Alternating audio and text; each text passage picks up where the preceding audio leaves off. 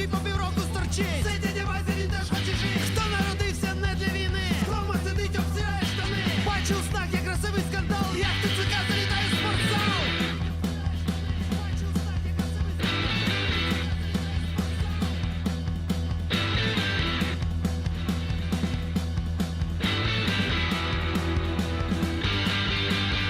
Хто по посадці тягає БК? Це пацани, бо немає нирка. Хто замерзає, закутавшись в плед? Дядя зенітний чекає шахет. Хто на дні тисе, загибель знайшов? Краще їй бачитись, в стелю пішов. 2 мільйони, що вдома сидять, ще 2 рази нас могли поміняти.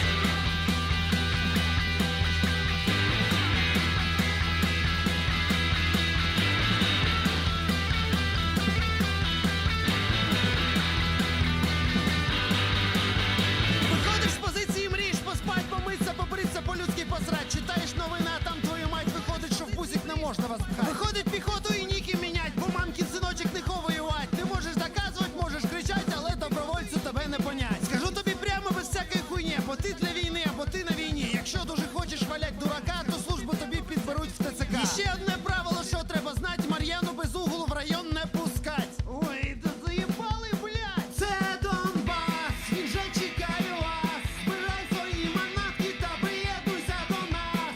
Все херня, ну що ти голова? На бойові з'їбемося на місяць або 2. Це Донбас, він же чекає вас. Збирай свої манатки та приєднуйся до нас. Все херня, ну що ти голова? На бойові з'їбемося на місяць або 2. Це Донбас.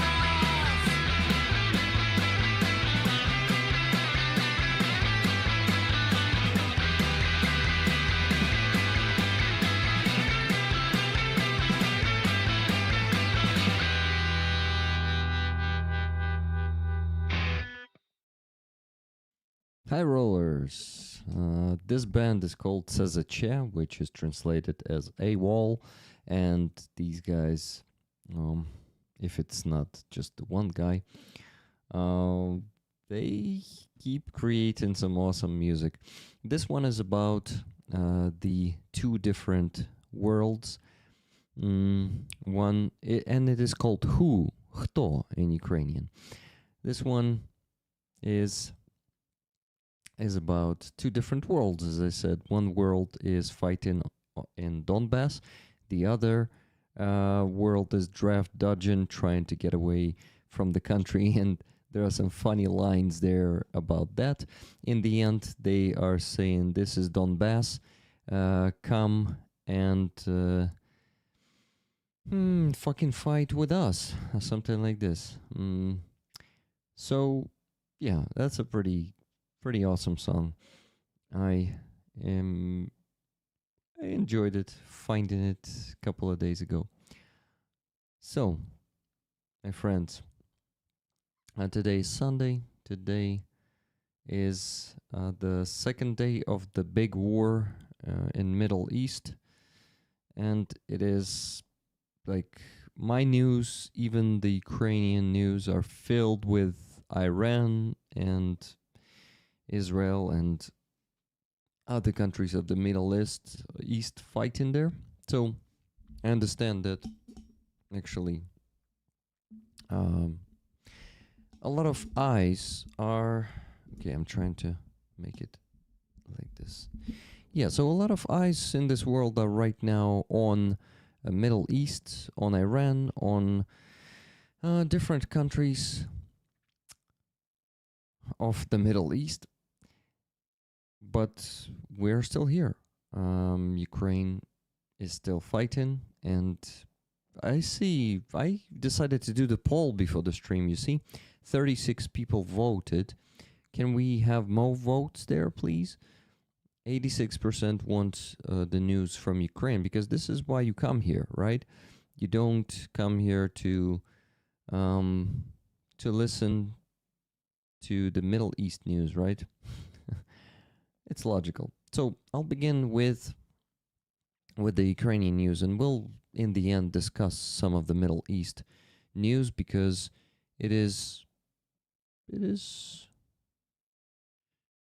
still important to discuss that, in my opinion. I voted, it doesn't matter as long as we cover it. What do you mean by cover it in this case? Nice poll, by the way. Thank you, Andreas. This one is, I don't know, representative, if we can call it this way. So, my friends, we need to raise funds today. As always, before I begin the news, I need to show you the raffle item. It's the epic flag this week. And I just wanted to mention 2 donations that I got before the stream, after the Free Azov stream, and before this one. $33.94 from Amonsky for what is needed. Thank you very much, Amonsky. And $120 from Johanna. Dear Rick, this money is to what is needed most. This time, all tickets to me, please. Rick, you are a true Ukrainian patriot. Thank you so much. We can never thank you enough for your work. Це буде Україна, слава Україні. Героям слава, Johanna з Фінляндії. Thank you very much, Johanna, for the words and for $120. Plus, we got $200 before the stream from Trevor, Mr. T-Bone. So that means today we have left to raise, let me tell you, $2,646.06. That's what we still need to raise. $2,646.06. So start donating, guys, because this week, each $10 of your donation is giving you a ticket for this flag. Some of you may not have seen it, but I saw the post about this flag was seen by so many people, so most of you should have seen this.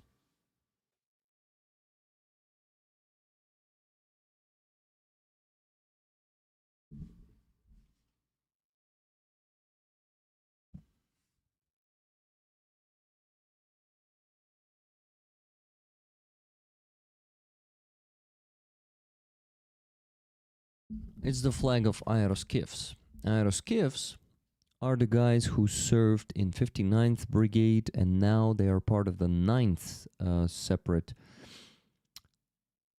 Unmanned Systems Brigade.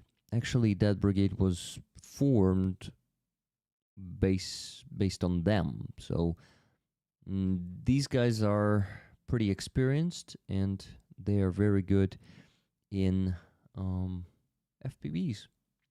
So they've given us this flag for a help we provided them with, and that was a car for Ukraine truck and the repair of 7 trucks. It's insane how much you guys helped them. Thank you.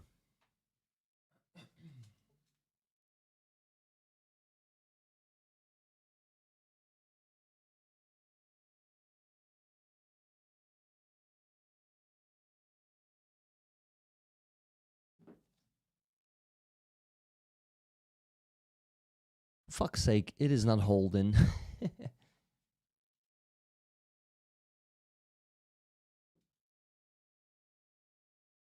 still. Oh.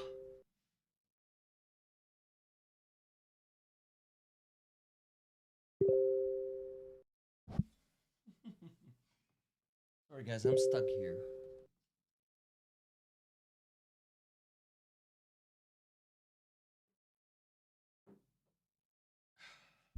It just didn't want to hold, so I had to, I had to spend a lot of time there. Okay, 40 minutes for the news. No more donations. 39 people watching. We need more people here. So guys, please send the link to the stream. Of course, I know that most of the people will join in 40 minutes when the guests will join us. But still, we can make it more. So please send the people this way, because I think even though the war on Middle East is important, the war of Russia against Ukraine is also very important.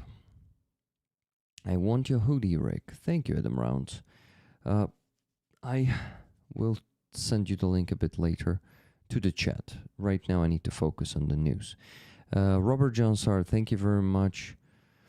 Thank you very much for 20 gifted memberships in the beginning, and thank you David47 for 1 gifted membership.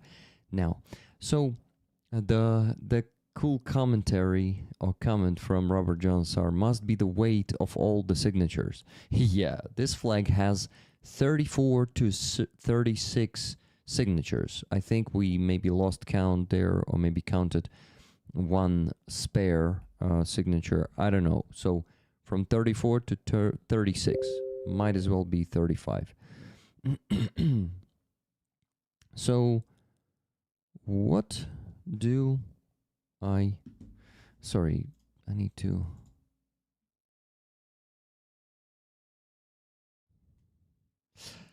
yeah, okay. Wow, sorry guys, just got a bit distracted. So the news, right? Let's go and watch some of them. Watch? Listen to? Anyway, I'm gonna present them to you. So I decided to begin with actually something that happened during the last news stream. It was on Wednesday, and it just happened during the stream, so I could not tell this to you or show this to you if I may be correct. Maybe correct? Okay. Sorry guys, I'm not in the best shape today, and to be honest, all I wanted to do all day is sleep. But today's Sunday, I cannot sleep, so I had a whole teapot of the green tea before the stream, getting some energy, but it is still not enough to make me a rig bot, so keep donating or start donating, whatever it is for you, because that usually fills me with energy. The flag is absolutely epic. Denis Prokopenko, his call sign is Redis, you all know him. He is the commander of the Azov Corps. Redis is a legend. So, still, there is an information that the 1st National Guard Corps, Azov, posted 3 days ago. 4 actually already, to be precise. And it's about this. Today, it was on Wednesday, the president of Ukraine, Volodymyr Zelensky, awarded the military rank of the Brigadier General to the commander of the 1st Corps of the National Guard of Ukraine, Azov, Denis Redis Prokopenko. Denis Prokopenko joined Azov in the summer of 2014. He rose through the ranks from a soldier to brigadier general. He took part in the battles for Mariinka and Ilovaisk, and during the fighting for Shirokina, he was already commanding a company. At the age of 26, he became the commander of the Azov Separate Special Purpose Regiment, the youngest commander in the history of the National Guard and the Armed Forces of Ukraine. Later came the battles on the Svitlodarsk Bulge, the defense of Mariupol, and captivity. After returning from captivity, Redis immediately resumed his duties as a commander of the 12th Special Purpose Brigade Azov, and later became the commander of the 1st Corps of the National Guard of Ukraine, Azov. The impact of Denis Prokopenko on the development of Azov and his combat path cannot be overstated. Others look up to him, and his dedication to defending Ukraine is widely admired. He is an example of a commander from the new generation of Ukrainian officers. The personnel of the 1st Corps of the National Guard congratulate Denis Redis Prokopenko on his new military rank. It is an honor to serve under your command, Commander. And end of quote. So now Denis is the Brigadier General. With this rank, he can now become the Commander-in-Chief someday. This is the Commander-in-Chief that a lot of Ukrainian defenders dream of, and trying to really, well, They are not trying. They're just hoping. They're just hoping to have him as a commander-in-chief someday. And this is bringing him one step closer to that. I guess with such commander-in-chief, we can achieve much more. Denis's reputation is basically perfect. So, yeah, guys, that's the end of this first news, and let's move to the next one. I congratulate Denis and am very happy for him. It's good news, and good news for all of us. Let's look at this satellite image where the destruction of ammonium nitrate production facilities at the fertilizer plant in Dorogobush is shown. It happened on 25th of February, basically 4 days ago. And you can see that there is basically nothing left of the bigger part of the plant. The explosion was huge. I think the epicenter should be somewhere here. Установка з виробництва аміачної селітри. Hard to translate this, but this is hydrate ammonium production, where the main, how do you call this thing? The main production, production what? Oh my God, guys, it is hard to translate these things when your brain is tired and you're not the rig bot. Okay. Chris is distracting me. Okay, I'm gonna be honest. That's him who is distracting me, sending me messages. Okay. Not a problem though. Just explaining. So guys, let me quickly read the news about this. Ukrainian drones gave the residents of Dorogobush a Beirut. Beirut? Yeah, Beirut. As a result of an FP1 drone strike on the ammunition, fertilizer production, storage, and transportation area, a chain of explosions occurred at the truck transport site, the railway terminal, and directly at the finished goods warehouse. Ammonium nitrate production units were also caught in the blast zone. The powerful shock wave completely destroyed one of the overpasses and damaged parts of nearby production facilities within a radius of several hundred meters. Debris scattered by the explosion was visible across a large area. In 2024, the targeted production site accounted for about 10% of Russia's total ammonium nitrate output. So this ammonium nitrate is the basics for the Russian explosives. Destroying this plant will really affect the explosives, well, the production of their explosives. 10% of Russia's total ammonium nitrate output was produced here. This news came from Cyberboroshno in Ukrainian. That's the intelligence community. Subscribe to them recently. I heard about them before, but for some reason just never subscribed to their Telegram channel. Now I'm also reading them. Well, yeah, guys. So I just wanted to remind you that this is one of the strikes, one of the, well, multiple strikes that happened during this week. And this one was pretty deadly for the production of the Russian ammonium nitrate. Well, next news is about the stupidity. Next news is about the stupidity of the kids. Oh, wait, no. Actually, next news is something that I did not translate, probably. Yeah. So give me a second. I saved the photo, but did not translate the news. I'll quickly do it because it is connected to this facility, That's how it looks now. That's how it looked before. So next to this facility, there is a I don't know how to properly translate it, so give me a second. I'll ask ChatGPT to translate that's to you. That's the Ukrainian term we use for a heating plant. Not really a plant.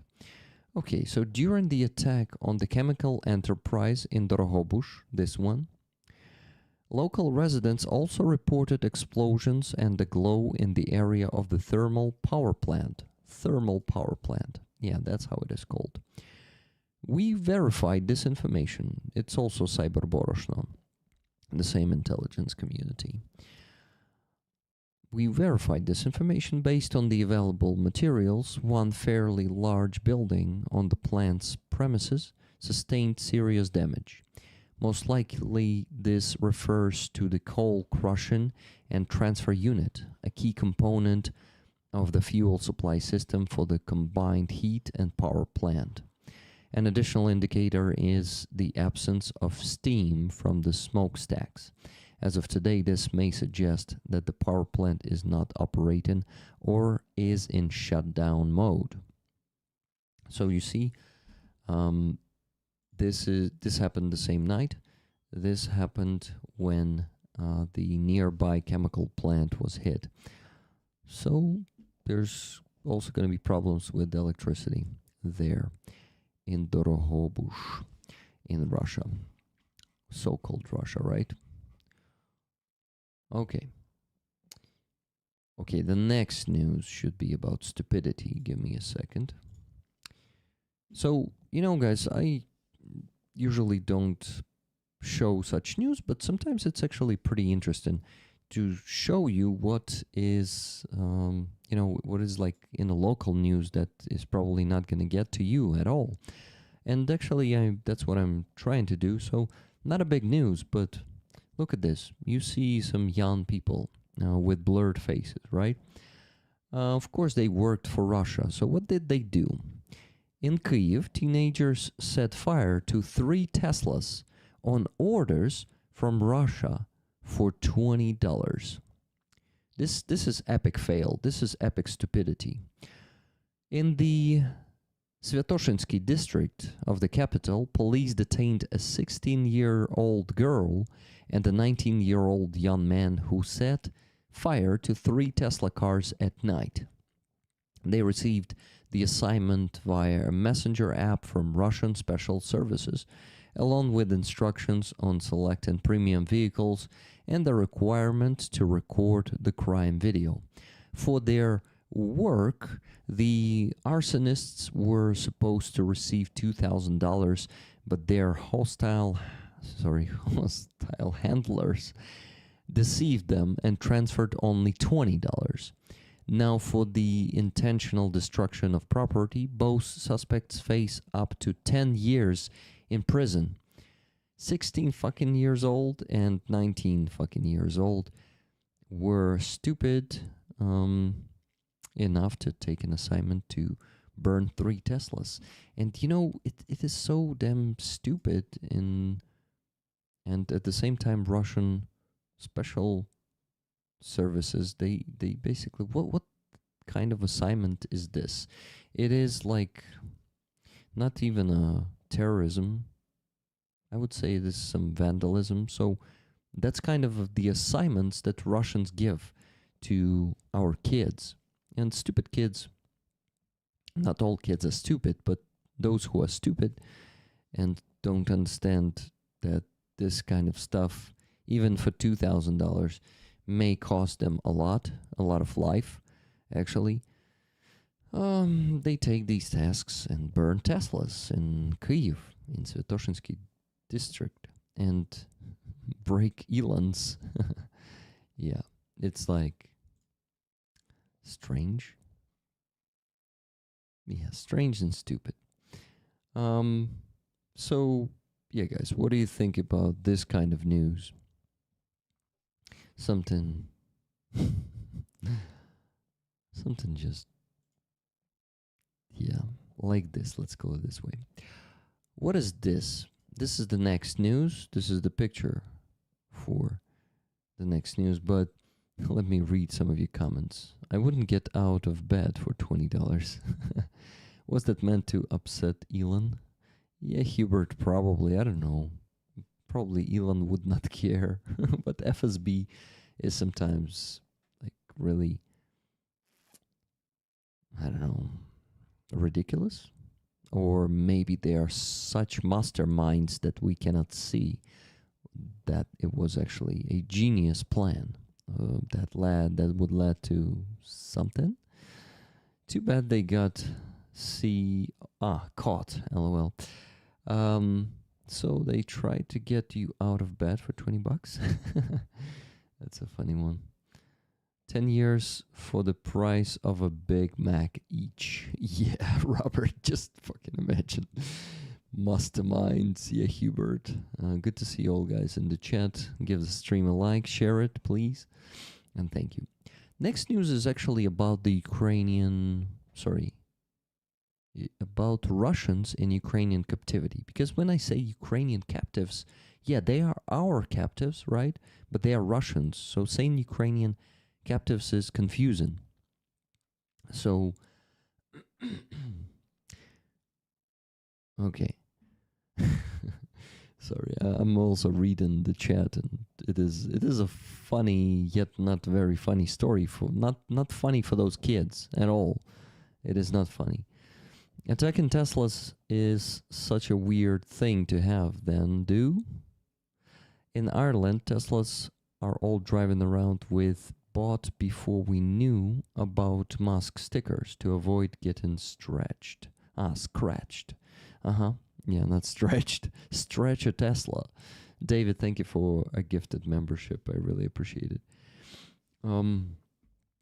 Guys, let me quickly, before we go to the next news, let me quickly mention the donations that I got while I was talking. It was 4 of them. First one, $20 from Mark K. Hi, Rick. 2, please. Thank you. Okay, 2 tickets for you, Mark. Thank you very much. That's $20. Then a donation, $28.28 from Rogier. Okay, I want news on the US and Trump told by a native English speaker who's been living in and covering Ukraine for 4 years now, but still doesn't know anything more about Ukraine than your ordinary Joe, let alone speaks the Ukrainian language. Where do I find somebody like that? Okay, it's a complex sentence, Roger, but it definitely has irony in it. I want news on the US and Trump told by a native English speaker who's been living in and covering Ukraine for 4 years now, but still doesn't know anything more about Ukraine than your ordinary Joe. Let alone speaks the Ukrainian language. Where do I find somebody like that? Interesting. I think of one guy, but he doesn't live in Ukraine, so I don't think I have an option for you here. I know another guy who's going to be the guest today, but he speaks Ukrainian. He learns Ukrainian, so it's definitely not him that you're looking for. Sir and Mrs. Garrick donated $339.41. 34 tickets for you, my friends. Thank you for your donation. So, give me a second. Minus 28.28 and minus 339.41. Give me a second, guys. Chris keeps distracting me. He could have just opened up the stream and see that I'm busy. Okay, I'll respond to him. I'll mention the last donation that I got. $15 from Kai R. Hi, Rick. A small donation. Don't need a ticket this time. Money is a little short as I had some persistent troubles with my car. I'm very sorry to hear that. So is that minus 15? Yeah, should be. Yeah, minus 15. So, guys, we still need to raise $2,243.37. Keep donating, please. Don't stop. You actually stopped, but you will continue. I'm sure of that.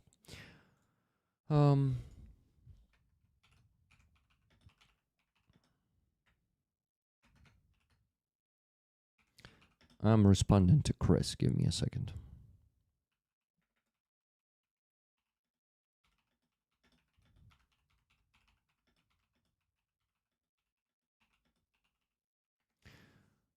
Okay. Thank you, David47, for another gifted membership. Okay, my friends, let's move to the next news about the captives. Russian soldiers in Ukrainian captivity. What kind of statistics do you see on the screen right now? I will tell you. Most Russian prisoners of war support the war and do not consider Ukrainians to be fully human. It's insane. A survey of more than 1,000 Russian POWs showed that 68% of them still believe the attack on Ukraine was justified and necessary. Moreover, nearly 43% of the occupiers stated that they do not consider Ukrainians to be fully human. For fuck's sake. Researchers recorded a direct link between such views and the influence of Kremlin propaganda. Prisoners who believe its narratives are significantly more likely to dehumanize Ukrainians, less likely to surrender voluntarily, and almost twice as likely to express a desire to return to the front after a prisoner exchange. So they are still full of Russian propaganda. Let's now see a narrative after narrative. So on this, I don't know how to call it, image, right, or graph, you can see narratives and the percentage of Russians, of those around 1,000, that believe in this. So as you can see, it is around 90% of Russians who believe the narrative in Ukrainian captivity. We're talking about the Russian soldiers in Ukrainian captivity. Russians and Ukrainians are one people. About 90% believe this. The military formations in Donbass and Crimea were simple Ukrainians who were defending their rights. About 90% of them. 85, I would say. Yeah, it looks like 85 here believe this. Ukraine is the marionette of the West. Around 82% believe this. NATO is actually conducting a war against Russia through Ukraine. 81%, maybe 82, 83 believe this. Maidan was a державний переворот. How do you call this in English? Damn it. Are there Ukrainians in the chat? Can you help me with this? It was like a coup. Yeah, so it was like a coup. Russia is fighting against NATO. 80% believe this. 79% believe that Ukrainian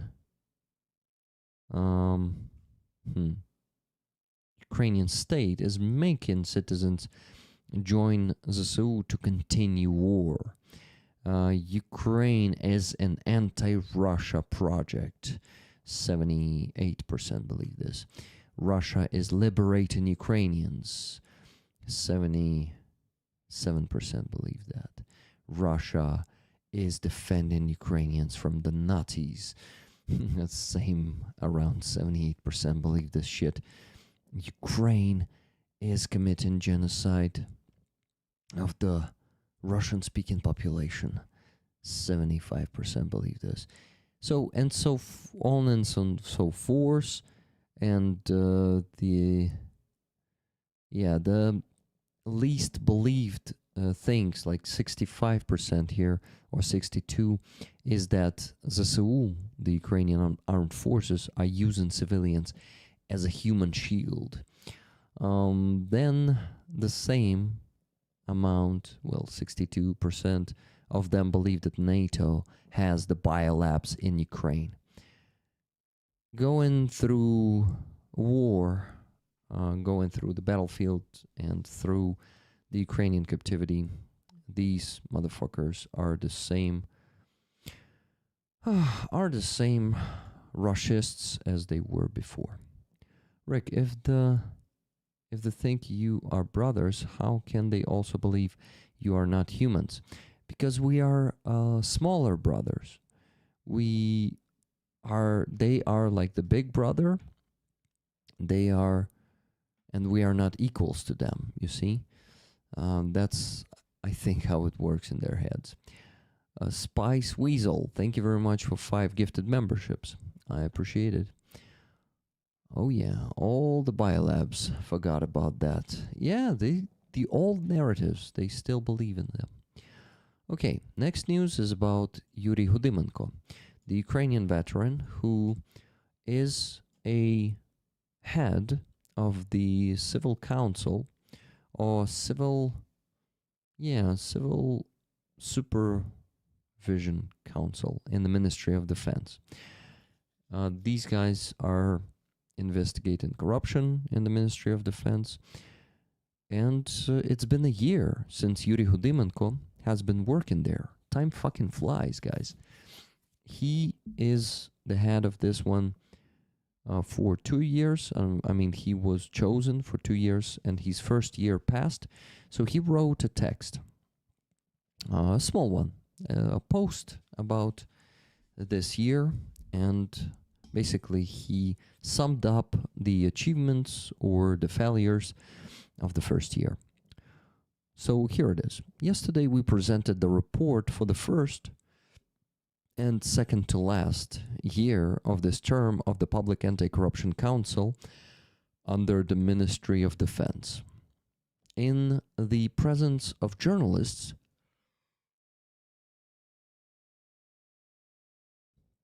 representatives of partner countries, diplomatic corps, NABU and ministry staff, we spoke about what we managed to accomplish, what we did not, and what we plan to complete before the end of the term. The report in presentation format, without sensitive data, will be available a bit later. I will publish it separately. That's what he says, not me. In short, last year we investigated cases worth millions. This year, we have already uncovered and are working on a case worth billions. Details will follow, but what is encouraging is the position of the Ministry of Defense. We have full cooperation in the investigation and 0 obstacles. This is, in fact, a very positive signal. I love to see this, that Ministry of Defense is actually not putting some obstacles on the way of the anti-corruption, but even encouraging that and helping. It is worth reminding that while the amount of funds we have saved for taxpayers is measured in millions of dollars, our expenses are exactly 0 hryvnias. We receive neither a salary nor any percentage of the funds preserved for the state budget. We did not manage to accomplish everything this year, but there is still time to do the maximum possible. We keep working, and thank you to everyone who helps. Stay tuned. Yuri Hudimenko is a Ukrainian veteran who, in the beginning of the full-scale invasion, it was summer 2022, he was struck with a mortar of Russians, and he luckily was evacuated. His life was saved. And his right arm is not really working anymore. His right leg is also injured. I actually met him in person once. He signed me his book. And this is a very inspiring Ukrainian who has very, I would say, high standards, values. So, yeah, just happy for him and happy to read the good news about the Ministry of Defense. Okay, rollers. The end of this news, 10 more minutes of news, and then I'm going to invite the guests. I will mention 3 donations that I got in the last, let me tell you, 17 minutes. Andres Lech, $20. I still believe in our victory. We just need to keep on rolling. Whoever is still here after 4 years will go nowhere else. Love you, friends. Damn, I completely agree with this. Thank you, Andres. I also believe in our victory. And actually, this year, the chances actually grow for it. Last year was pretty grim and dark in terms of everything was just getting worse. Now we have some things that getting better finally. So, damn, this year should be good. By the end of this year, we'll see. And Russian new big offensive, the summer one, is incoming. And it is gonna be here, well, next month already. Oh, wait, this one. This is the 1st of March, which is already this month. Okay, so after Andres, we got a donation from Visioned Acorn, $25.80, plus 2 tickets for the flag. Thank you very much for this donation. $20 from Hubert. Keep up the good work. Thank you very much, Hubert. Thank you, Julia Fiera, for 5 gifted memberships. I really appreciate it. I really hope to be a good host today because I am a bit sleepy. I need to be better. Yeah, it's him, Carlo. It's Yuri Hudimenko, the famous video that he posted that was in the beginning of the full-scale invasion in Russian, the address to Russians. That was him. And actually, I can show it to you guys. Give me a second. I will quickly show it to you. I just need to put the Discord here at the top. And choose it here. This video, this guy is him, guys. Let me make it a bit smaller. Yeah. So this is Yuri Hudimenko. Запишу по-русски, чтобы было, блядь, понятнее. Шо, ребята, как дела? Шо, тиха украинская ночь, да, как говорил великий украинский писатель Гоголь? Все ли у вас хорошо, ребятки? Нравятся ли вам наши байрактары? Как вы думаете, что это над вами сейчас летает? Как вы думаете, что это шуршит в кустах, пацаны? Какие у вас есть мысли по этому поводу? Что бы это могло быть, блядь? Ребятки, он пиздец. Вы сейчас остановились. У нас все хорошо. Мы подтягиваем резервы. У нас есть авиация. У нас есть танки. У нас есть все. Вам жопа, парни. Won't be watching all of it. We already watched a lot. So just wanted to quickly tell you. Oh, come on. Yeah. To quickly not tell you, but show you who Yuri Hudimenko is. Okay. Thank you for the compliment, Denise. Rick, you're an amazing host with amazing guests and an amazing community. Thank you very much for these kind words. Okay, guys, let me quickly calculate how much we still need to raise. Just got a donation, $22.63 from Farid D. Thank you very much, Farid. Let you down. Happy spring, Slava Ukraini. New voice, wow. Happy spring. Slava Ukraini. Heroям slava. Cool. That's something new from the base. Okay. Farid, thank you very much for your donation. Would you like the tickets for this flag? Please let me know in the chat. Thank you. Okay. That is an epic clip. Oh, yeah. He did spell himself Hudimenko, so I was confused. Yeah, that's a Hudimenko. That's how it is spelled. Hudimenko. Everything's correct, actually. Okay, let me quickly tell you how much we still need to raise, or left to raise. Minus 20, minus 25.80. Come on. Minus 20, minus 2580. What the come on. Okay. 21, 97, 57.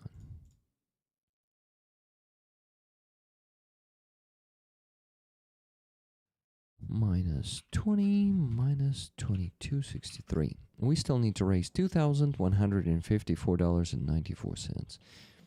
Keep donating, guys. Okay, gotta invite the guests already in 4 minutes. Let's see what we still have in the news. Cyber forces of the Ukrainian army. This draft law that I was actually mentioning on the previous news stream, or was it last Sunday? A bit confused already. So,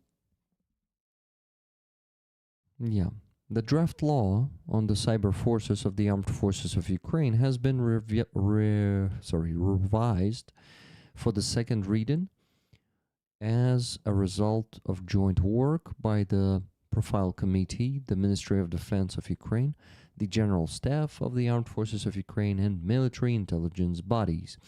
So, remember, Inform Napalm mentioned that there is a need for the creation of cyber forces of the Armed Forces of Ukraine, and that did not happen for the last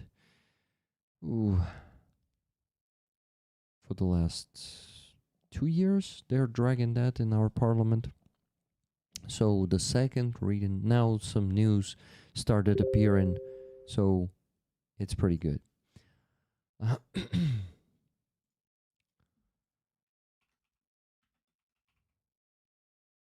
Sorry, guys.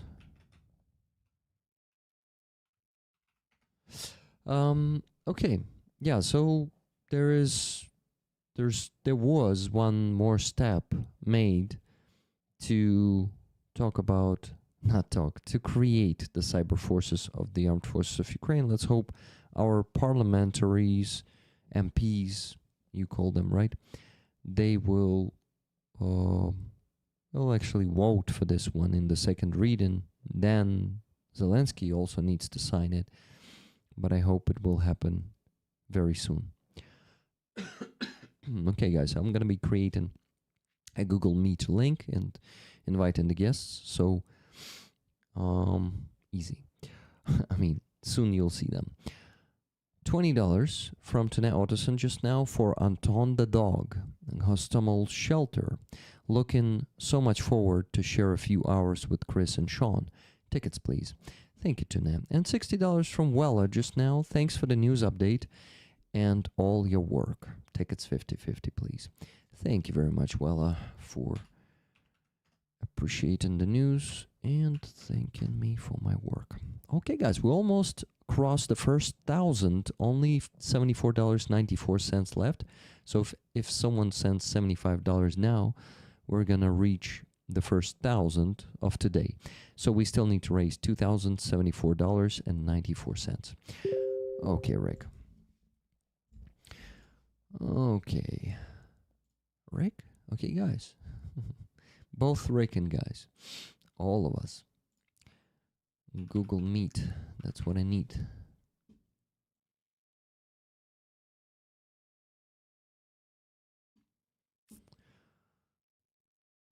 Okay, almost created a meeting. And ready to invite the guests. That's what I'm gonna work on now.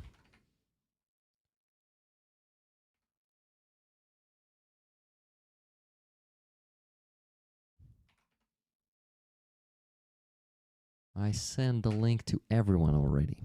To all 4 guests exactly at 10 p.m. So my work here is done.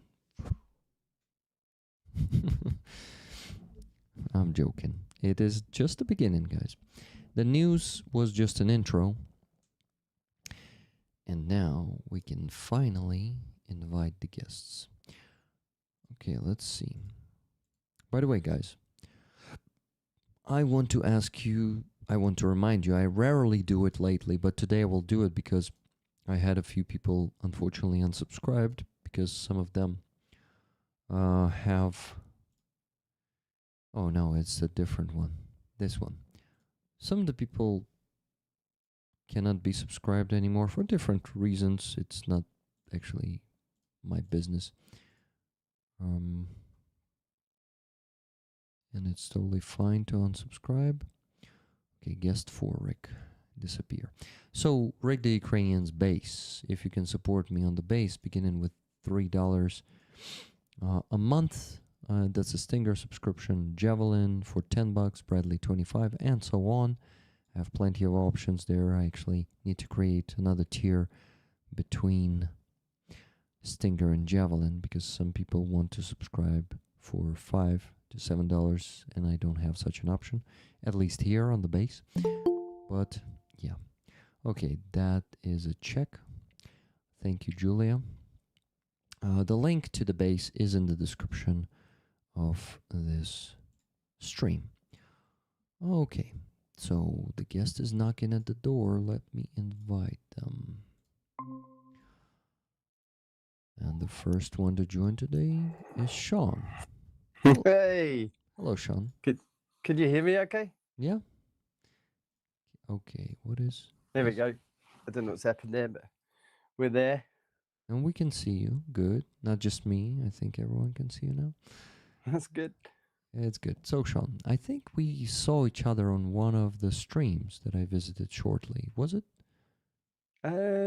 Maybe. I can't remember. I do so many now. It's it's crazy. But yeah, I probably we did the big I think it was the marathon stream maybe Yes. you'd see on. Mm-hmm. It was Silicon Curtain and JP. That's right. Right? Yeah.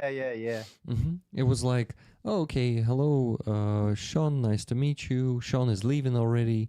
Hello, Rick. Yeah, it was pretty short. It was like a baton handover. Yeah. Yeah, it was fast and brief, so we still don't know each other. I think I maybe quickly introduce myself first and tell you who I am, but you probably know it from Chris also. He should have tell you. So I'm from Makiyivka, Donetsk Oblast. I lived there in occupation since 2014 until 2019, so for 5 years.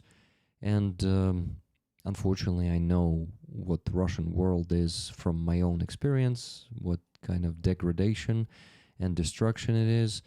Now, then I came to live here in Kyiv because I saw no perspectives there for me, and lived here since 2019. What else?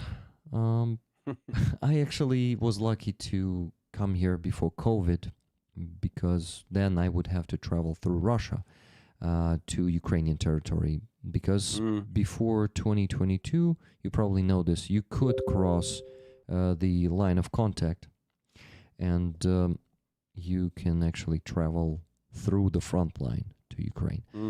But then people who were trapped there after 2020, after they closed the borders, they had to travel through Russia. So I've never been to Russia. I was lucky to never be there. I know that you unfortunately have been there. And it was Makivka too. Yeah, okay. So yeah, was it the colony? Makivka, yeah. Colony in yeah, Makivka? that's a bit strange. Yeah. Okay. Yeah, so Makivka, that's my hometown. And what else? In 2022, I finally became a citizen of my country, and I understood that it is vital to be interested in politics, and I started to be an active citizen of my country, raising funds every week with my amazing community. We call each other Rick Rollers. Rick Rollers, yeah, that's cool. It has something to do with Rick Roll too. At some point today on the stream, I may start singing "Never Gonna Give You Up." Yeah, that's some nightmare stuff there. Yeah, really, you do not like the Rick Roll? Takes me back to the 80s. Yeah.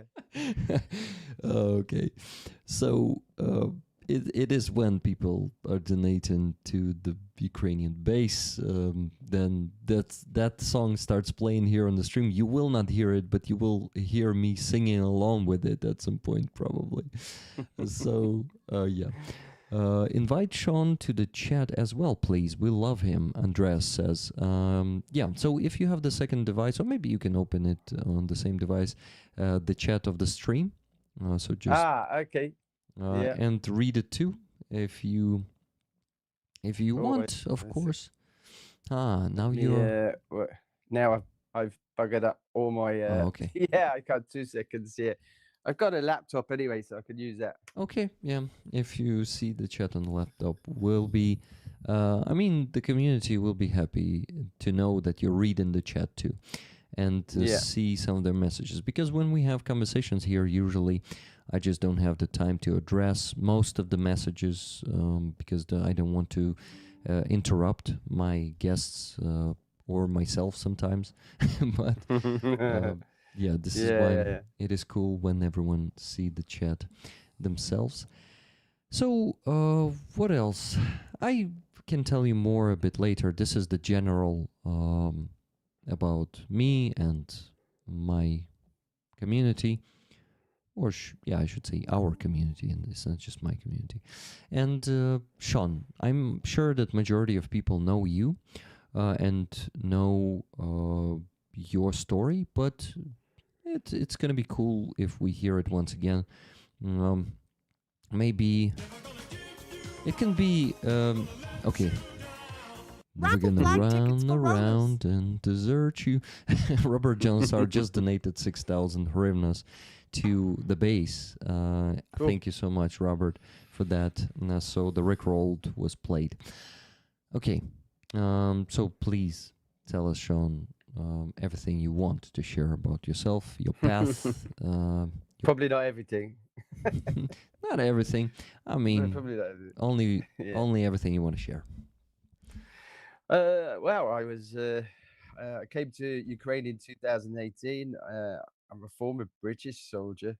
Did served 9 years in the British military, and then run my own business for 10 or 15 years in the UK. When I broke up from a relationship and my son went to university, I was thinking, do I really want to keep doing a job in hazardous waste, going around the world, around the country, doing 16-hour days and commuting around the M25, and really had some of the best experiences with little money in a rucksack. So a friend of mine was working in Mariupol, and I'm weirdly at his family home in the Isle of Man now, in the UK, visiting his family and talking about Ukraine. So I'm not actually in Ukraine at the moment, but I'll be back next week. Nice. But yeah, he unfortunately, Chris Swampy Garrett died in Izium last year while demining. So we're here trying to raise some money for Prevail, which is his charity he set up in Ukraine. I digress a bit, but I'm back to.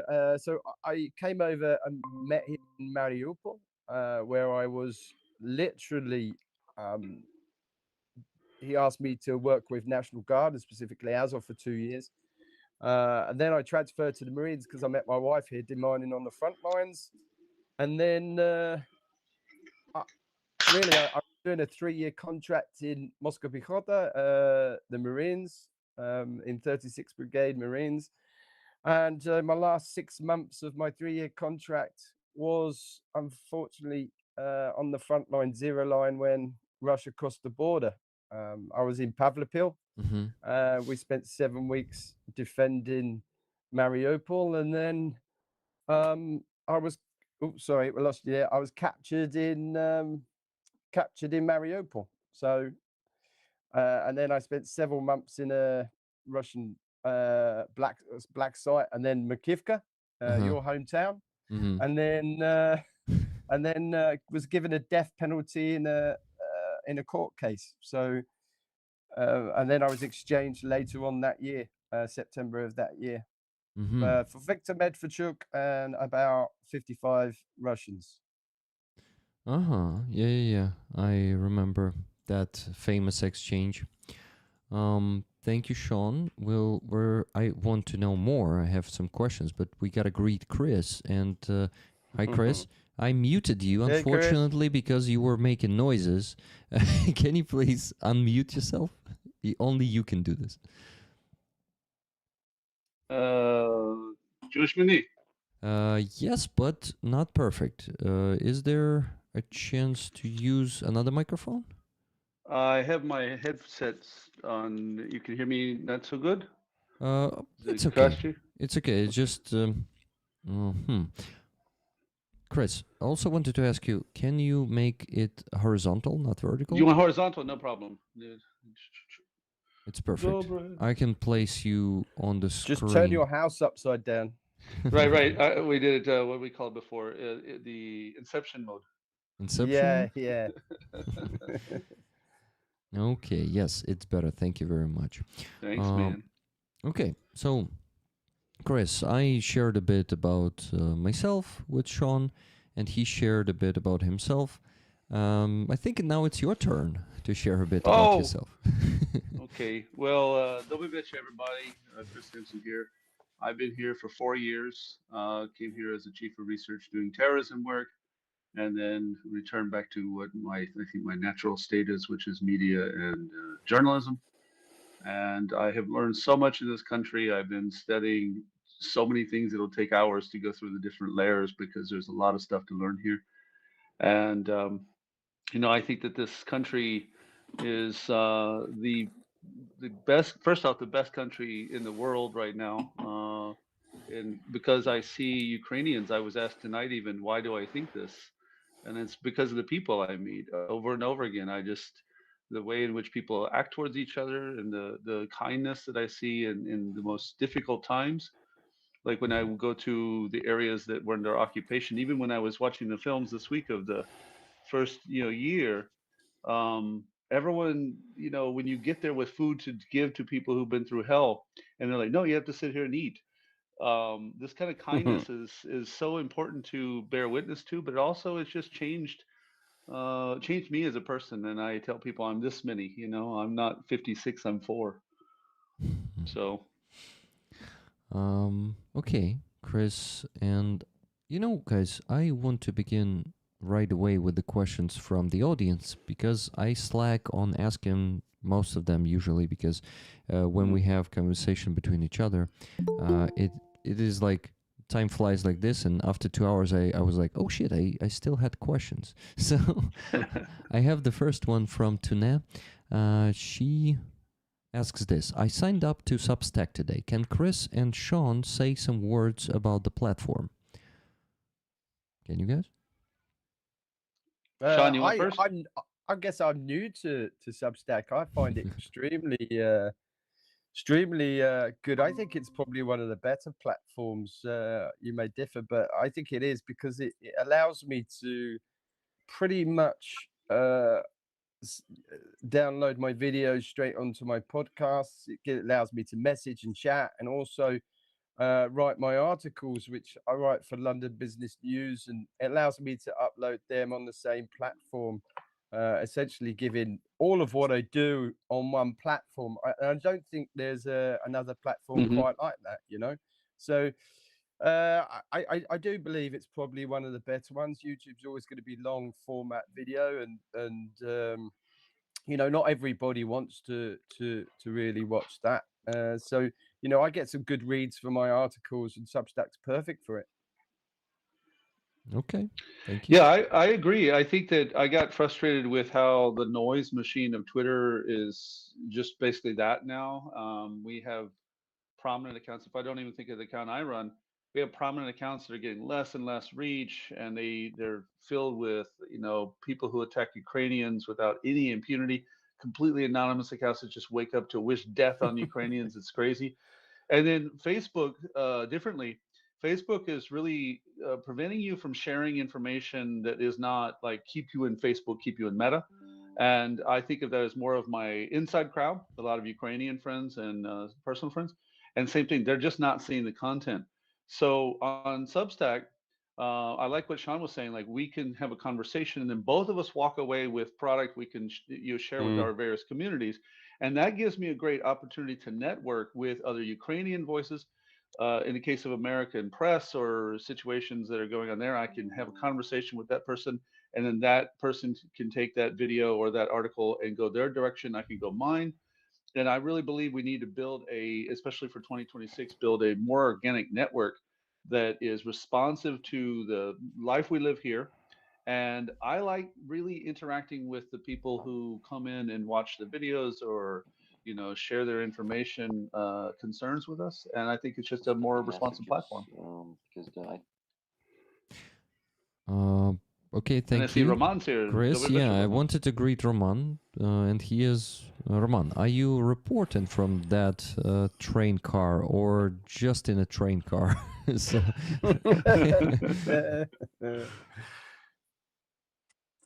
And what's the difference between that?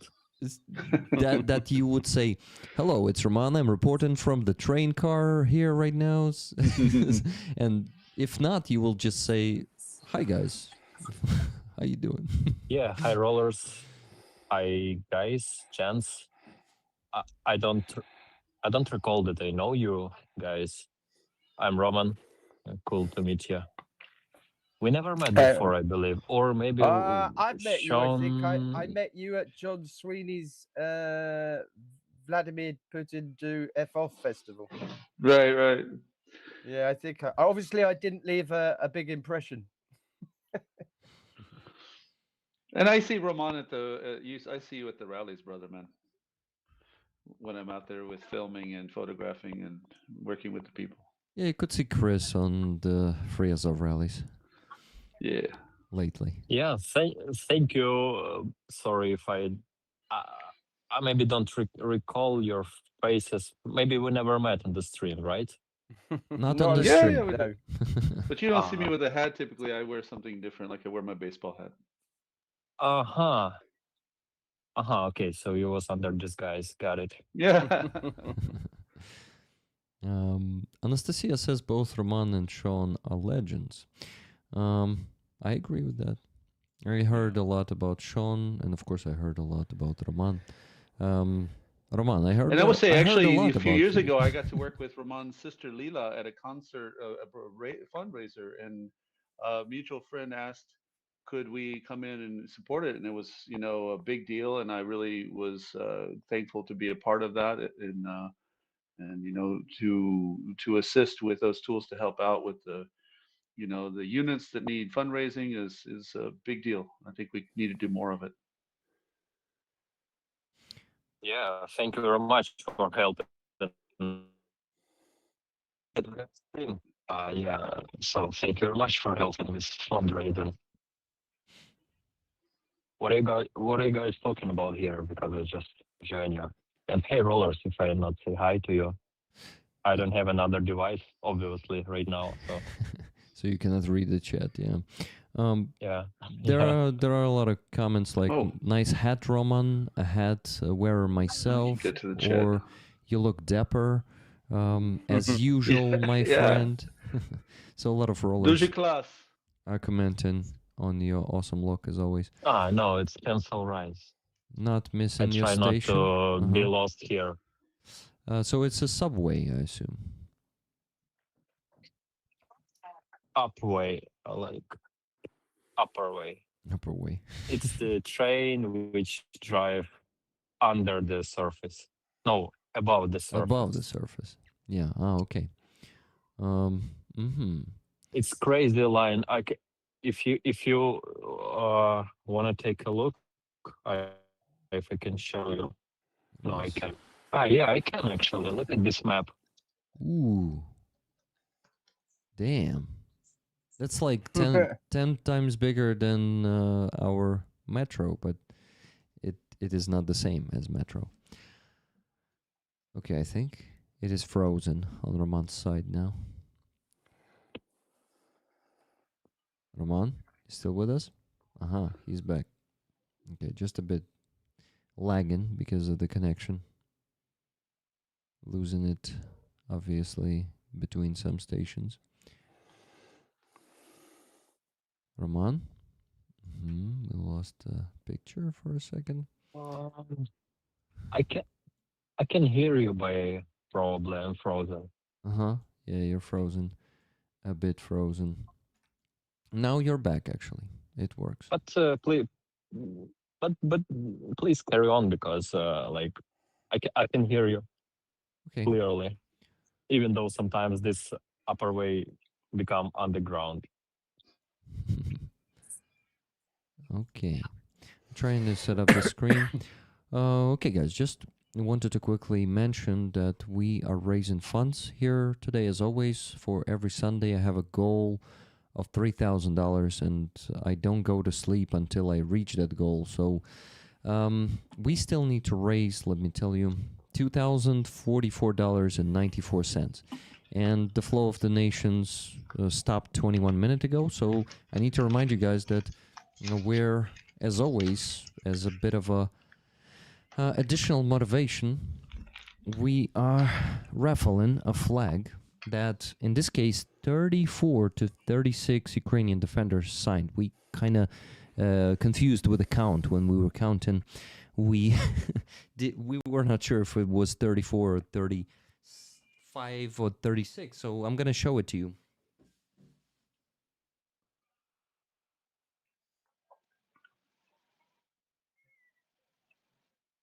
The owls. Love the owls. So these guys, aeroskiffs, they serve in the 9th Brigade of the Unmanned Systems right now. They were in 59th Brigade before, and they receive a lot of support from this community. They have this owl with a grenade, as you could see, and this is one of the best flags I ever had Wow. on the raffle. A lot of rollers admit that. So, guys, with each $10 of your donation, you can get a ticket for the flag. You can buy as many tickets as you want with your donations. So let's go and raise the remaining $2,044.94. By the way, just got another $20. It's from Levy. Tickets, please. Slava Ukraini. Героям слава. Thank you, Levy, and thank you for 5 gifted membership. Plus, I got the donation 23 minutes ago that I did not mention yet. This one is from Paul D. Tickets, please. Thank you, Paul, for this donation. So I reminded about that. We can switch to talking about something more interesting than fundraising. Less interesting, but more important, in my opinion, than anything. Raising funds for the Ukrainian defenders. By the way, what we're raising funds for this week? A truck for Reconnaissance Battalion.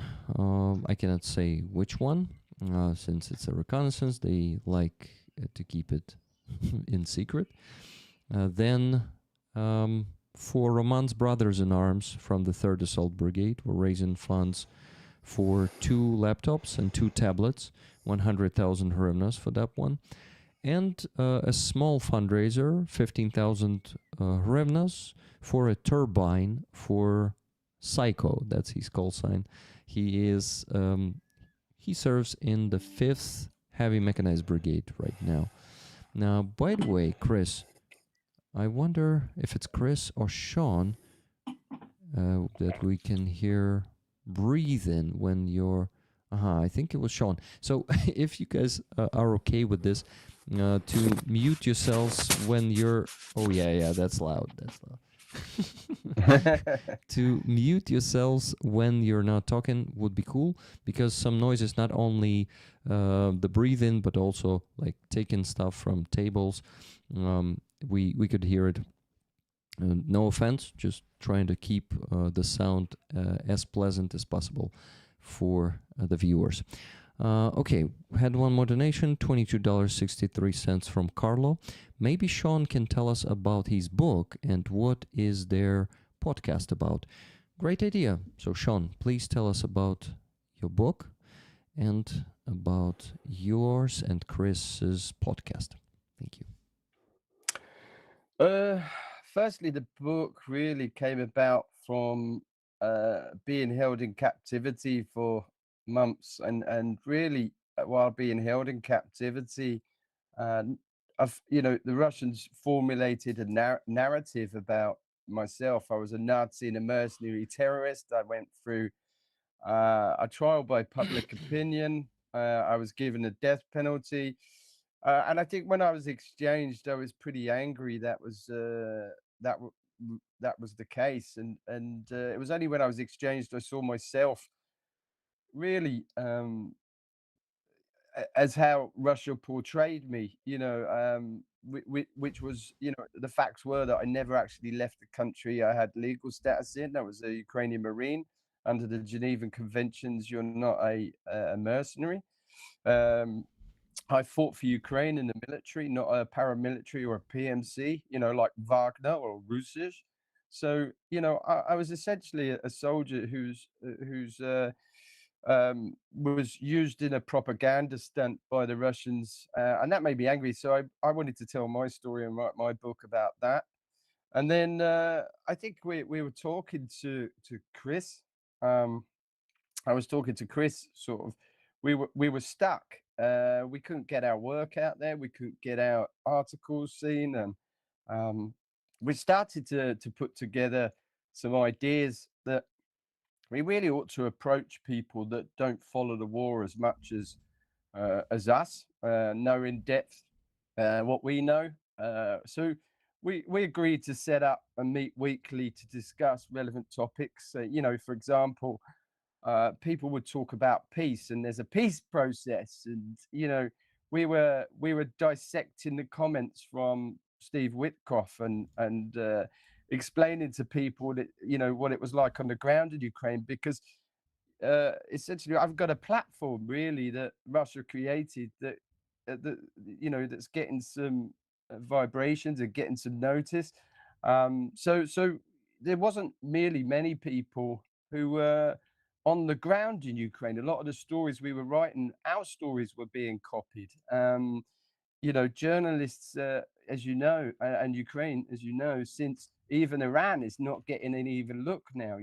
It's not making the headlines at all. So it was about just getting our profile out there as two guys, one American, one Brit in Ukraine, and giving a good an account of what it feels like to live, work, and what we think's really going on. Talking to Ukrainians, and big part of that for me and Chris is interviewing those people on the front lines and talking to them about how they see it, and letting other people make their own opinions on what they hear, because frankly, a lot of the time what the media reports is not actually what people on the ground in Ukraine feel or what's actually happening. There's a lot of clickbait out there. Plus, on top of that, you've got Russian propaganda. So it was kind of important to get us our stuff and our opinions noticed. Thank you, Sean. Chris, if you have something to add to that, would be great. Sure. So one, having gotten to know Sean, who's one of my favorite people, um, the pivot to journalism is not really hard if you're serious about it, I should say. And I think that, like you said, there were too many occasions where we listened to outside discussion, and I mean this with the best part of my heart, that mean to do the right job, but they just lack that connection we get over coffee, we get at the dinner table, we get in briefings, things that happen only in person. And so when we hear that incongruency, we, instead of bitching about it and trying to find ways to complain, work through it, much like everyone else here in Ukraine has to do. Doing nothing and just being in paralysis mode harms Ukrainians. It harms the situation here. And so we decided, to one, I just said, look, instead of just not being on camera for 4 years, which was kind of my first decision, I still think that's okay. I said, well, I'm going to work with Sean and get that information out there. And hey, Sean, will you come on? And immediately our friends, mutually, our different groups of friends, really enjoyed it and appreciated it, which gave us more ideas. And I want to say to all the rollers and all the friends who do pay attention, your feedback gives us something to think about when we're looking at that news and trying to build that bridge between what is real and happening here and what you want to know, what we see here and what's not being seen there. And the last part, and I think it's just really important when he was talking about Witkoff, things like the negotiation discussions and land and the occupied territories, etc.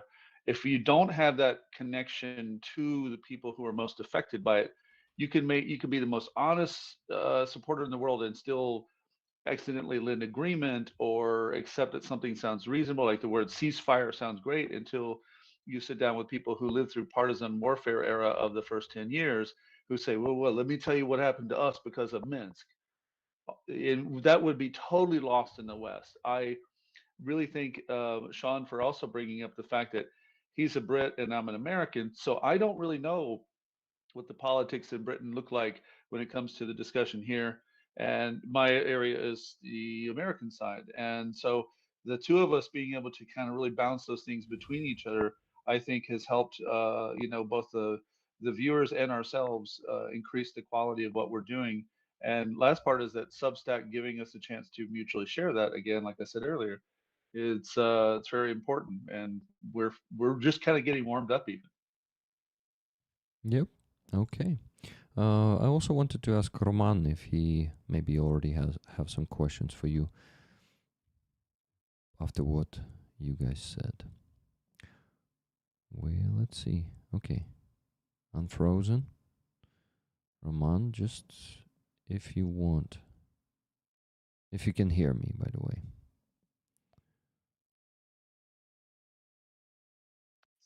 Yeah, I can hear you clearly, even though I'm somewhere. Can you hear me? Yeah. Asked you if you have any questions after Sean's and Chris's stories. First of all, big respect to Sean. I never heard about your experience and that you was that he was in Ukrainian army and fight for us. I appreciate. And even though you survived from the captivity and this bravery that you decide to write about this, I know a little bit, just a bit how tough it could be actually to write about all what happened to you. It could be loud probably from my side. I will get out from this train right now. It's gonna be my getaway. Just give me a sec. By the way, for now, your noise suppressors in your earbuds are working great. Wasn't noisy. Oh, really? It's Yeah. working? Yeah. Oh, freedom. Okay. Where the hell I am? Fuck. All right. That way. I'm not sure. Yeah. It means a lot, Sean, the way you did it, and it would be really mind blowing for people to read your story, and especially since something shows me that you are not Ukrainian, that you are a foreigner. So you could spread this information somewhere abroad, around the world. It would be good, but what was your motivation to do it? Because if you decide to write the book about your experience, it means that you decide sacrifice your inner peace and fuck and just re-traumatize in your memory and your brain again and again. I can't even imagine. So tell me, please. It would be interesting. Well, I mean, as I said, I was angry when I got out that this narrative was formed about me. So that was my main instigator to write it. But it's also therapeutic to write the book. Um, Also, I wanted to remember the fallen comrades of Mariupol. So the book's just not about me; it's about other people who, unfortunately, some of them that didn't survive and didn't make it out. So it talks about my time in the Marines, and passing parachute training and becoming essentially a Ukrainian soldier, parachute jumping as a Ukrainian soldier. So you know, if I had moved to Spain, nobody would have really given me a second look. But I moved to Ukraine. I married a Ukrainian. I'd lived there since 2018, and it is my home. In this day and age, I think people find homes not necessarily in the countries they were born. It's just my home was in Mariupol. So, um, you know, and I'm able to talk about that, quite freely because I'd lived there. I'm not culture, Ukrainian culture. I'm still learning. But I am one of maybe a handful of people that were living in East Ukraine before the full-scale invasion. Were in the military. Understood. I learned Suzyk first, not Ukrainian. So I learned a bit of Russian. So there's nothing that pisses the Russians off by saying that I'm a Russian speaker from East Ukraine. I was just born in London. So it's as simple as that. And my family and community were in Mariupol. So it was always, I was never going to leave my friends that I'd worked with for several years, in Azov and in Moscow Bichoda. Mhm. Thank you, Roman. Yeah, thank you for sharing. But do you? I don't know. Yeah, sorry, I'm busy. Yes, it's it's still like not that many people do, even though they respect this country or they married to Ukrainian or they want to memorize the fallen warriors. So you need to have skills and patience, and maybe you're a writer. I don't know. Sorry if you're a writer, and I don't know about it I'm a because journalist now. writing book is fucking difficult. It's not that it's not just writing some post on Facebook. No, It's tough job. Yeah, I'm a journalist, so I write for London Business News, London Loves Business, and they allow me to write a column each day, which I try to strive every day to write and do. So I'm really lucky that I get to continue my writing, which I've always liked and always done. I won't kid you. When I wrote the manuscript for it, my editor said it reads like a Transformers movie. He said it's like 0 to 100, and it goes all the way like that for 350 pages. So he said you can't write a book like that. So I did get some help in learning how to structure a book, and then they tell me there was a love story in there, and I was like, it was Mariupol. Where was the love story? He said, your wife. And so I had to rewrite some of it, and and tell the story of how I met my wife and how I became really a part of Ukraine, and in one of the biggest battles since the Second World War. So I'm very proud of what we did, despite losing. We held on for several weeks against overwhelming forces.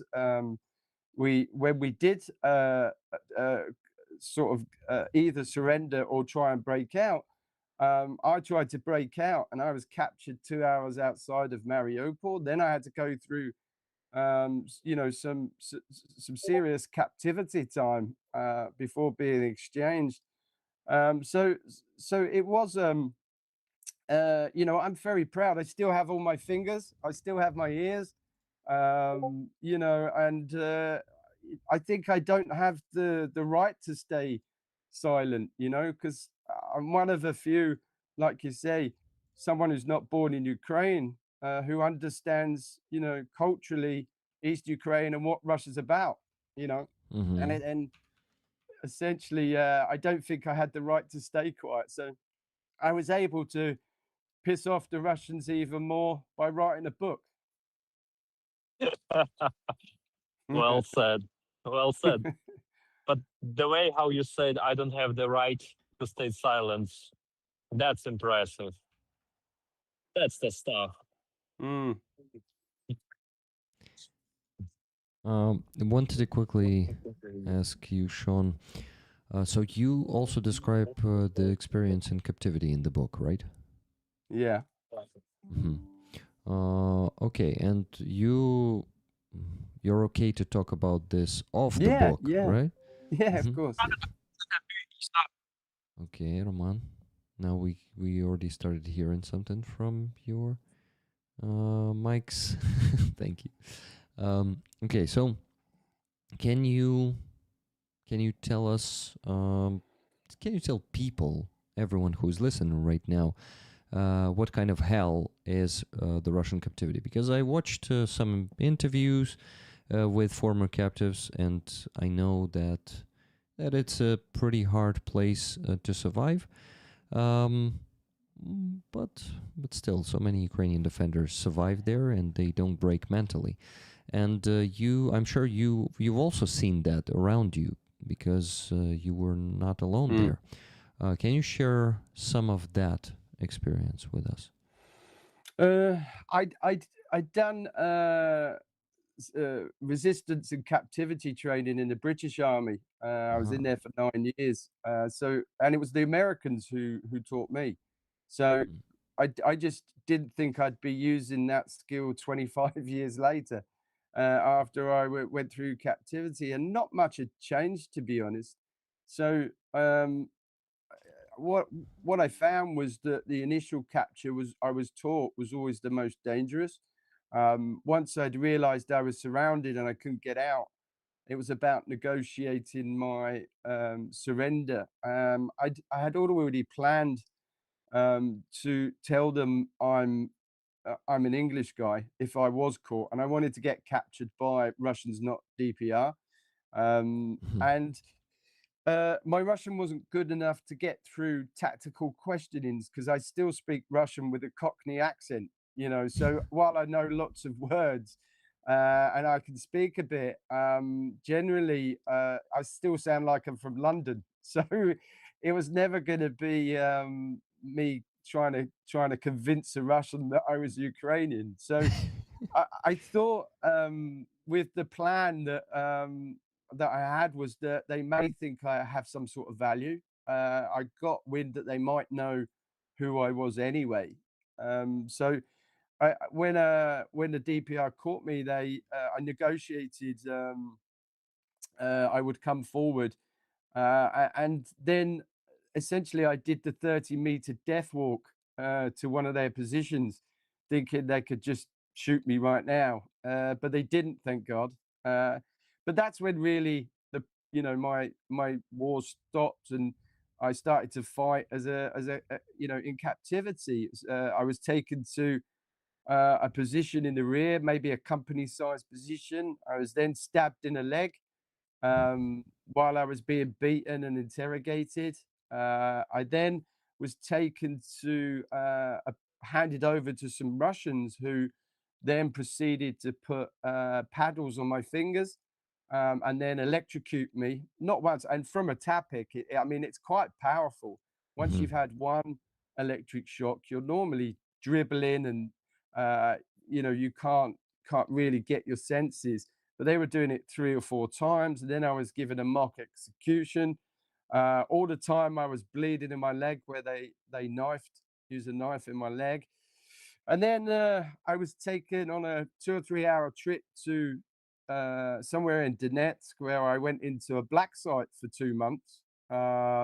When I say a black site, for those people that don't know, Yeah. it's somewhere where I knew when I got moved from the black site to another prison, I knew where that prison was. It was Makivka 97, Uh-huh. 97. So this place was off the books. It was underground. I didn't see the sun for 60 days. I was in an isolation cell for 1 meter by 3 meter with lights on 24 hours a day and a buzzer to put you to sleep and wake you up. Um, they stopped giving me food. So for the next 60 days, I had a small piece of bread, maybe every other day. Um, and then by the time through that period, I was then pulled out for propaganda. I was made to sit in front of people like Russia Today, who were good friends with the very people that were electrocuting us and beating us, um, made to do propaganda, episodes. Telling them they were coming with a question in that I was a Nazi and a mercenary and a terrorist when I'd never actually left the country I had legal status in, So once 2 or 3 months had passed, I was then put on a trial where it was clear and obvious it was a propaganda sham trial, a kangaroo court, and I was given the death penalty after a court case that was just there's no legal process, no defense. I was not allowed to say not guilty, so it was and torture's not used the way people think it's used. It's not like James Bond. They say, tell us where your friends are or we'll electrocute you. What torture's really good at doing is getting you to admit to things you haven't done and places you haven't been. So this is Hmm. where being as I'm really a someone who really knows about that, having been trained in captivity, trained in how to resist interrogation, through to now actually going through the system itself for real, and coming out with all my still alive with all my fingers. And this is why I'm immensely proud of what I did. I did everything that I was taught. I didn't shit on my friends. Excuse me. I didn't, give away positions. I couldn't. I didn't really know. We'd already told to, to disband the positions. So there wasn't much I could really tell them. Hmm. All I had to do was just try and stay alive for the next 7 months through some of the worst conditions imaginable. Hmm. Okay, thank you very much for sharing. A lot of what you say, you know, is hard to like. It is easy to imagine, right? What you can go through and what you went through, but not really easy to completely understand. Because I think you need, and better, no one should go through this, but you need to go through this to Rick, do you understand. mind if I give some words on this? Of course, Chris. So, 16 years ago, I launched a site called Veracity Radio. The site's still there, where I was interviewing people who had dealt with Guantanamo. And a friend of mine, Tony Camarino, was an author of a book called Killer Capture and How to Break a Terrorist. And he broke apart the problem with the Bush administration interrogation models, that real gators, as we would call them, like Tony Camarino, were properly trained, literally trying to find good information to stop bad things. And he highlighted that what was happening under the Bush administration under Cheney was that they were just grabbing anyone. And because of the way the certain administration folks were seeking validation of their invasion or whatever their objectives were, it was creating danger for those guys who were literally trying to do the right job. And I couldn't have foreseen back in 2010 that I would ever know Sean Penner or any of these Ukrainians that I know now. But all of the stuff that I hear from them is exactly really what led me to this all those years later, because I became very obsessed with sort of like, wait a minute, so let me get this straight. If you just capture someone on what we call a goat bounty and they confess to whatever you force them to confess, then Hmm. what makes us different than the Russians? And the fact that I was saying that in 2010 in those interviews, it feels almost gross at this point to see it again in real life.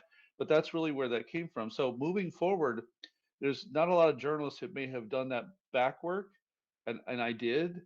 And I have talked to not only Sean, but as you know, I go to not just the Defend rallies. I have a lot of guys who were in captivity, not just the Marines, but Azov. And we also interviewed Alex Druke, Bama.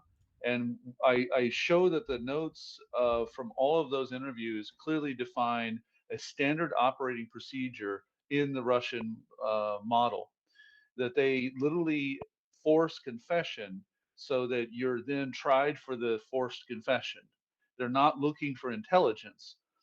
That's what I think is so. I mean, it's surreal to me because if you told me back in 2010, and actually I started before that, but that's when I launched that site, that I would literally see it played out in front of me at this level, I wouldn't have understood what you said. I just couldn't have understood it. Hmm. But now I've had so many times where I'm sitting across the table at lunch or dinner with a Ukrainian friend who is telling me, you see this little piece of bread. Yeah, this is what they give us for the day. Well, here, and he takes a little cup and he pours a little bit of water and he goes, and this is what we could drink. It would be dirty, of course. And then, like, everything I'm eating suddenly has a different taste, and then everything I'm experiencing in my life has a different experience because I have friends like Sean who have been in the worst conditions. The last thing on this is that I still think that people do not understand the concept of time is life, and it's a very important distinction. And we say this when I'm at the rallies with you and the other guys. Um, every time we do a video about the people in captivity, like Sean was in from April until September 2022. And every part of that calendar that keeps ticking is as a life lost. So my friend Anastasia Savova, her father Alexander made the news mainly here in Ukraine because he did get released mid last year, but the condition of his body was so traumatized that he didn't make it till I think end of November or first part of December. And so what was something to be celebrated was immediately a tragedy again because time is life. We have people right now in captivity who are being tortured, but as Sean will tell you, it's also not what they do to the guys in captivity. It's what they do, like my friend Artur said in an interview with Bunitsov the other day. He says, what they do to me, I can almost deal with. It's that they take one of my buddies in another room and beat the hell out of him. And they traumatize us with that more than anything. Um, so people have to hear what's happening, and more importantly, I think it has to come from people who can kind of explain it like Sean does, and then also someone who's done the work. And this is compliment back to Rick because brother, I really love when you go talk to the people in the crowd and the awareness and sensitivity you show translates very well to the Western audience. So, does level. That's very important. Thank you. And I have actually, I like being the editor of my own news work because I'm probably one of the only ones at Ukrinform or Media Center. When we talked about the propagandists, I promised revenge for what they did to my brother. I promised revenge to John Mark Dugan and all those guys. I have a mission with the information warfare, and the mission is to destroy them. How do you think? How do you plan to destroy them? If you plan already. Well, publicly, I have to always firewall the difference between what I know about Nashbroy and how things are fought. But I think the first is to get out of a two-dimensional layer of news. Like, we have really good journalists who come from the West, but they're only here for a little bit, and they come in and they hear a story and they have like almost like a checklist of what they have to learn Mhm. and like, oh, I have to go to to the east and see Kharkiv. I have to go to Odessa. Okay. Oh, I need to talk to someone who was in captivity, and they get that done, and they pack up and they get on the train and go home. And that means that there's not like this institutional memory. And I always show this on my broadcast that I have a journal here that is my work, and I have digital versions of this, but I literally have the pages of the captivity of all these guys, and like there's Sean's release page right there, you know, where each time these come out, I try to determine, well, what was different in this release, and that institutional memory is very important. And also, has to be held at a level. And I'd like to pass it back to Sean with this because when I was in front of the Russian mercenaries from Nepal and Sierra Leone and Cuba, etc., I only ask one question. Are you here of your own free will and volition? Um, yeah. Okay. Thank you. And I did that entirely in revenge to what had happened to Sean and Aiden and the guys, because I had to show that that's a standard that must be upheld. And it's a standard that even like my best journalist friends had to resist this temptation to go kind of shock and jock their way through. Like, I'm sitting in front of a Russian mercenary, and why are you here? Whatever it is that some less than quality journalists might do, but by holding it a certain standard, we that's part of the revenge actually. And Ukrainians have done this when they capture Russians, and instead of beating the hell out of them and killing them or anything you would instinctively think would come, they're like, no, call your damn mom now. Like that is something that must be testified to. And I think to Sean, I'd like to hear more about what his experience is when he and Aiden went and did what only a very few humans could ever do, is be someone who was in captivity and then comes back and says, well, now we will go talk to the guys in captivity about what they go through and the conditions they live in, because they know. And I can testify that those conditions have been very above humane. But you have to hear it from guys who went through it. Last thing, real quick, sorry, is that when I was at the Red Cross protests, which I often go to when the families go there to Uh-huh. be heard, I asked the director there in the Kiev headquarters, do you ever have any problems when you want to see the Russian captured soldiers or mercenaries? No, no, of course not. Звичайно. Like, of course not. Like, I knew this, but I had to hear it from a guy who you could see by his body language. He knew it was like, of course not. But the Russians play games with the ability to see the defenders. They delay any kind of messaging or even stop all those messaging. They delay the Red Cross being able to see anyone, check on anyone. But here, they literally, on my camera, said no. And if I didn't have that camera, that direct access between the incident in front of me, my camera, and you, then there's one gap in between that's a vulnerability. And I think that that's a big part of what drives me. Mm-hmm. Wanted to ask you about the Red Cross real quick, Chris. You definitely heard about the Russian Red Cross taking part in mocking the Ukrainian defenders in Russian captivity. They just when they line up them in the yard, those are joining in. And by the way, Sean, also, have you met any representatives of the Red Cross during your time in captivity? No, we were quite early on told we wouldn't be classed as prisoners of war. We were classed as mercenaries, despite not actually leaving the country. We had legal status in. Plus, I was a contracted Marine too, so I wasn't fighting with a private military contractor or a paramilitary group. So that being said, the Russians didn't allow us any access to anybody. No, not our consulate, not diplomats, let alone any humanitarian aid group. So through my whole incarceration, I never saw anybody, literally. And to be honest, they didn't want them to see us because I didn't look too bad when I was captured. By the time I went to court 2 months later, I'd looked like I'd been in a Japanese war camp. I was like, my back went into my legs. I was down to maybe 60 kilos, maybe under 60 kilos. And I think that's where the world's news really looked at the conditions that the Russians were keeping us in.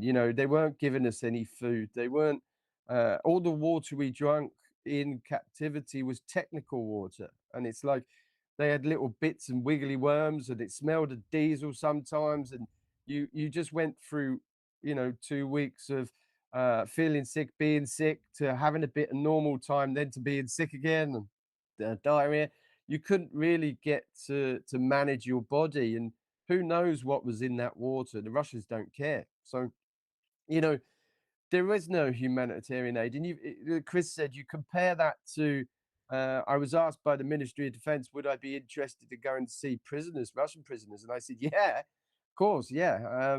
So I made a documentary about my trip to see these prisoners, and we abided by the Geneva Conventions. We got Adam Kinzinger to go through the rules of war and the Geneva Conventions on what is a definition of a prisoner of war, so that people understood that, that description and that wording before we actually went into the prison and spoke to a lot of the fighters for Russia who now come from Sierra Leone, other parts of Africa, South America, Nepal, India.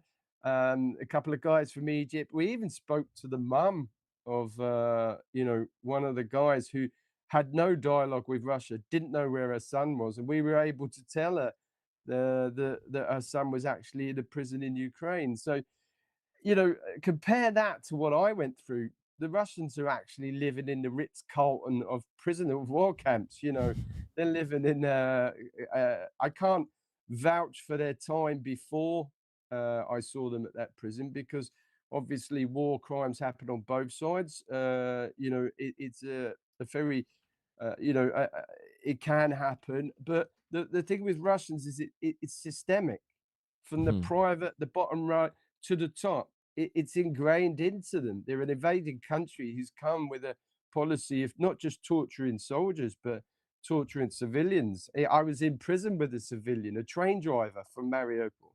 So, he was only 19 when he was getting electrocuted, beaten. He was not even in the military. And then they killed Paul Yuri in captivity, who was a British NGO worker who was with us in the next cell. They beat him to death. So, he wasn't even military either. But this was what Russia was doing. It was about trying to stay alive in those prisons. And, a lot of those early stages of capture, those Russians in the Ukrainian prisons would have been put in some makeshift shelters, maybe some pits, but where I saw them, which is the bit before they go home or they're able to be exchanged, they've got a shop, they can work. Yeah.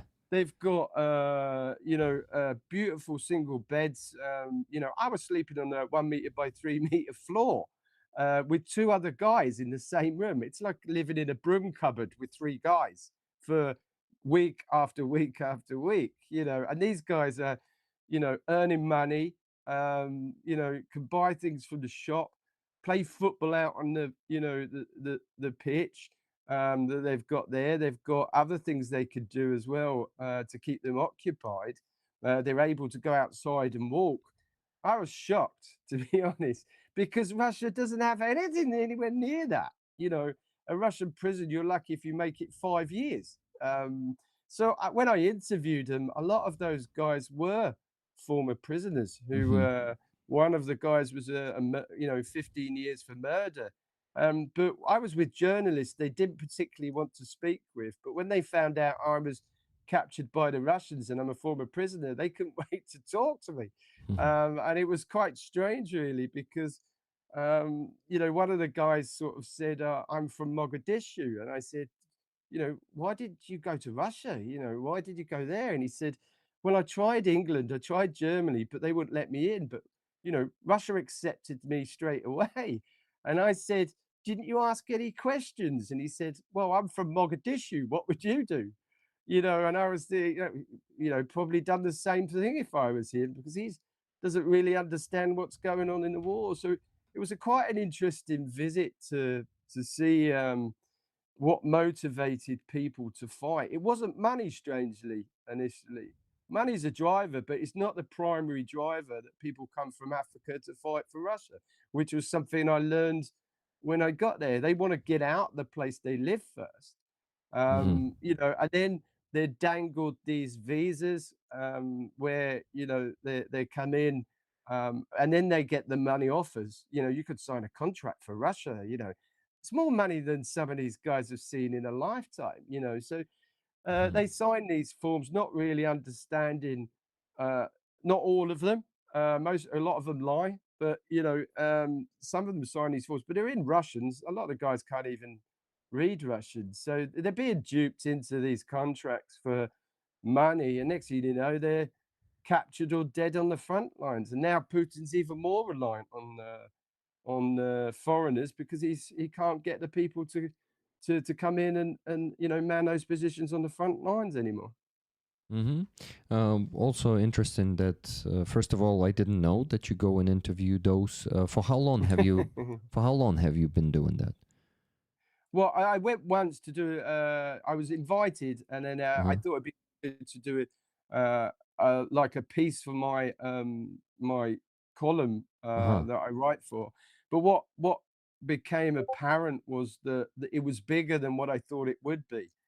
No, so they started talking about the criminal underworld and how the criminal underworld's shipping those Russians from places in Africa, some of the poorest parts of the world, and taking them to consulates where there are Russian consulates or embassies, so they could speed track them through.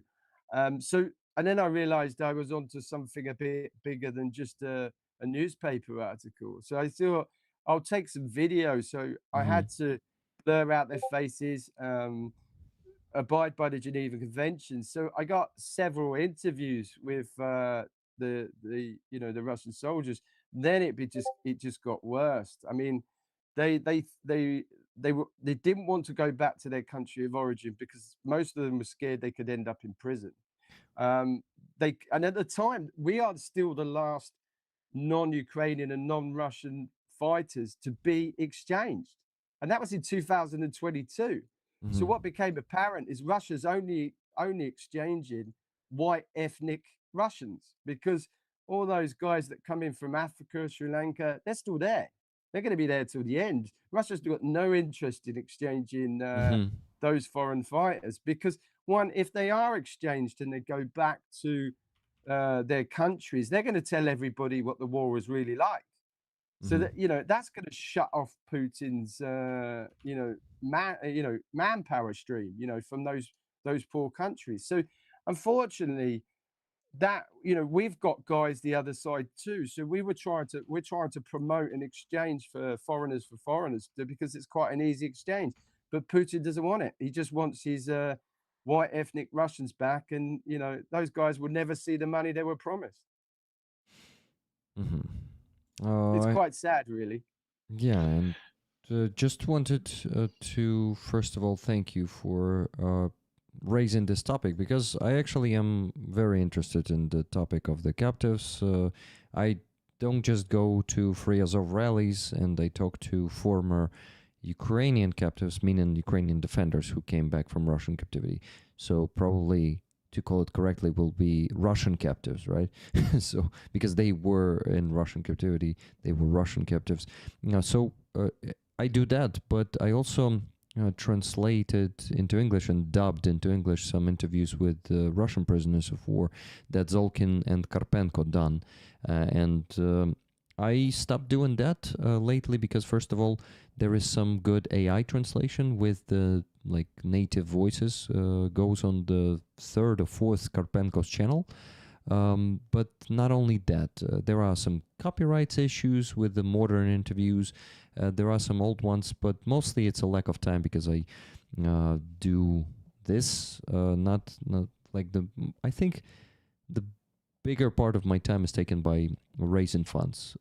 That is the important work, and some of the work that is also important because a lot of people were grateful for those dubs, for those translations, because they can understand the mindset of the Russians more. They're very, I cannot choose the word now, mentality, but I wanted to say perverted or wild or uncivilized mentality, but all these words, they don't really fit this Russian world mentality. It's important to show that. And the foreigners, there are a lot of interviews with foreigners lately. Dmytro Karpenko keeps doing them. There was a Cuban guy lately. There was a guy from Ghana.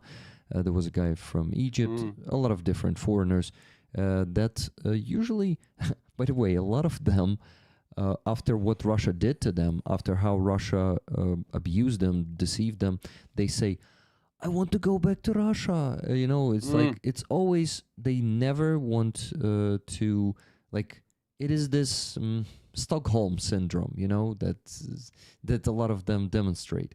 But I want to pause here for a second and ask Roman what maybe he wants to say to all of this, because he's been silent for half an hour to 40 minutes, and I want to include him in the conversation because he definitely has some questions regarding what you, Sean, said lately, because he asked a great question before today, And I'm sure he has more great questions because you're actually good in this. You're actually good in asking good questions, Roman. So you're on the spotlight again.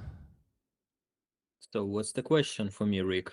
What question do you have for Sean regarding his experience in captivity? He was he was actually listing the things that happened to him there, and also his experience with the foreigners that fight for Russia.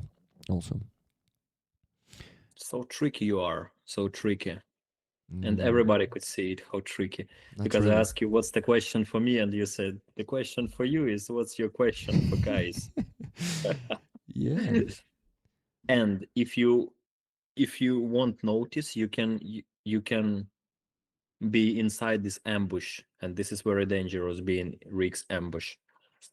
But fortunately, I was trained to avoid any ambush as much as possible. And yeah, let's talk about Rick's hoodie. What's it says? Russia, go to hell. Not really. Let me show you. Russia is a terrorist state. Yeah, Yeah, got this one as a that's gift. true. So Roman doesn't want to talk about captivity. Okay, Roman, no problem. Thank you for noticing the hoodie and promoting the slogan on it. We need to remember. This is why this remains actual. You know, we keep saying this and we keep reminding the world. So I also wanted to remind the world. Roman. No, I'll respond something, but in my own way and in my own terms, you know. And in your own time, right? No, in my terms. Okay, terms. Okay, then what are your terms? Let's go. The terms, like умовы, like Yes, conditions. yes. What are the terms? List The them. point like, is, first. I was just bit regret that such quality conversation, it's a stream. It's not nothing personal, Rick. But I just wish it's gonna be some kind of part of video on YouTube, because it's so valuable, and it's good that like very amazing people watching this. But I just wish that more people could have opportunity to hear these words, and Mhm. to do maybe some shorts or some maybe 10-15 minutes podcasts, because such information is very quality, and it's not something that you could see everywhere in internet. And I just catch this point of view that damn, it would be cool if I don't know, maybe you guys has your own YouTube channel or stuff like that, but it's not every day when I hear such valuable information, part of confession, part of statements, or mm, fuck, how to say when you crap, yeah, my Testimony. yes, yeah, thank you for reading my mind, Mr. Special Agent. Yes, testimony. Yes, and this is very important and valuable, the way how clearly you shoot with these sentences and converse, and yes, with these sentences and this logical construction. It is something that people could easily spend 15, 20, or 30 minutes just to hear about it. Maybe if you had some podcast or video already, it would be cool to send it to the chat, to the Rick. If not, Okay. Yeah. it would be cool to just maybe think about it. I'm not here to advise you something without asking me for advice, but for me, it's just something really unusual. And I really, you know, I'm a man from trenches, and for me it's very important to hear something from those who was there, who talk about this, Mm. not from war experts who know everything about everything and give a lot of advices, but from those who really had this valuable experience, and who could create this logical construction easily to understand. We do. I teach at NATO schools across Europe. We do have, me and Chris have just set up a new podcast, which was, I think he was on the train, but we set up a new podcast, which is really, it's now got into episode 2 and 3 because people quite liked it, like you said. So we it's pretty raw, pretty new, but we're going to improve on that. Also, the book's now been picked up for a film too, so hopefully there'll be a new medium that Ukraine currently doesn't have.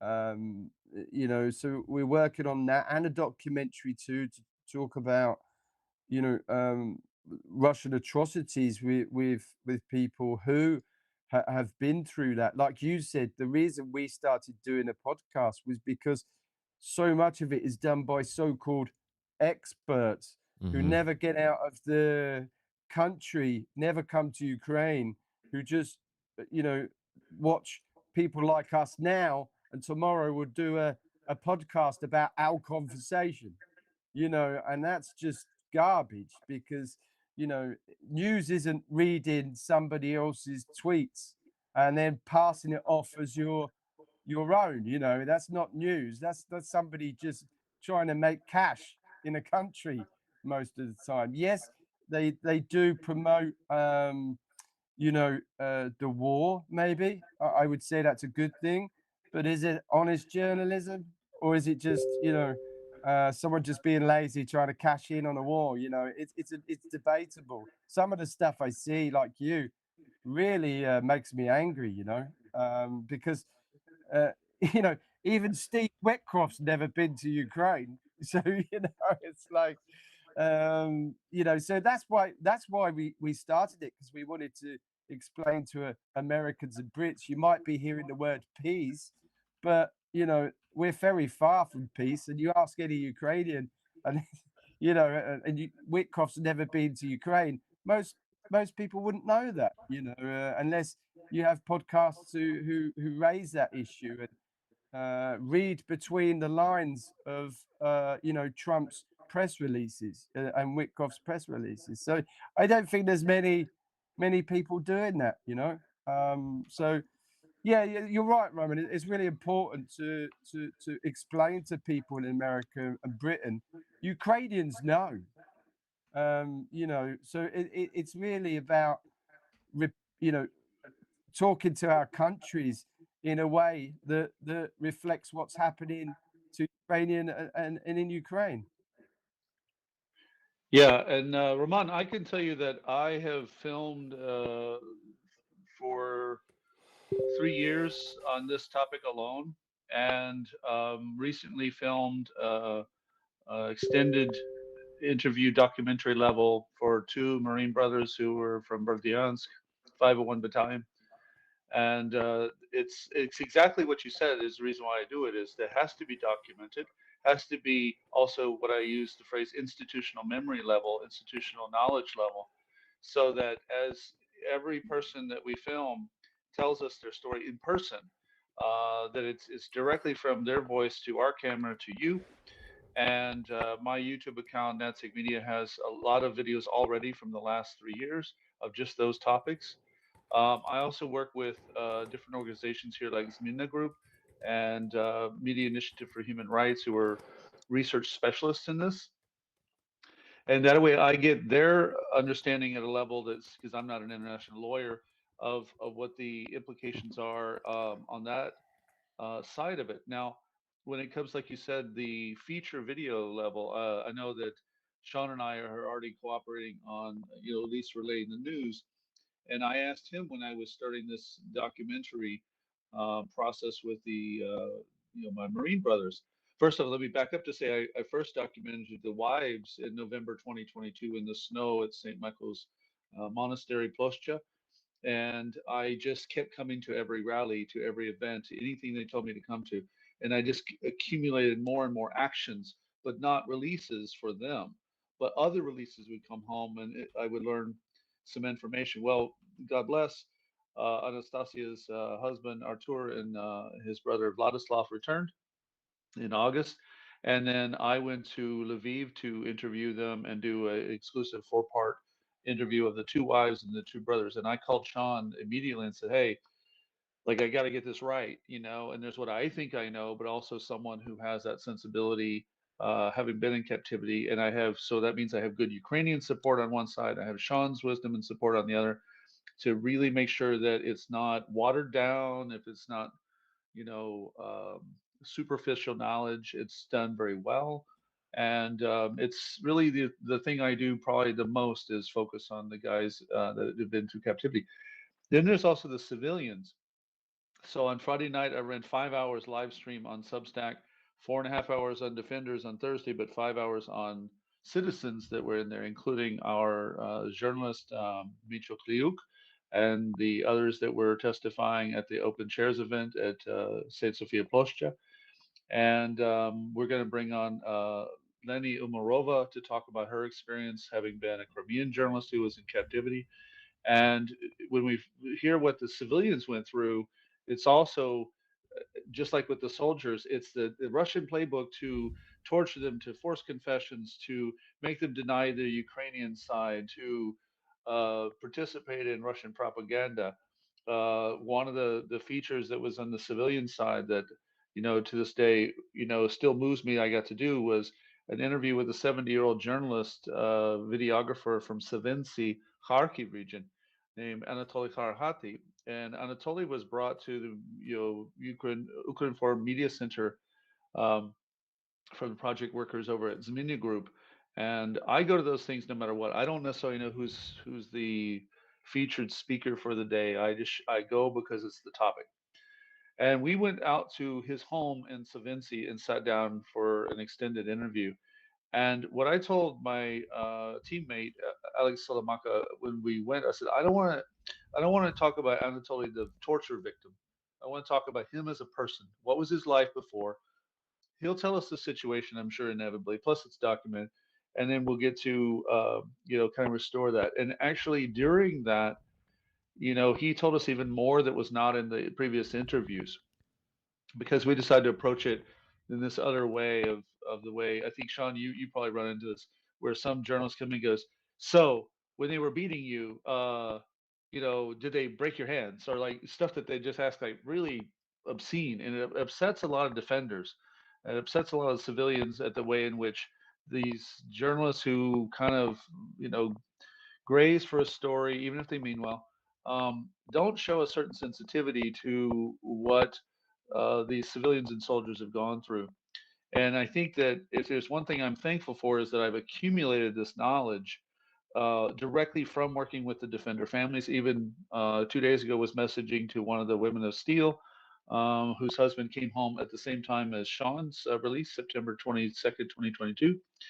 And she answered my question when I asked, "How do you think we as journalists should do a better job? What words of advice and requests that you have as families to those of us who are covering it? Because I think that's the first and foremost standard we should obligate ourselves to. What do the people who are actually going through the trauma think we should do in order to cover the story? Not what we think, not what does an editor or a producer team or a network think, but what do the people who go through this need?" And then I often tell our friends on like a Twitter Spaces and other crowds, you know, try to move your moral compass so that your work is judged by how you would feel if you were sitting in front of someone who went through such hell. If you can do the job every day and then sit with people who suffer, both the families who wait and the defenders who come back, then, you know, good. You know, that's the way it should be. But there's a lot of people I think that they don't understand that. And for me, it's been a learning process just to make sure that every hot rail that I get close to of someone who's going through far worse situation than I can imagine guides what I do with the work. And then make sure that the work is genuine as well. So there are times where defenders' families feel that the Ukrainian government's not doing enough to get my son home, or this official or something is not happening. So as a journalist, I could feed into it. I go, yeah, mama, you know, to hell with them. And I'm with you all the way. But another way to do it is to say, I hear you. Let me look at that. And then you go find out. And you say, you know, I did the work, and that's what this journal that I was just showing you guys a minute ago was based in. Is I did the work, and well, let me show you what I found. And by showing her that sensitivity, number one, but also doing the work she asked for, number two, then she gets that advocate that's different, and she's like, you're not a normal journalist, you know. And that's to me the guideposts, the rails that you go through as you do all this work. So yeah, я знімав дуже багато відео про наші захисники в полоні. It's my job is to do this. I've shot a lot of videos with our about and with our defenders who are in captivity, and it's transformed my life. And I'll keep doing it no matter what.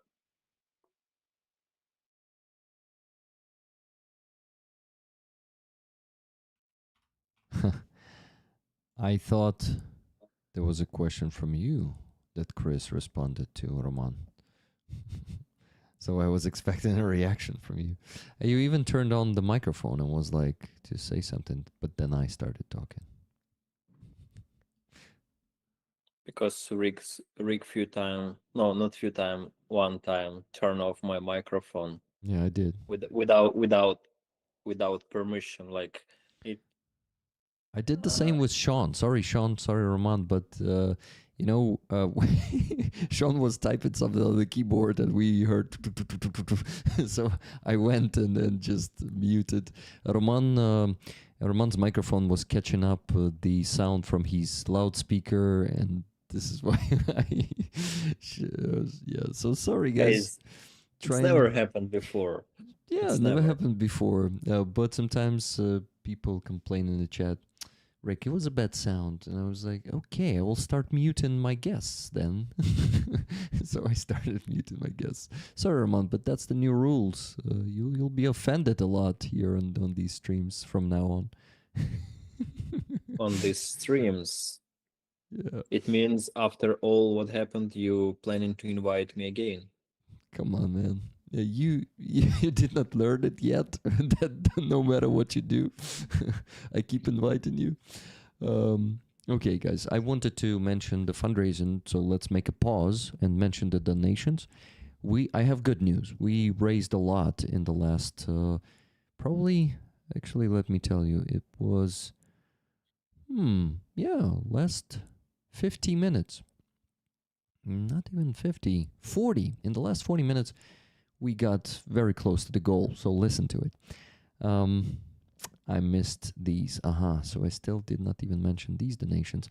Okay, guys, a lot of donations there were there. So, I mentioned Carlos' donation, did I? Yes.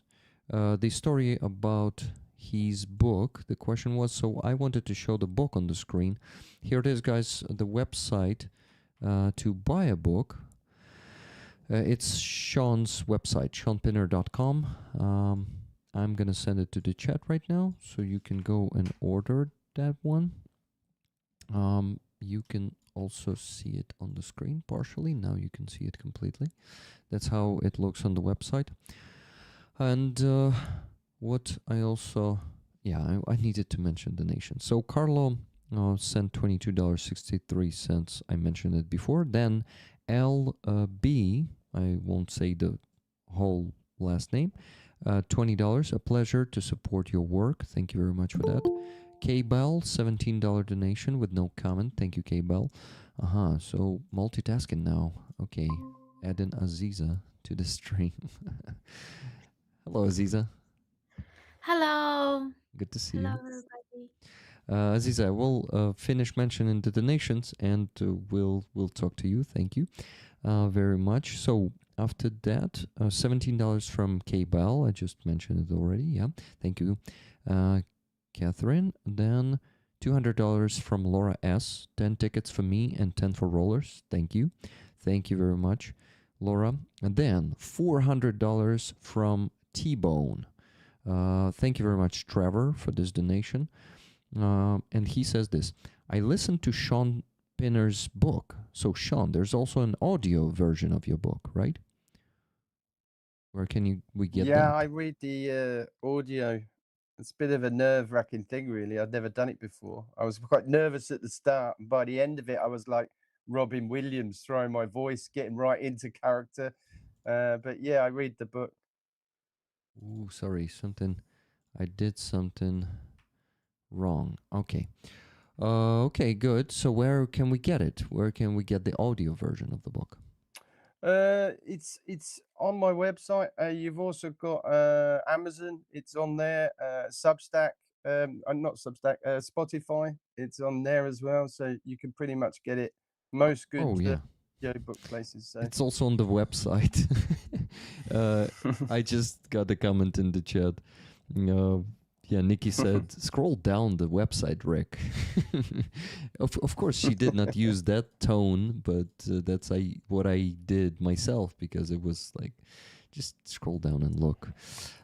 Okay, so thank you for that donation, Trevor, and thank you, Sean, for also mentioning the audiobook. yeah, thank you. $30 donation from Kathy S. Great guests. Tickets, please. Thank you, Kathy. Then $1,000 from Aussie Bin Chicken. Thank you so much, Aussie, for this donation. It is getting us much closer to the goal. So, give me a second. And he says this, 10 tickets for me, donate rest to the amazing rollers. So rollers, 90 more tickets, free tickets for you. So Sean, Chris, you still maybe don't know how it works here. Some people, when they give the tickets to the rollers, to the community members, they how they claim it. They just give ++ to the chat. Our moderators pick it up from the chat, and they go and give a free ticket in the spreadsheet that I'm actually displaying on the screen during the whole stream of all the tickets and according the donations there, and they also can see that they claimed the ticket there. So thank you, moderators, for working on that, and thank you, rollers, for being active and giving the ++s. So when Nikki says more ++s, that's for the free tickets for the flag. It's not here, it is lying here.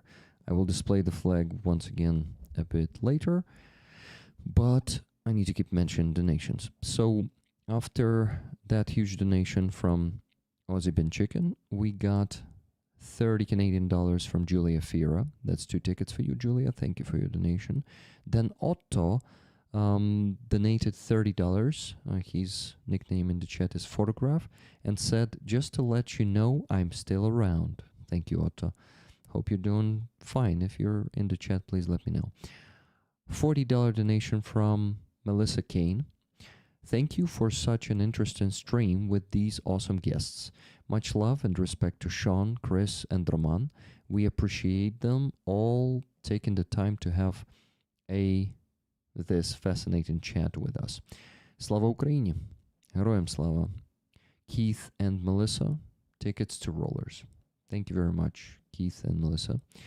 And a donation 2 minutes ago, the last one for now. Daryl C. donated $20 and said, awesome stream as always, and great to see everyone. Thank you very much, Daryl. So, minus 20 from the goal. Guys, we still need to raise only $223 more and 33 cents. Finish line. Just $223 and 33 cents. Thank you, guys. And Rick, let me say, I enjoy watching your stream. It's been great that I see you in person at the rallies. But when I'm working, there are times where I turn the stream on to see what's going on, your interviews, etc. But I really like that you just have stayed focused in this way to bring the rollers together and keep people focused on trying to make sure that the units get their support. So thank you for doing that, but also it's always easy to brag on you to my friends. Don't miss, I always call you Yarek, in my close circle. Don't miss my friend Yarek. He's so great. Who? Rick the Ukrainian. So Molodets, I think that you're a great, great friend and a great brother to all the people here doing the good work. Thank you. Дякую вам. Thank you, Chris. I appreciate these kind words. And I just feel like it's my responsibility to raise funds, especially when I have the ability to raise and I have this amazing community to help me with that, or basically do most of the work.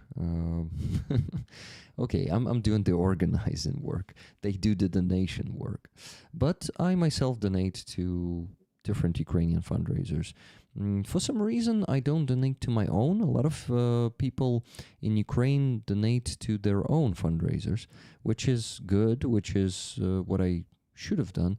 But considering that we are reaching the goal with communities' donations, I can support many other Ukrainian fundraisers that are suffering from the lack of funds sometimes.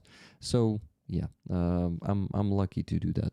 So yeah, guys, when you support my work differently, like sometimes you buy gifted memberships or super chats here on YouTube. Sometimes you subscribe to my base, Donatello, and Patreon. You actually also contribute to other fundraisers in Ukraine because I donate. I was bragging to my community. Why not brag once again to you guys that I donated in summer? There was a period of me donating the maximum, so I donated over $1,000 a month to different fundraisers here. So thank you guys for actually providing me with that opportunity. So when you support me, you're also partially supporting the fundraisers. Wanted to mention that so you know that some percentage of your support of my work goes also to Ukrainian defenders, to those fundraisers. But that is enough about that. You keep donating, guys. I will quickly step out and do the bathroom break because it's been 2.5 hours. I need to do that. But I want to address a question from the chat from the viewers. Give me a second. We had plenty of them here. And there was one from, I think it was from Tune. My former colleague is from Rwanda. She lives in Norway. I shared a POW video from Philip Obaji Jr. She was really grateful I cared. Sean, could you, in short, explain what's going on in Africa and to avoid them getting trapped in Ruski Mir? I would love to spread the word in a short clip. Can you, Sean? Well, as I touched on earlier, my interview at the prison really opened my eyes to what was actually going on in Africa. Firstly, that they're not driven by solely money. A lot of them want to get out of the places they live. There are some soldiers that come over with expertise. They're not all innocent, but yeah, many of them are really picked up by the criminal underworld who are making a lot of money by shipping them to countries that have an embassy or a consulate, Russian consulate, where they're then given relaxed visas to come over to Russia. And then what happens next is that many overstay their visas, many go down the path of criminality, some work illegally. And the Russians know that when they, get them in from those places, and they could be actually into Russia within 2 to 3 weeks. So they know that. So what they can then do is once they overstay their visas and work illegally or go down the criminal route, is that they can then arrest them, dangle the money, and all you have to do is go and work on the front lines. And many of them, I really don't want to go back to where they've come from and accept signing a contract. Certainly, the majority of the ones that I spoke to in the Ukrainian prison were former prisoners. So there was a logic. You can't always trust prisoners of war and what they say, but generally, a good guide is if they're generally all saying the same thing, then there's an element of truth in that, in what they're saying. Certainly, we met some professional soldiers from Africa, but the majority of them were certainly one guy from Mogadishu, another two guys from Egypt, who I would say were just looking to get out of where they lived, and that was quite obvious just by talking to them. But nobody in in a as a prisoner of war really wants to be the one pulling the trigger. So you've never met so many chefs and medics in your life. Everybody's a chef and a medic. So it's a bit difficult to gauge the truth. But yeah, many of them are stuck in the system now, and under the Geneva Conventions, they're probably going to end up staying there till the end of the war, where if they're not exchanged, they'll have the right to either stay in Ukraine or go back to their country of origin, which many might actually be sent to prison for what they've done. So, they're dangling all this money to the Africans and these people, but those that are lucky enough to not be killed and are captured by the Ukrainians, they won't see the money they were promised, all that because at the moment all he's exchanging is white ethnic Russians and not the foreigners that come to fight for Russia. And Rick, can I add a couple things? I think he's gone for a No, that's fine. Let me add on to that. So I run a offshoot of my NatSig Media account. And by the way, Aziza, good to see you. Let me tell you. Hey, yeah, We're not nice to meet you. even saying hello to our dear sister. Yeah, nice to Um, meet you. so I on top of NetSig Media, which is the core site, I have UA Mission, Heroes Dash Ukraine, and others. But Wagner Project was one of them. And as I was doing the research to build that site I really was trying to figure out how to lay out to the West what Russia is doing in Africa that's so important to understand. And there's a couple of concepts I think that Africans should understand about Russia's operations there. First is the idea that a lot of African countries are pushing away and recovering from colonialism from Europe, but they're replacing one shackle around the neck for another through what's called state capture. And state capture is when the resource, concessions, as they're often called, from 15, 20, 25, and 30-year resource grabs of everything from timber to minerals to oil, etc., make them beholden to the Russian Federation. And the Russian Federation has really no interest in trying to treat it as a equal sum game. So what do? They wind up, as Philip has very well shown, Abaji, shown that they divide and conquer with militia groups and leaders that will do what the Russians want, and then thus sabotage the needs of African people.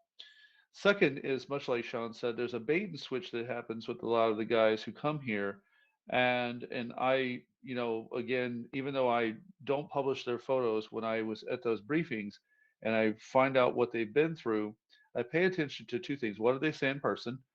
Well, I went to Moscow because I was looking for a job. The economy where I'm from was so bad, so I went to Moscow. Oh, next thing I know, I'm on a truck. Then I'm in Rostov-on-Don, and then I'm at the front, and I went to the Ukrainians, and I wanted to be captured. Okay, we'll just assume that's true. Um, and like you said, Sean, I think you said it perfectly. I had to take it with a grain of salt. Um, the conditions that they can go back to, and I asked the coordination headquarters, what do you do when you have guys who are in captivity who the return country has prosecution laws that they face? Like, what is the Ukrainian side of that obligation? Is it, we don't really care, or is there some standard by which you say, look, if we return this guy, he's inevitably going to be executed over there? What does that mean? And essentially, the Ukrainian official answer was, we do the best we can to figure out, the conditions per country. So it was sort of a generic question, but I know that to mean, based on experience here, there's probably not a lot of discussions with those countries to return guys that essentially are facing death penalty just by releasing them, because from a messaging point of view, or I'll go even further, psychological operations point of view, it's not conducive to really helping Ukraine be the standard that I know Ukraine has achieved in front of everyone. But also, it's just that those countries are not someone you typically want to negotiate with in the first place. The last part, I think, is most important if I was to show any Africans what's going on, is what happens when they're with Russians in videos where Russians speaking to each other are laughing about that there's an African singing a pro-Russian song or some fighter song, but they call them names like dispensables. Look at the dispensables even sing this, you know. And using this language is so inhuman. It should show really what is going on. And I know enough foreign defenders who came here and signed up that when I talk to them privately, they don't run into that BS here. There's gratitude for support. It's all streamlined into, like Sean said, you become either a member of AFU or you don't. There are no PMCs here. It's not allowable. It's not workable really. And there are, it's a night and day situation between what Ukrainians treat people who come here from those countries are, and then what Russians treat those soldiers that they, fighters that they recruit, bait and switch or not. How do they treat them once they have them on the line? They basically treat them as fodder. They don't care about them. Russians are racist as it gets. You can see it in not only the stuff that we would cycle as pro-Ukrainian crowd, but if you pay attention to Russian Milsec enough, where it's in its own bubble, you can clearly see exactly what they think of Africans. They think of them as stupid. There are jokes that are inside the Russian language about them as subhuman. And why would you want to go fight for that? What level of money is so good in Moscow that you're willing to go there and be a subhuman in their eyes? That's just not a workable situation. So I think that the more Africans see what happens with the guys when they go to Moscow, and this is not just Africans, this is also like Nepalese. The Nepalese government has approached Moscow repeatedly and said, "Hey, look, guys, we have laws against this, and we're not playing games with you. Return the fallen guys that have come over there, and we have laws against any of our citizens going to fight with you in the first place. Cut the crap."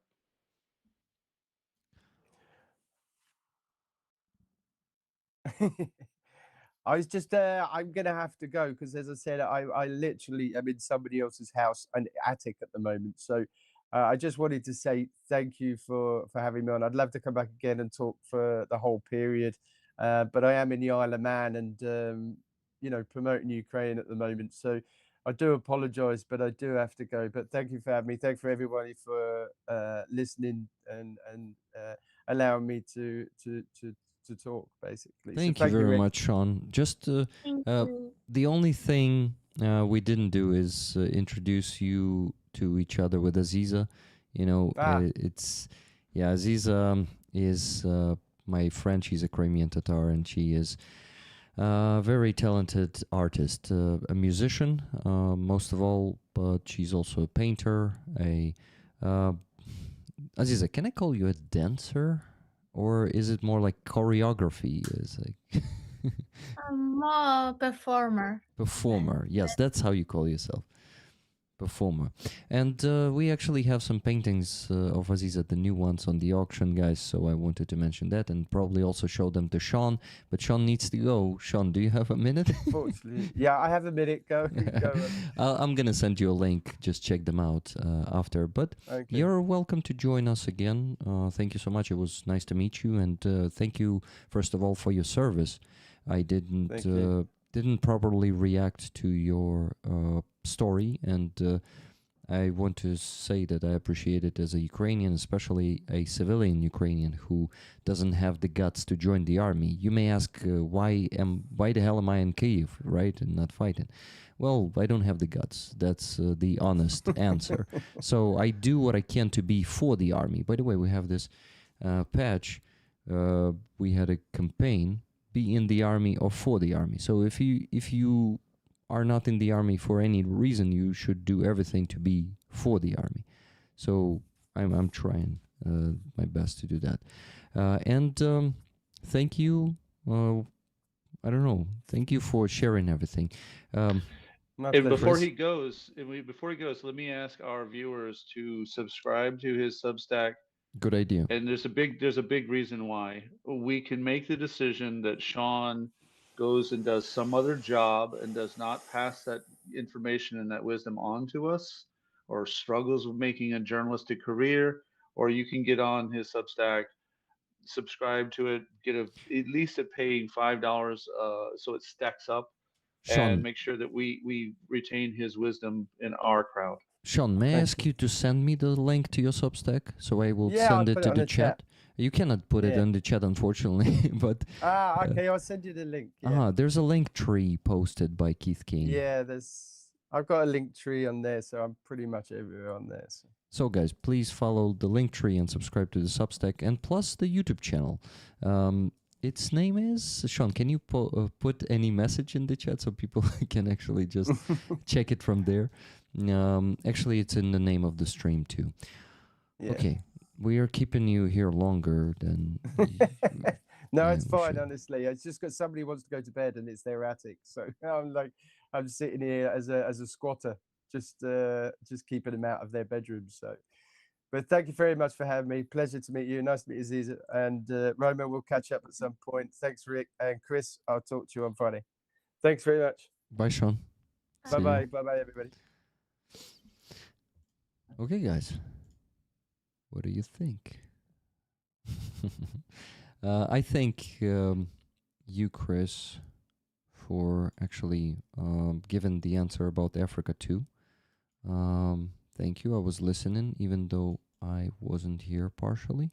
I listened to Sean, then I listened to you too. Okay, just quickly before we move on to some other question or topic, I wanted to mention that I put the new paintings on the auction, the paintings of Aziza, and those are okay. What the hell is going on with this? Give me a second. Yes, much better now. Okay, so guys, if you don't know how to get there, it's the link is gonna appear in the chat in a second. Here it is, already appeared, thanks to Keith Kane, Nightbot. So the paintings, I can actually show them. The first one, self-portrait, is basically the self-portrait of Aziza. She can tell us about it more herself. Aziza, if you want, of course. Mm, yeah, sometimes during this time, I just want to stop and look inside of myself, and it's always a self portrait of myself and also of Ukraine, and this time for me in my state. So yeah, so I have a series of these self portraits during this especially full scale war. So yeah, and yeah, that's all. Thank you. Okay, did I just close it? Yeah, I closed it. And yeah, it has the description that says, as in previous lives, today I look through walls with an unknown name. Amid the silent murder of my people, a flower blooms on the path to the lost sky. Very deep it is, Aziza. And the second painting is Woman, Life, Freedom. This one is dedicated to the Iranian women, right, Aziza? Yeah, it was exactly in that time when it was a big protest, last protest in Iran. Mhm. It's правильно, Iran. They call it Iran in English, but some Iran, say Iran in English too. So Iran, and when also it was big violence against these people, like thousands of people, and maybe 70,000 people died during this protest. And also it remind me in general, in other protests, it was like in Iran, woman life freedom. So it began from the women that could not be without hijab, and could not be free in this system, and how in general during this protest it was also the messages that could find men bodies, but they could not find women bodies, because they were raped, they were just tortured, and they were just burned. So they even don't like let their bodies so it's really a system against the women, against the freedom, and in general I think when the women are not free, it means it is the end of the state. It's the end of the communities. It's the end of for everything, because women have to be free. Women have to be educated and on the with same rights like for the men's. And it's also very, so I made this art also close with the topic about Crimea, because also use I use this art for my, you know, art videos. And I like unite this art with the old and new pictures of Crimean Tatar women that now are also in prison, or for example they were killed by Russian during the centuries. And also with the women from Iran too. So women from the ancient time, women that were killed by Iranian, and women that now are fighting. You know, this very popular pictures when the women, and videos when the women запалывали цигарку с фотку цього Khamenei. Hmm. айдола. Yeah, so when they were burning the portrait of Khamenei with the cigarette, that's what Yeah, and Aziza also is. it was like such a symbol of freedom and independent of the women. And now also, like the story didn't end, of course, till the Iran will be free, like till Crimea will be free. And now we had the news about the death of this person, and about how he it's about that, it's about that such people that have the power and feel that they will be forever, they will be constant in this world. It's a lie. Hmm. They are just humans and just small bodies that we that will die too. And so we have to fight, we have to say about these people.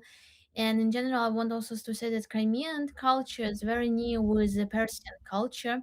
We have a lot of in common, even more than with Turkey, in architecture, in the lyrics, in the philosophy. And that is why also I feel a lot in common with this culture, especially with this resistance for the freedom, with this resistance for the human rights, and understanding that we have to be modern, we have to be in this time, not like in the ancient time, when not like somebody said to us that we have to be afraid to be free, we have to be afraid of God. But no, we are free, we have to dignity, we have dignity, we have right to be yourself, Hmm. yourself, be Ourselves. Ourselves. ourselves. Hmm. Yeah. Thank you, Aziza. The paintings are beautiful, as always. And this one, especially in the times, right, like, yeah, like from yesterday, when, you see, unfortunately, I think killing Khamenei will not crush the regime. The regime Yeah, is super unfortunately, strong. yeah. It is not just him. It is the whole. Yeah, it's the whole cult of The A ayatollahs. team is still the A team of the administration is still in effect, so it will be there. But Aziza, if you don't mind, I'd like to invite that we try to do more, especially for the Western audience, to talk about Crimean people and Crimean culture, because auspicious as it was on a most terrible day, in the first week after Bucha had been freed, I went with my best friend Andrei Koronenko, who's from Skadovsk. And as we were going there, I turned around and he says, "Do you know who this man is across the street from us?" I said, "No." He goes, "It's Mustafa Zhemilev." Now I knew the name Zhemilev, but had never seen him, so it was uh, again auspicious entirely. And we did an interview with him there, and it stuck from that day on that this bridge would be built. And to know Tamila Tasheva and Rafat Chubarov and others is a big deal to me.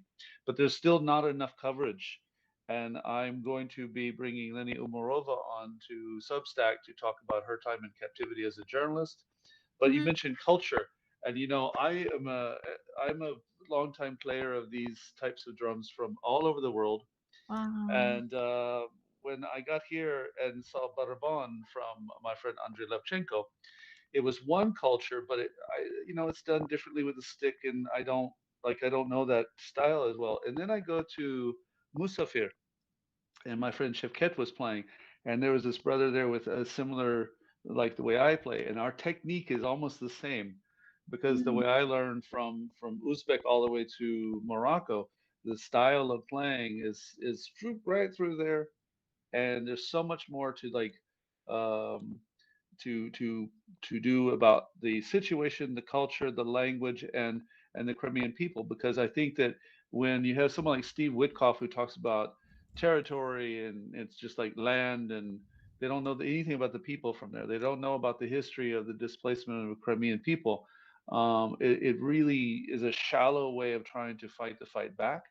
And even our supporters, I know that they're frequently wanting to know more about the culture because it gives them more power, more like Yeah. soil in their argument Yeah. to stand the ground. So Really. we can use the media tools. I live here in Kiev for 4 years, and I've Wow. lived to just do this. Mm. And your paintings, oh, дуже багато емоцій. Yeah. You convey your life very well. It speaks of so many people I know who go through hell and find various ways to try to take that and put it into art, put it into poetry, and put it into dance. And thank you so much, Duzu Diako, for what you're doing. Thank you Thank you. for sharing it to the rest of us.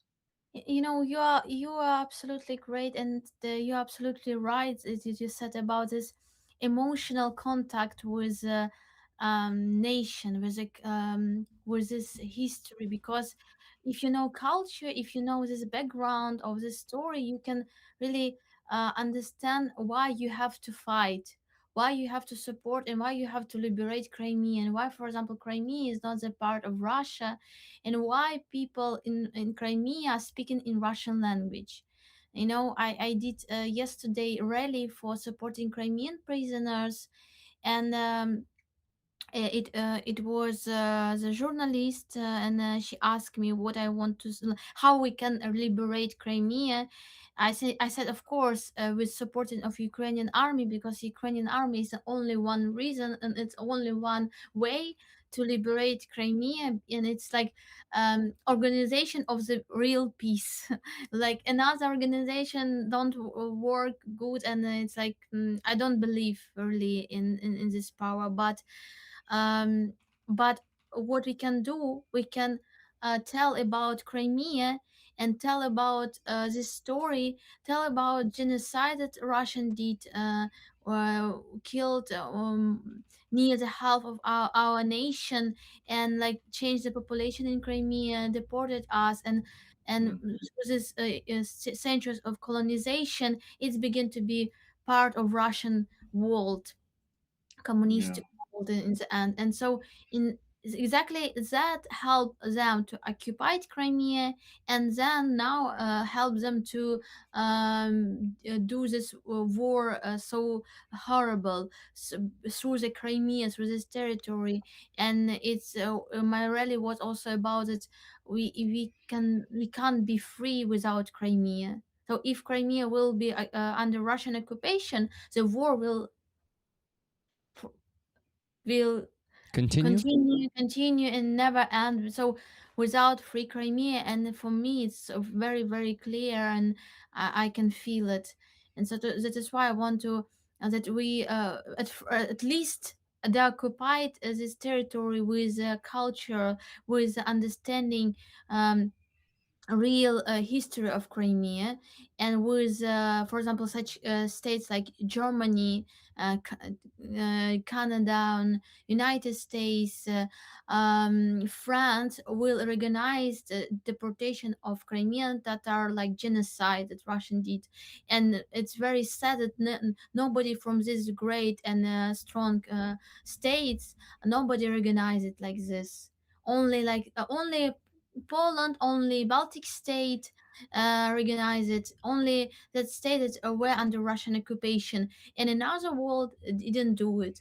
And for me, it's really clear understand the situation for us, and not this is Crimean platform or another events. They didn't. They it means nothing till this state will not recognize it, till the state will not understand this clear, and especially Germany for me, because Germany has connection with Crimea, because in the First World War, in the Second World War, they thought that Crimea is a part of their history. So Hmm. they have this idea that their nation came from this territory, and so it's like Crimea is their motherland, and that is why Hitler also thought about Crimea in this way. And our Russian deported us because of they said we are we betrayed, we were collaborants with Germany, and so we have a lot in common in history, and so it's like they have to reflect this history, and this is a way to find this truth in our own history. It says that Yeah. we are not brothers with Russian. Oh, so we have to fight. We have to stop be brothers with Russian. This Germany. Feelings to find something good in Russian, in a good in Russian culture, good in Russian films or ballads, etc. And if you're again, if you're interested, I mean, I would be glad to dedicate the media tools that I have, plus the experience. Like I was a world music host in Houston, and I didn't think of it as like, oh, let's play music from around the world. I always had an objective when I did this because I knew that the more you understand about a people in different parts of the world, the more you can get to. For instance, in the early 2000s, when Condi Rice and George Bush said "axis of evil," I have no problem getting rid of the Islamic terrorist regime that runs Iran, but I understood a lot about Persian people and I understood a lot about Persian culture. So I said, okay. So I called my friend and I said, hey, Human, you know someone who plays? Yeah, call Mustafa Khushimir. Okay, so he, comes in the studio and plays. And we got calls of people said, man, I had never heard such beautiful music. And same thing with music from Iraq and music from different parts of the world that were being ignored, that poetry from these areas, especially like when I first got here, if you said, Chris, you'll like poetry, I'm like, I'm leery about poetry from experience because I go to American poet slams and they're, some were good, but a lot of it was kind of junk. No offense. But not here. Here, I will be in tears at some of the stuff I read. I can't even read them on my live stream. I said, I have a very important song we're going to do. It's from a poem. And I get about the third line through, and I'm having to I have to pause for a minute because I can feel it. I can feel these lines one by one of poets who went through Soviet oppression and use the power of poetry to speak. So it's not empty lines that are just being, romantically rhymed and illustrated with something. These are lines that speak to something deeply rooted in this region that people in America need to understand more. And like with having Sean here earlier, I come from Texas, very far away from Crimea, very far away from Ukraine. But I can tell you this, I have known times where when I put on a Palestinian singer named Omema Al Khalil, she plays with Marcel Khalifa, sings, and this one song she sang, it's a solo piece. I had a prisoner from Huntsville, Texas, that could listen to it on the radio in the prison, and he writes this letter. He goes, "I'm even a little bit racist, but," and I went, "Wow!" I read this on the air, like I'm a little bit racist, but when you play this, I don't even know what she's saying, but it hit my heart. Could you play it again? And can you tell me about this music? And I read this on the air. I had to fight back the tears because like the music cut through so much that someone in prison who describes himself as even a little racist was touched in his heart from hearing this song. It was called "I Love You More," and the song is a national song. It sounds like love to a song to a lover, but it's a song to the nation. The love of one's nation. And that's why I know that there's a power in culture if done properly, if it's done not superficially and just kind of like ornament and like there's paintings in a poet in a gallery in Houston that I'm getting people come back to me and go, no, no, no, it's called Russian dancers, but look at the clothing.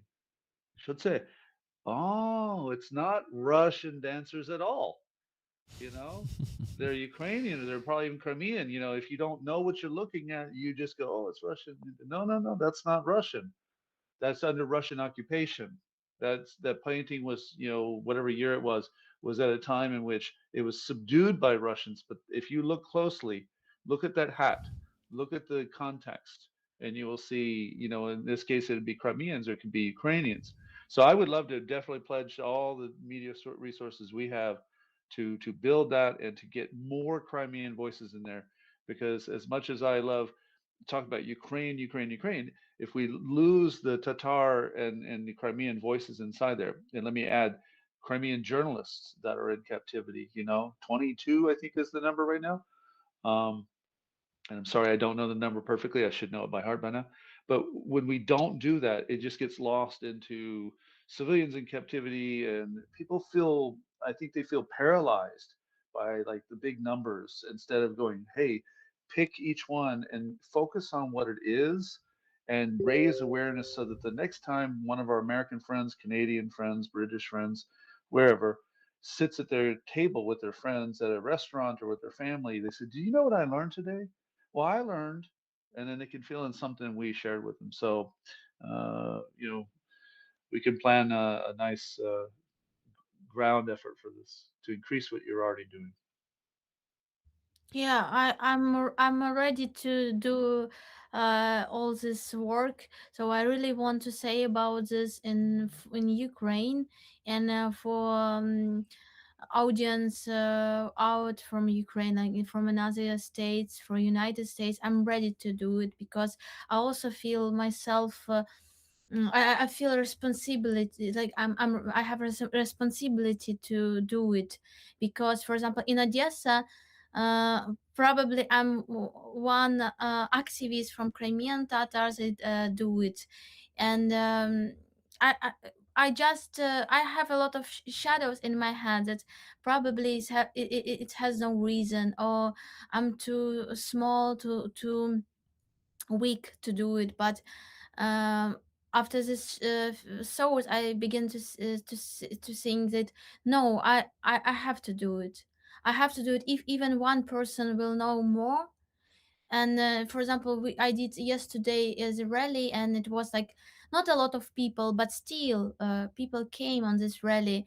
And today I was on the Azov rally, and I saw the woman that was on my rally yesterday, and she exactly was with her flag, with a picture of her husband, that he is a warrior that now in Russian captivity.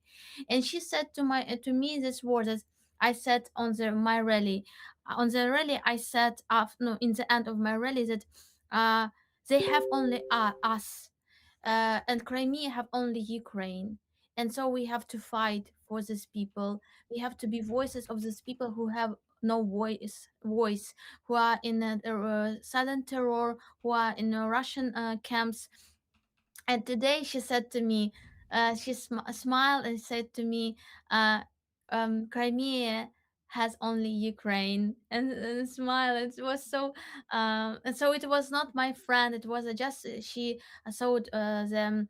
She saw the post in our chat for rally for captivities for um, soldiers in Russian captivities. So, and she came to this rally, and I was happy, because if one person begin to be ambassador of Crimea, and begin to laugh, like, and believe in that Crimea is a part of Ukraine, and Crimean want to be with Ukraine, and like I could not say a lot of names that from Crimea, because it's really dangerous for them connection with me.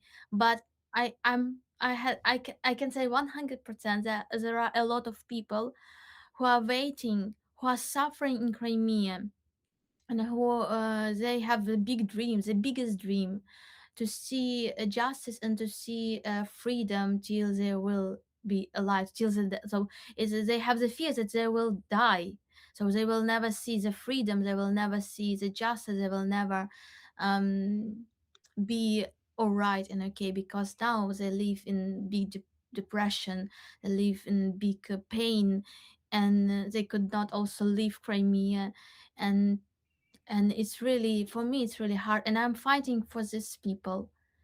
I fighting also for our culture, and for so for bringing this balance in the world, and justice. Well, let me add because Chris, Sean Penner and I Chris, wrote a sorry, thing. Yeah, go ahead. Go ahead. sorry to interrupt you guys. Your conversation is awesome, but I also need to mention donations. So you continue after I finish, okay?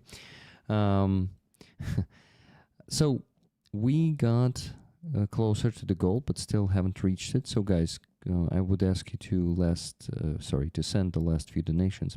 But what did we have in the last half an hour? Miriam S. donated $22.63. Thank you for that, Miriam. No comment there. You got the 2 tickets. Kathy S. donated $30 and said, another donation. Great job today, Rick, guests, and rollers. Tickets, please. Thank you very much, Kathy. $50 donation from Average Ogre. Average Ogre has raised the awesome Hoor flag yesterday. And thanks, Rick, very much. Much love and respect to Sean, Chris, and Roman. Great conversation. Hugs to Aziza. Tickets to Rollers. Slava Ukraini. Героям слава. Thank you, Average Ogre. Then Nikki Hill, $20. Tickets for Irma Westerback and Superman in the chat. I've given them that. I'm not slacking on the spreadsheet at all today, guys. So when we reach the goal, almost instantly we can do the raffle. Thank you, Nikki, once again. Visioned Acorn donated $12.90 for one more ticket. Thank you. $10 from Wizard of Ooze. So the first quote of today from the quote man. Let's go. In World War II, Japanese POWs were forced to build the Burma Railway. What was a prisoner of war anyway? Less than a man, just material to be used to make the railway, like the teak sleepers and steel rails and dog spikes. Richard Flanagan, The Narrow Road to the Deep North, 2013. Interesting. Thank you, Wizard, for that. So with this donation, we still have to raise only $77.80. So guys, $78 and we reached the goal. So Roman, you're laughing that we're crawling to the goal? Oh, what? No, sorry, I thought my mic was turned off. I just realized that finally we live till this time when it's, what is in Ukraine, like 18 minutes past midnight. Yeah. And it's not some kind of, okay, guys, we need to raise only $2,545.56. Oh, hello, Aziza, welcome. So rollers, please keep on donating. It's something like, yeah, guys, and we need to raise only $77. It's like, what? Yeah, it's impressive. Rollers, you're getting better on fifth year of full scale war. Thank you very much for that. Seems like you're goddamn unstoppable people. Oh yeah, and we just got 3 more donations. We're getting closer and closer. Look at this. So Tuna donated $10 and said, to which fundraiser you like. Thank you, Tuna. $20 from Martin Bissig. Thank you, Martin. And Andreas Lack donated $20. Matching myself, because why not? Thank you, Andreas. That's cool. So that's minus 50. And that is what left? Give me a second. $27.80. Guys, 28 more dollars and we're finished for today. I'm sure some of you will donate it very soon. check Donatello, Rick. I checked it before. I wasn't slacking on both base and Donatello today. Yes, actually, Marcis donated 50 euros there. Hello, sorry, couldn't use anything else for donations, so donate in here. Slava Ukraini. Wait, LV is Lithuania? Are you from Lithuania, Marcis? If you're there in the chat, please let us know. It is cool to see people from Lithuania in the chat, or not in the chat. Okay, so that means we reached the goal, considering the donation on the Donatello. That 50 euros got us to the goal. Thank you so much, guys, for your donations today. You actually have like the last 5 or 10 minutes to buy the tickets with your donations. Latvia. I thought Latvia is LT, but it's LV. Then Lithuania seems to be LT, right? So I'm basically just mixing LT is it's lieutenant. Yeah.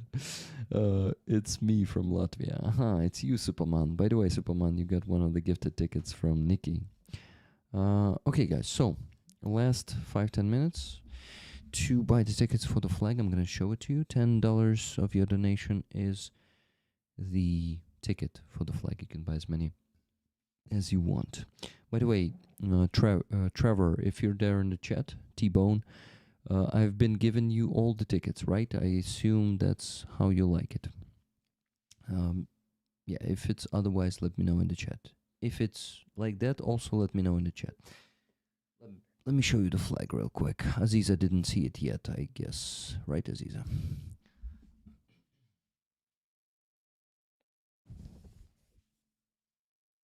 Whoa.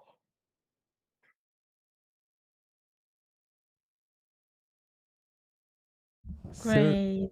Thank you. 35 signatures of aeroskifs on this flag. So it's a pretty valuable item. And what? And it's your chance today, guys. Last 10 minutes chance to get the tickets for it.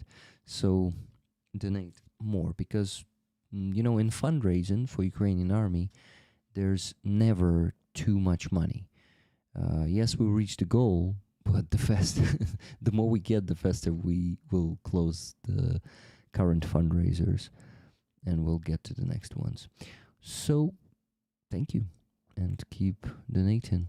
Now I think, since I interrupted Chris, I can ask him to recall what he wanted to say and say it. Thank you. Yazabov. Okay. I'm kidding. I'm kidding. I love to speak Ukrainian. It's a habit now. I have an American friend who got mad at me. He's like, "You're always speaking Ukrainian when I'm around." Так, я живу тут. Що це, bro? Ну що ти? It's a beautiful language. It's a beautiful people. So it's a big deal. But what I was going to say is that when Sean Penner and I did a thing about how Interpol had been weaponized against guys like him, he couldn't go back to the States because of a warning that says, hey, there may be a red notice and you need to be very careful. I pulled a lot of data out about this, and some of it was already in my notes. I just hadn't zoomed in on this angle of it. But there was a lot of the past record of it involved Crimean journalists and Crimean activists that were, the way Interpol had been weaponized by the Russians to call them terrorists, and to see a few names that I actually recognize besides just, Zhemilev and, Rafat Chubarov, it made my blood boil because, Tatars have been through so much already. But to think that European police system that's designed, this criminal tracking system, Interpol had been weaponized against victims of Russian aggression, became yet another thing in the long list of things to write about and get done and translate to the West in narrative form. So I'm thankful for Sean bringing up the fact that he had went through it, but I think we just still have not done enough to show how that same system is designed to harass Crimean people and Crimean activists of any kind, you know. So that's really what I wanted to make sure we have on that list of things to do, all the things to get done. Great. But I, guys, I I can add a small thing that about Crimean journalists and activists. That a lot of journalists left Crimea and stopped to work in Crimea, and so just civilian people begin to be civilian journalists. So they begin to make the video streaming, begin to like make the post, or begin to be like civilian journalists, and exactly all these people were imprisoned. In when Right. next person takes this responsibility and begin to record the video streaming, and Russian took him in prison. So Yeah. and is and but Crimean people, they don't stop. So they continue to do it, continue to help people that now in prison, and continue to show this truth. But it's very very dangerous, and most of them are in prison or will be in prison. And yeah, it's very very horrible. And just um, one problem from my, sorry, that maybe we have to don't like but it's really interesting that the problem maybe something from the culture of Crimean Tatar, and from the maybe Muslim culture, because a lot of people that are in Russian camps, they feel this harmony with the God, and they said I'm смиренний, як це сказати англійською? obedient. Obedient was a God will. And so they never said, I'm suffering, I'm and for example, they are suffering, they have a lot of illness, because Russian kills them through the conditions that killed the person with a lot of illness, and they are suffering. They can die tomorrow, but they said, I'm in harmony with the will of God. I'm okay, dear friends, and I think that, why you are like this? You have to cry. You have to say that it's God doesn't want it. For me, God, yeah, I believe in God, but I believe that not everything that we have in this life is the will of the God. It's like it's just not directly sense of this philosophical thinking. So you have to fight. You have to say that it's not good. It's not I'm not good, and at least for the people who are near with you. So, but this part of culture, doesn't help. This is a deep connection with the spiritual world, when you think that everything is a part of the, you know, will of universe or God, for example. So it's like Yeah. not everybody. There are a lot of people who have are um, more like uh, not like this, but a lot from these people are in such state, in such feelings of this world. I'm getting messages outside of the chat. I think they're also in this chat, but I'm getting messages on my other platform saying thank you to you, Aziza and Rick, for this conversation, and say it's very important. They're not hearing enough of this, so I think that's important. You know, I have a philosophy that says, um, what you do to me is one thing, but when it starts to affect others, I have to take action. I can take as much abuse as the universe throws at me and break or not break, but when it's applied to others, I have to take action. I have to wake up every day, no matter what daggers are in my heart and my back, and find another way to help someone who doesn't have that ally. Who, like when we go to the rallies and we say, we don't have we don't have the luxury of staying home, or at least not taking action. Like today, I wasn't at the rally, but I was here working on exactly what we need to do in order to be productive all week. Um, and there are no days off. There is no. I don't know what a day off would look like. I would go crazy because I would be just churning on what needs to be done. My friends say, you haven't been to like at least Zakabati. I'm like, yeah, I was in Zakabati. Yeah. Chutiri, Yoroki Tomo. Like, I was there, you know, Here. yeah, I was there in what was it, maybe February 7th, 2022. Yeah, it's beautiful. Since then, no. It's too much to do. And so, like you said, also this culture of acceptance of one's own suffering in order to go through, it's very strong in some cultures more than others, and it creates a bit of a paralysis that Russia uses and abuses to its advantage, and it accidentally leads to apathy when people run into someone from that culture. They go, oh well, look, he's strong, they must be okay. uh, that's not the way to see it. And it takes sometimes our other connections, like your position, and then me as a outsider in a way, to say, wait, I think you sort of missed the message there. Like, yes, he or she's saying this, but for instance, as an American, I would ask people in the black community, why do you still believe in democracy? I mean, like, why do you, why do you, after everything you've been through, why do you believe in America's this, or why do you believe in Jesus or God? I mean, haven't you been betrayed by this God? Oh, no, no, no. And everything they say after that is learning. Everything they say that is like a whole new school of thought, because having been through such hell, they have faith.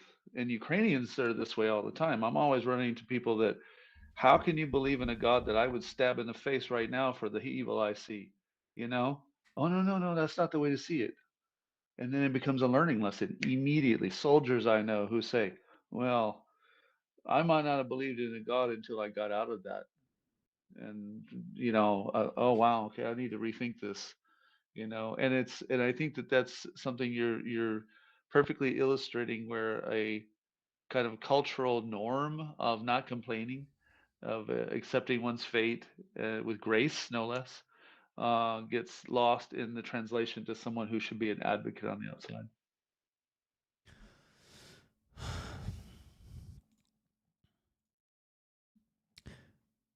We, as always, will be probably talking about donations again. I can keep the conversation, but you see, I have this Dojimos level, bro. work here to do. So, Chris, just want Beer. For the viewers, it's beer. Learn this, the collections, Zbir. Every part of my Instagram is filled with the latest collection that has to happen. So yes, this is very important. Thank you. This r is hard to pronounce for Americans, right? Zbir, zbir. Yes, it's so true. And in Spanish, we have two R's, and one of them is the hard rolled R, and I'm still. It's okay, Chris. need a You lot of you told practice. us that in Substack people are writing. So you're streaming in Substack at the same time? No. On Signal and WhatsApp, I'm getting messages from people who are watching on Signal and WhatsApp Okay. saying, "Oh, by the way, can you say this? Can you say that?" They're really thankful for the conversation. Okay, got it. Thank you. No, actually, by the way, all the gear's off. I'm sitting here with my little phone, and the simplest rig that I ever use here is just a little phone tripod sitting on top of my closed laptop, and it's nice to not have to be doing that. You're doing all the grunt work tonight, bro. Oh yeah. It's all this stuff. What? The donation, $60 from Danielle. What a captivating stream. I am drinking your words and they reach my heart and soul. Thank you, Danielle. This is beautiful. By the way, Moondog, don't call it faith when it's merely resilience. Interesting comment there. But what do you feel about that word? Let me ask, because this is a conversation we have here. That word resilience seems condescending to Ukrainian. Every Ukrainian I know hates that word right now. Resilience, It's like, condescending. congratulations, you took a beating. I'm so resilient. Well, no, I don't think it's that case, but Moondog need to explain it himself. Yeah, I don't mean to the rollers. I'm saying in journalists when they use it, the resilient people of Ukraine. Like, yeah, how about stopping the war? Dana, by the way, Dana is still here. Mocking Roman before. Roman, did you notice that? When she was saying Roman. That stuff. Yeah. Roman, I saw you were responding to the rollers in the chat that you have a lot of things to do there in London and you're totally exhausted. So I probably shouldn't even ask you how it has been there in UK lately, except for exhausting, right? Who's mocking me? Show me. She Give me was just the she name. was mocking you, but not anymore. So Give me the name. Who is so immortal? she's always in your list. She's the brave one, the daring one. Just one word. In my list? She's in your list. Not word, the name. I just wanted to say that that person lives You need here. to clarify, because in my list a lot of she. She. By the way, guys, did you know that in Ukraine we call AI she? This is the abbreviation that we have in Ukraine. But this is just a side note. I like Roman. I would never do such things to Roman, Dana says. I'm not sure it was her who were mocking you. I mean, I'm sure, but I won't tell you. But you see, she says that she would never do it to you. So I'm just... I'm fine. I can handle her. Whoever she is. Uh-huh. And Roman is saying that it is probably Dana. She says, Dana the daring one, epic name. Yeah, I agree. Okay, guys. So basically, the time is up for donations. I mean, for the raffle, but not for donations. You can keep donating. But I will do the raffle. First time in, I don't know, in forever before 1 a.m. would be cool. So let's do it. This week, you know what? I actually, before doing that, need to check if I did not forget to give someone a ticket. And for that, I need to use a bit more of your time, like 1 more minute. Give me a second. I'll withdraw the 30 Canadian dollars I have on PayPal to my volunteer card for it to not stand in the way of the calculation. Okay, it's done. So this won't take long. I'll just check this, and even this.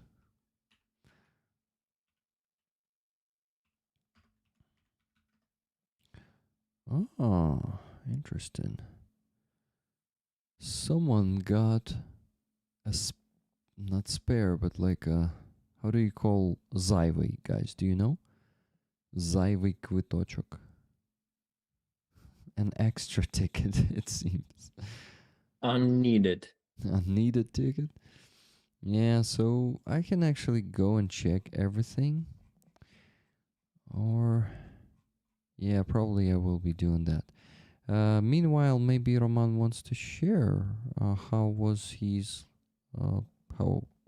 this week, and maybe some interesting observations from London, maybe some new things.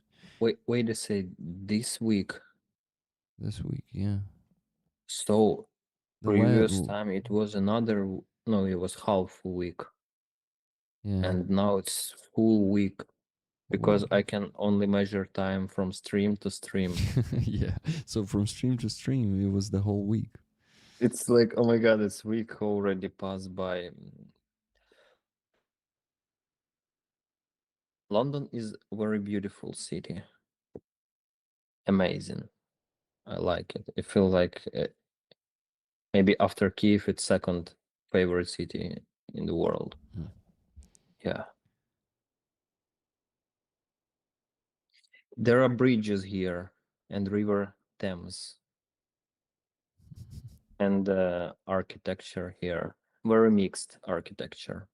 I would say one of the mixed city which I saw, modern and ancient, everything. So in one street you could see everything. Uh, that's great. Cloudy weather, rainy weather, sunny weather, moody weather. In 1 hour, you could change. It's unpredictable as a ladies. The weather here. It's always could surprise you. That's the beauty of this place.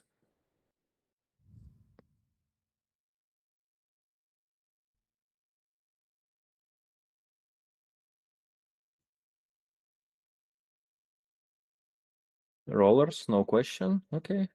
So let's do this raffle. Which I Or am what? still checking who got Ah, the sorry, extra Rick. ticket.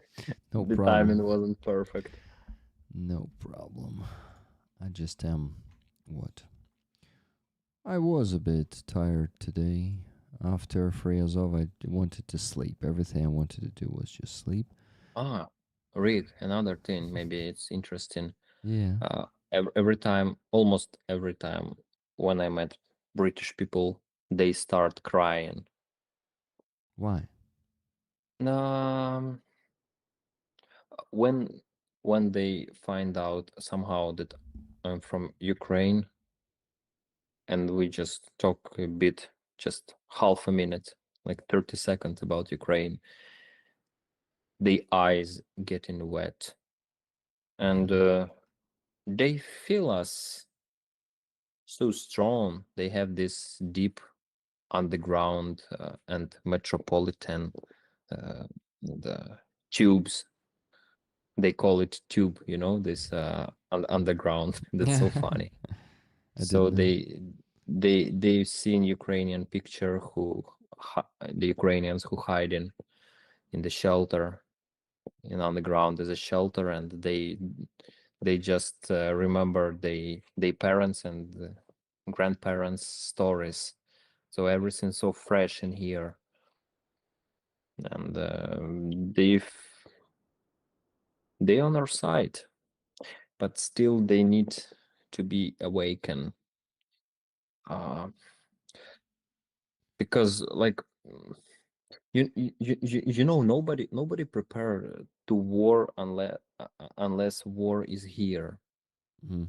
And but I don't know, I told you or not, I can't blame them, because in Ukraine from 2014 to 2022 most of the people never recognized that war actually happened. So we have no right, to be honest, from my perspective, to blame any foreigners that they can't help us enough, because let's face it, we weren't ready for war, and the war was on our land, and we said it's ATO, anti-terroristic operation, invited the Russians Mm. for concert. Many of people whom I know, they travel to Moscow or to Russia. And can you imagine this crazy contrast when I return from the front line in Donbass, and some of my friends whom I know from Instagram, they just posting some picture in Red Square in Moscow. So who we are to blame foreigners for their slow response? I It's just not understand it. about it's just not about the blame. Sorry, so that I interrupt you. It's just not about the blame, but it's about the dream to prevent the aggression for another people. Yeah, it's really maybe uh reality that person have has to touch this war, have has to feel it to understand. But you want to prevent the aggression against these people.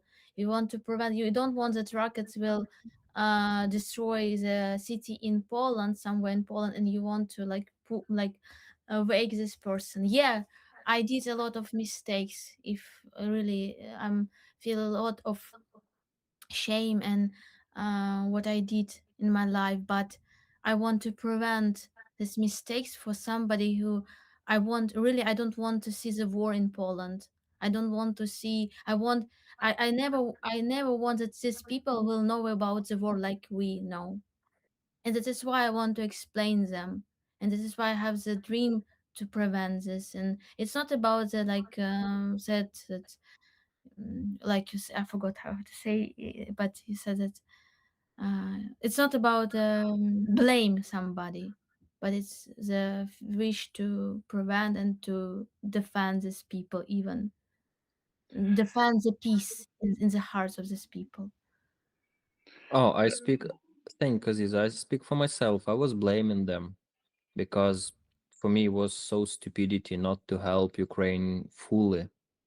Because when you're on the front line, it's never enough. The help is never enough. The disturbance, it's not enough to hold Russian waves. But now for me, it's more understandable. Unfortunately, I don't like these thoughts. I just I just share how people are thinking in this way, even if it was on our territory and it's not enough to understanding. What about people who live in island and separated by the sea from Europe land? So of course it's different.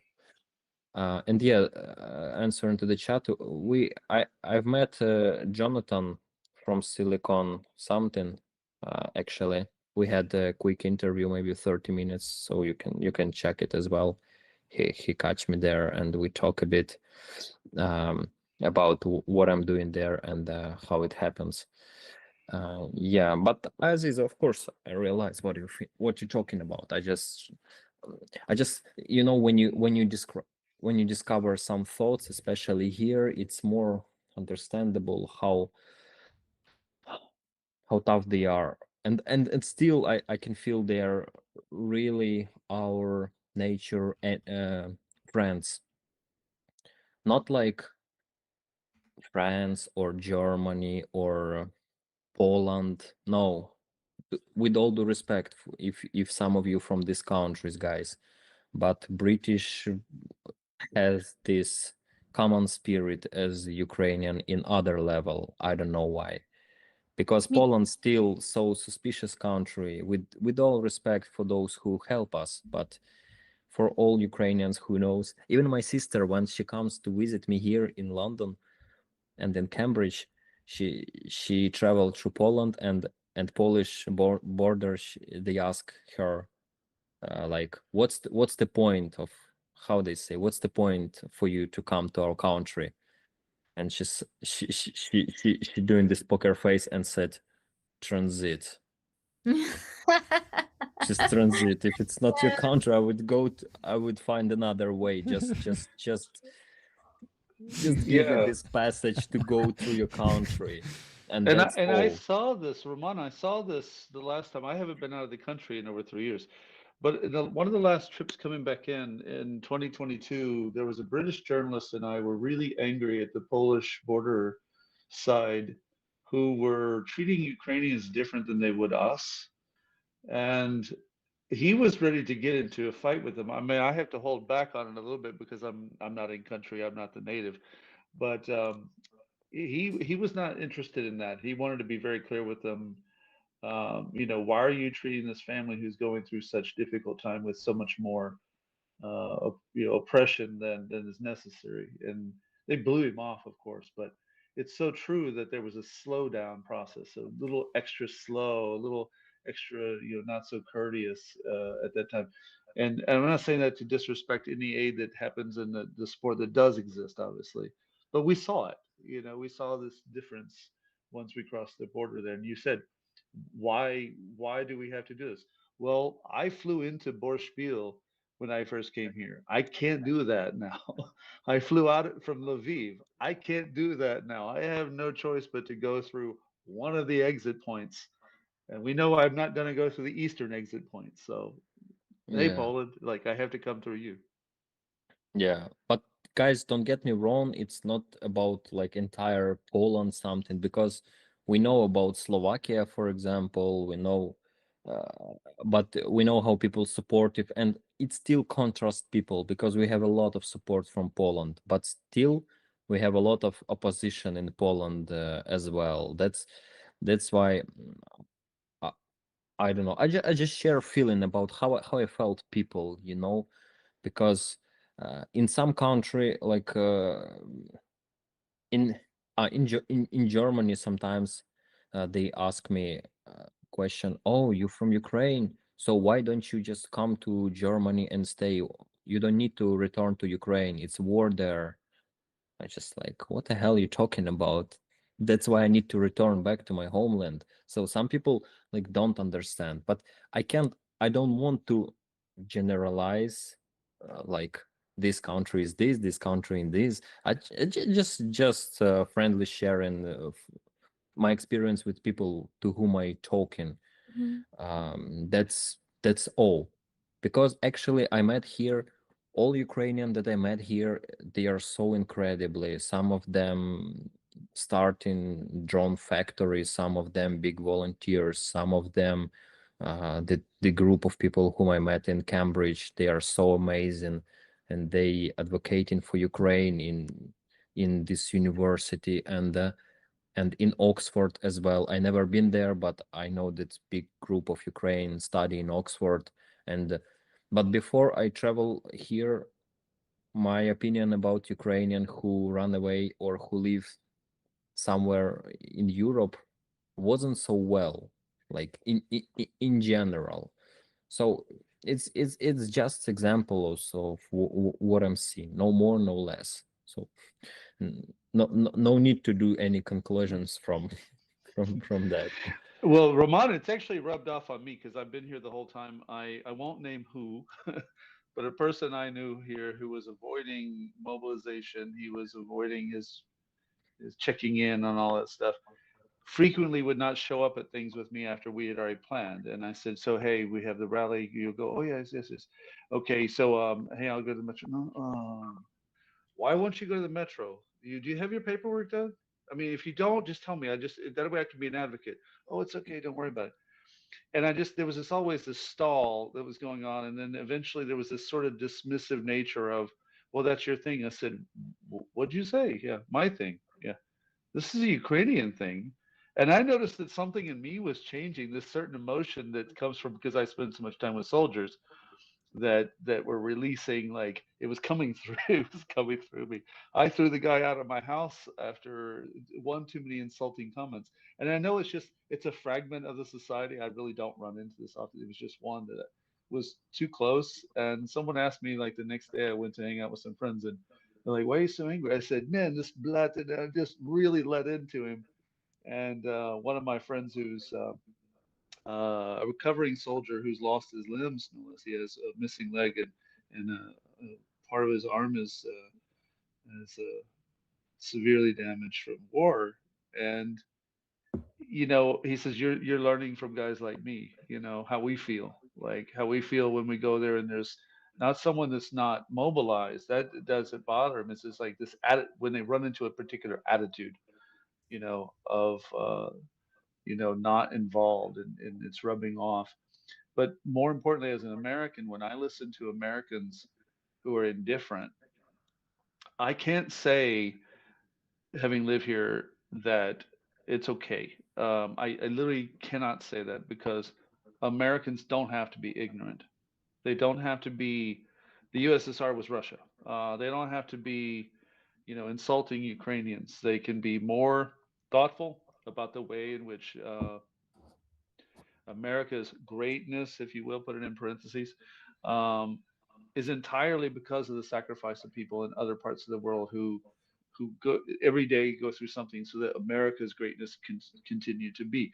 And all of that goes away once we ignore these obligations. When we have the Budapest Memorandum and we have other ways in which America got away over and over again with promises it didn't keep. You can only do that so long before it catches up.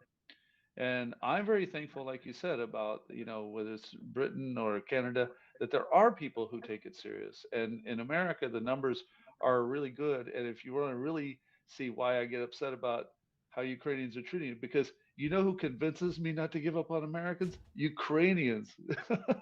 I'll say, yeah, дуже знаю, через американців. Oh, no. There's so many Americans that are like supporting. So they're talking me back into supporting my own country's population, and they're correct. They're actually correct that the numbers are substantial there. So, but I'm going to say good night. And Rick, brother, thank you for having me on your wonderful program. Aziza, thank you for sharing, and we'll be in touch. And Rahman, brother, always glad to see that you're doing the good work, and get back here when you have time, and we'll give you a big hug at the rally, and you'll see you remember me. You'll remember me, bro. We see each other. Chris, thank you very much for joining. And Thank you, bro. we gotta have you back here again. Okay, and from a lot of Rick, let me say in front of your audience, a lot of friends that you cover in your live streams that I bring over to you, and you'll ask me like, "Do you have anyone to talk to?" Sure, Olena or someone. Mhm. They tell me privately later that they really appreciate you, and some of them who have their defenders home now, when I say I have this clip of, oh yeah, I remember him. What's his name again? Yarek, tell him I said thank you so much for being there for me. So there's a lot of the people that kind of pass through your stream that maybe even don't come back after one or Mhm. two times you see them, but they've told me personally to say thank you on their behalf, and that you're doing a good thing. And I know this, and this is why I don't run an additional live stream on Sundays, because I almost did, and I went, it's already covered. It's on Rick the Ukrainian's channel, so there won't be a rival, like two streams going on. It's the one area competition. Now BBC and CNN, you can show up with cameras, and we think that that's great. But as far as me streaming, there's no point. Everyone should be watching yours. You do a great job, and I'm thankful for you. And I'll see you next Sunday. Thank you for these words, for these compliments, and Дякую вам, bro. thank you, Chris, for the work that you do and for the attention that you bring to the people who deserve it. Because I see a lot of journalists here in Ukraine, and well, sometimes in quotations, sometimes it's indeed the professional journalists, It's true. but they just go for the hype. They go for some self-promotion, which hype brings, and they choose people who will bring that hype to them. They don't choose the people that are important, that whose stories are important to be told. And you're one of those who's chosen the people who are important. I believe strongly that people are more important to talk to than the officials. I know some of the officials here. I've been surprised that I get to stand in front of your president or your former president or your former prime minister or your mayor. I have a selfie photo with, I say the caption for the photo is always let the giant take the picture. But these people are officials. Mhm. And when you meet the people who go through life here, that's the better story. That's the story people need to see. And this is why when your rallies are going on, every time we're there, if you say, "Hey, can you find someone?" Yeah, I'll be right back. You notice I never. It's a second. It takes me to just go through the crowd and say, "Here's someone I know you didn't talk to already." So, Vitaimo, bro, thank you for what you're doing, and I'll see you. And to all the rollers, stick with us. Slava Ukraini, Героям слава. І пиздець Російської Федерації. Героям слава. Yeah, Raslav. Thank you. Live long and prosper, Chris. Good До night. побачення. До побачення. До побачення. Okay, guys, we got one more donation. Rick freezing. Rick Right? freezing? No, Rick is not freezing. Check. That was a Aziza strange. freezing. Wait. Aziza freezing. No, I'm freezing. I think Roman is. In my imagination, yes, like in my camera. So that's. I don't have good internet. I'm in Great Britain. It's not Kiev, unfortunately. So Oh, okay. Wi-Fi not so good. You finally started freezing too for us, so we see what you're talking about. Okay, so Gabriel donated $100 and said, "Cite my Discordia, please. Tickets, please." So what does he mean by cite? As I understand it, it's quote. In Ukrainian, we say цитувати. So cite is probably the quote. So, Gabriel, I just need a confirmation that you want me to quote, to read out loud what you write me in the direct messages on Discord. Quick confirmation so I don't spill anything. But I think I got you correctly. Just need you to confirm. It's break, Tunes says. Nice one. So Rick freezing, Aziza freezing. It's break. Yeah, indeed. Nice pun. Roman is a gentleman. He's always well dressed, Leah B says. Nice observation. Are you in contact with Maria, the artist from this morning, Rick? Ha! More than that, Cheryl. Look at this.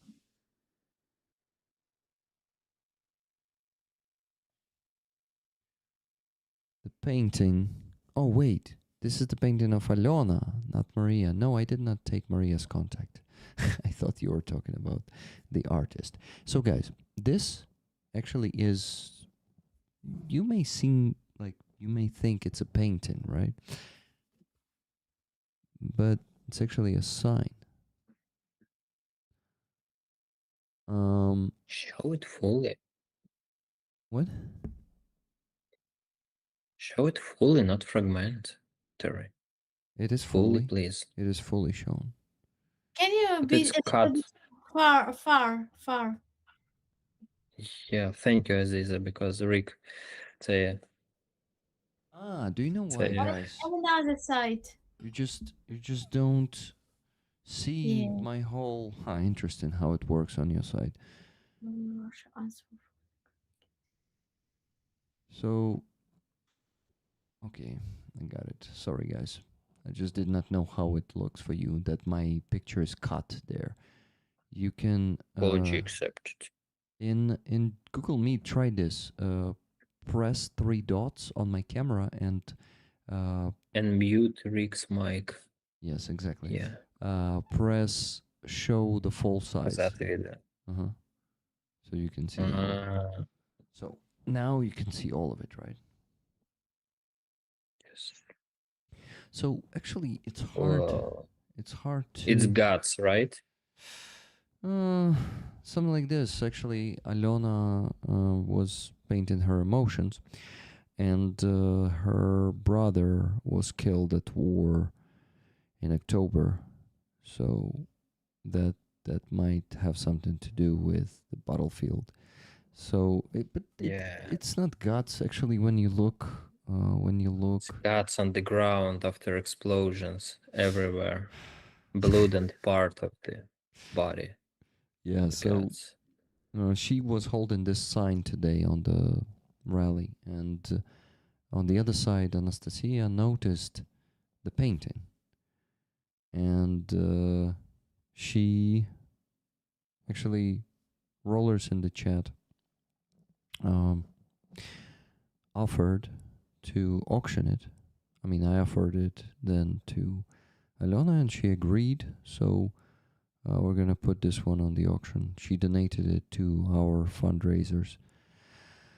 A unique painting / sign. And Roman, actually, I think this might be worms, not necessarily the gods, the worms.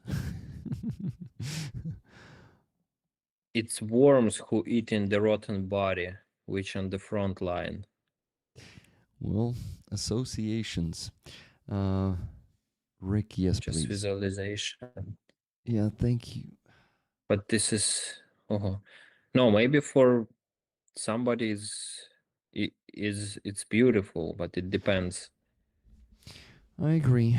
Haven't put it on the auction platform yet, but will do, guys. And I saw people in the chat wanted this one.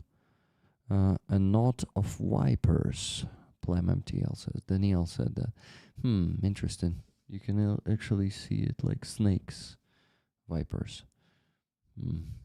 I'm hiding it now from from you, Roman. It seems it doesn't impress you in a positive way, according to the look on your face. Rotten body with guts and snakes and worms, and mixed with sand and ground and blood. Yeah, familiar picture. Familiar picture. Beautiful art. It has tragic depth. Exactly. So, Aziza, what do you think about this one?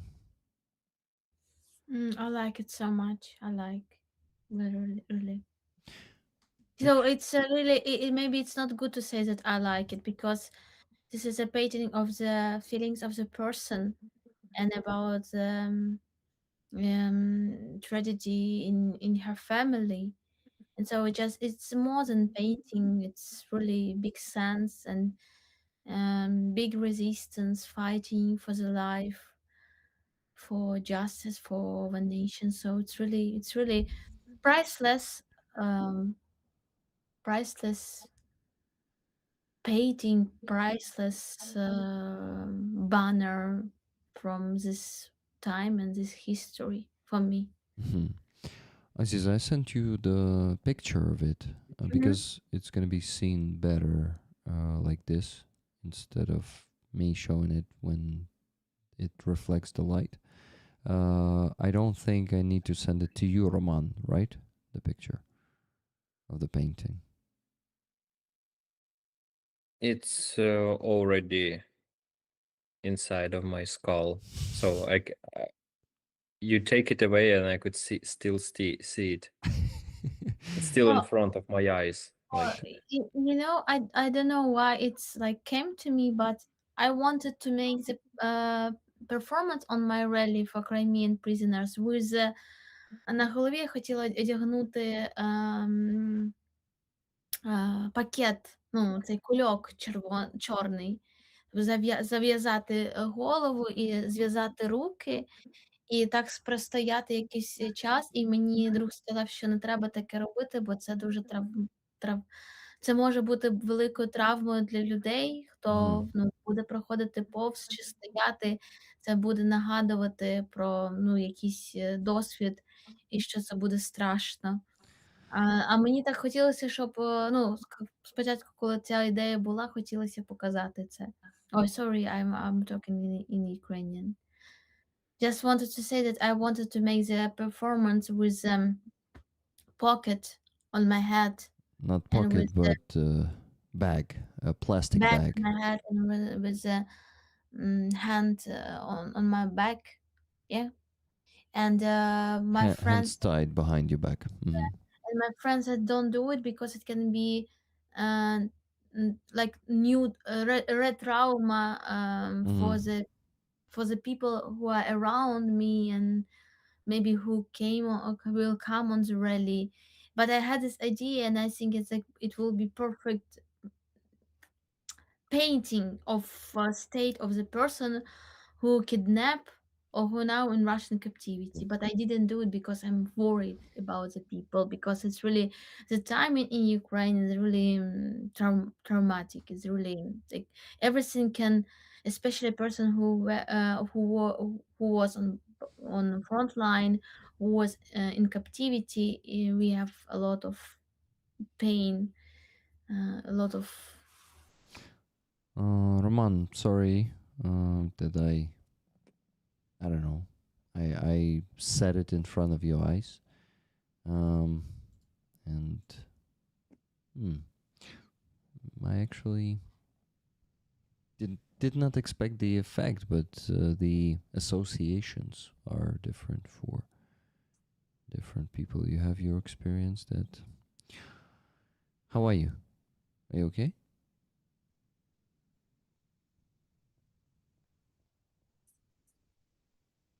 Can you can you say if you want to say what you feel right now? I'm fine. Okay, good.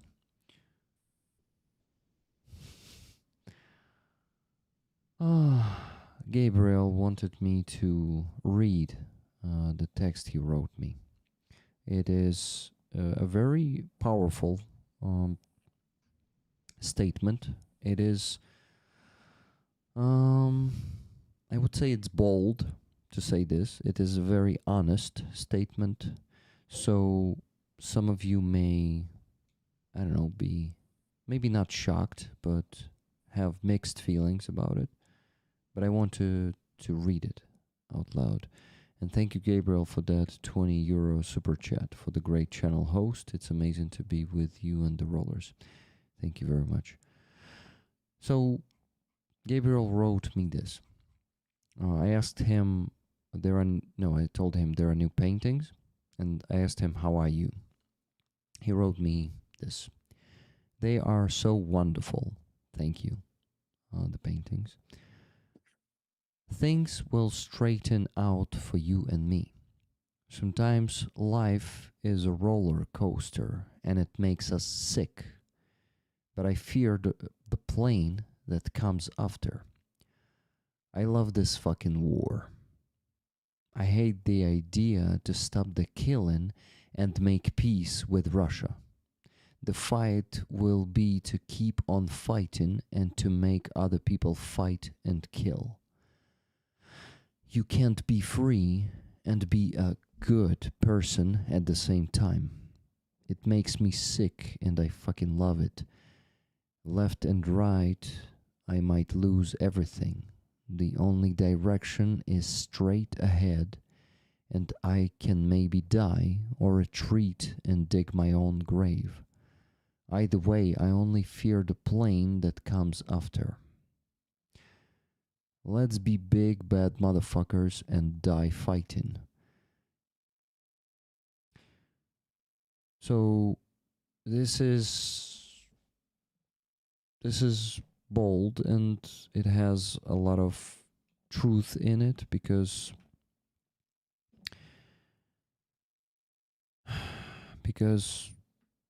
unfortunately fighting for freedom takes killing, and the real fight is violence and making peace with Russia is not a good idea. Being good people is not a good idea because good people give up. Good people are not resisting, are not causing violence, right? So thank you, Gabriel, for this this bold statement. And what do you guys think about this? War really breaks people, I can see. Spice Weasel. I think Roman is reading the chat, he could see that. But it feels a bit... I don't know. I cannot say it to Roman. I mean, I cannot pronounce that sentence until the end in front of Roman, but Roman still reads it, so I can do that. But it feels like it is not okay to say that to Roman directly. I don't know. Roman, you're here? Or are you frozen?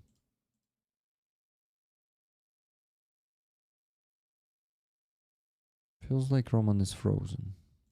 No, he's moving, okay. What? Do you read the chat right now? No. Okay. Did we cause you some memories? Yes. It sucks. What can I say? Sorry for that.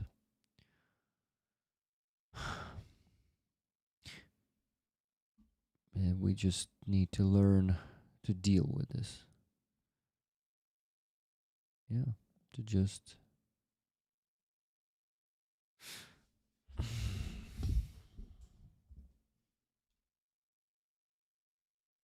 just not get awkward.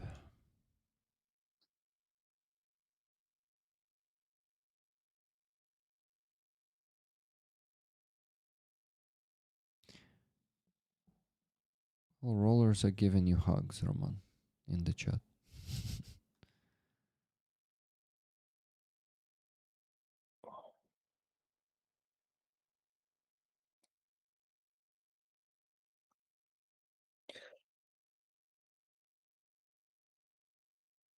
So, Rick, what's up? Why are you so silent? I was waiting for you to come back to us. That's all. Just So, no need, no need. wanted to Just- be with you in this moment for a bit, you know.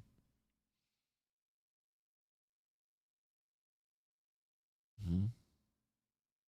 So let's carry on, shall we? Yeah, let's do it. Okay, Gabriel, 10 tickets for you, right? We can do the raffle.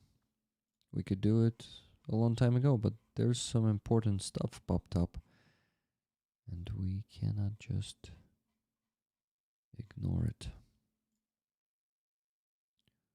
It's actually good.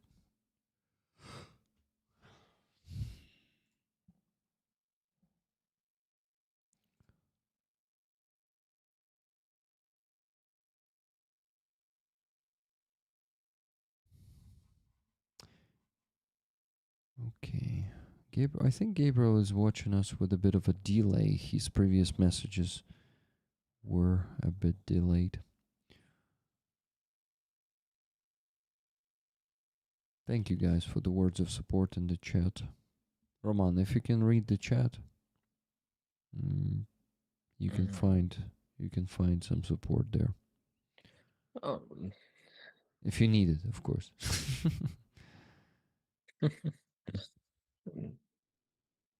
Because I understand. Yeah, I'm fine. Just Very what?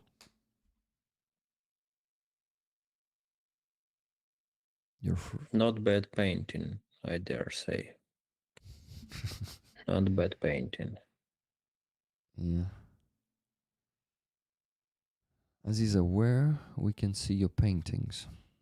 Irma asks, the paintings of Aziza that are currently on the auction and some of them that have been auctioned already are on the platform. By the way, no one placed the bids for the new paintings for now, but we still have 7 days for one of them and 14 days for another. We'll get those. Here, Irma, I sent the link to the chat, and Tuna also initiated the message from Nightbot, so Nightbot also sent it. Go there and check them out. You can also see that on the screen right now.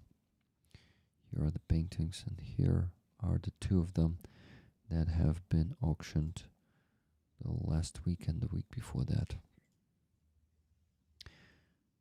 Okay, let's do the raffle, guys. We had, Gabriel, I'm giving you the tickets. 10 of them.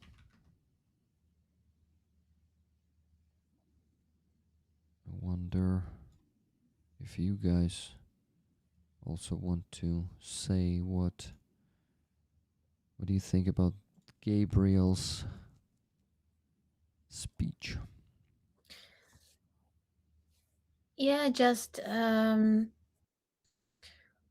I what you said after the Gabriel speech about this like his speech was about a lot, I think, a lot of messages, like about the feeling that we have, and it's always mixed feelings about our reality. And what you said about it, you have to be not good person, which is exactly was like remind me last news that I saw. Like I didn't watch this, but like one good Russian. We are still have some people who believe in good Russian, and the main point, the main sense from good Russian is that they want to be peaceful.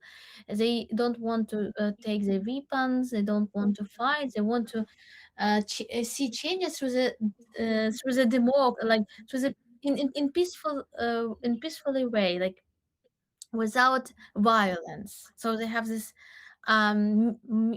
myth, как буде миф английскую, legend Myth. that we can do it, or we are so white, we are so like we are so noble that we can't like kill somebody. And it was interview with such good Russian that always interview in other people, with a Russian that now he's in Khartia, so he's a soldier.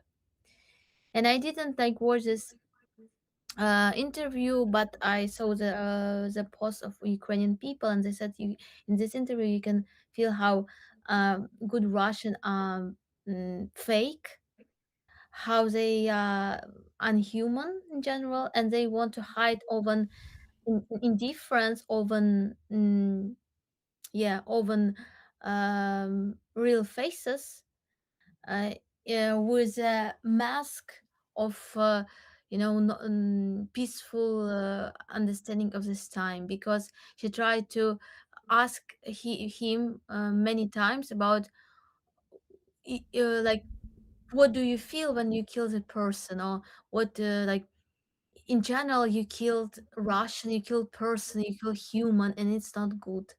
And it's not like you have to like don't fight, don't kill, don't like like try to stop person with a good heart, like Try to stop the maniac, the mass killer. Yeah. yeah. And he said how of course you can just make documentary how this enemy kill you, and that's all, because no, on this enemy will kill you, because this is absolutely evil comes to us to kill us. And that's all, like it's you live in your pink world or fake world, but real a lot of pacifist, a lot of people who are deep in this understanding of love in this world. They are soldiers, and they bring to us peace, they bring changes, but not this person who tries to hide own face. So yeah, I think it's a problem that a lot of people still don't understand this, and they just want to see the world did you see this meme of Michael Jackson, when on his performance he just like dance and he stops the tank with a dance, and it began to be perform it began to be meme in Ukraine, like A somebody like meme, yeah. meme, like when somebody in Europe or when in the European Union said that we have to bring peace, and like that Ukraine and Russia will not make this conflict anymore because like it's bad, and we use this meme like somebody try to stop the aggressor with a dance or with I don't know song.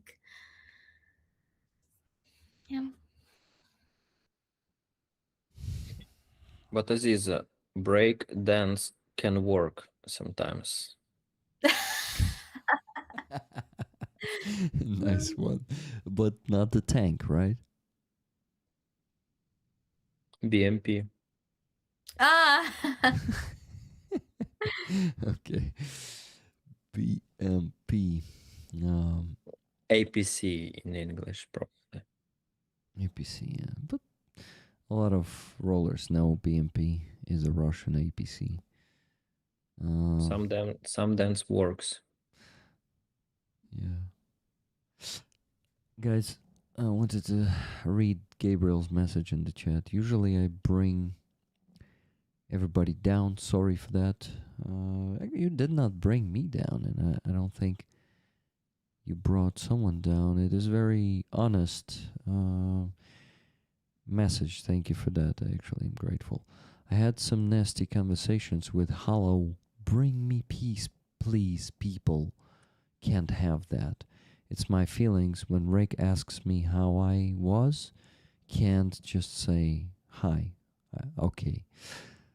Yeah, understandable, and thank you for being honest. And this is some stuff that actually makes me think, how I feel about this, how I sometimes do this thing when I call for, like, also for violent resistance.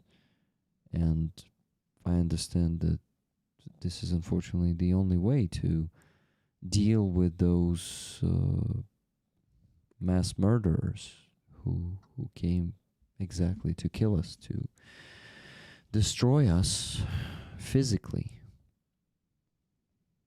because that's how they operated for centuries, and they managed to destroy us physically and conquer completely. Well, not completely.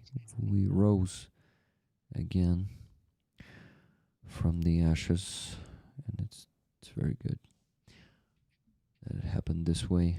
We wouldn't be sitting here talking honestly right now and openly. Roman, breakdancing if we hit the goal within 4 hours next week, since you won't sing for us, Leah B says. Remember, Leah B was asking you to sing before, or manipulating you to sing. I don't know how to say it properly. But yeah, no breakdance, you told me. Not after the brain damage you got, right? The injuries, I mean. Yeah. But some rollers said that, yeah, breakdancing can unite it. People. It wasn't that, guys. It was play of words.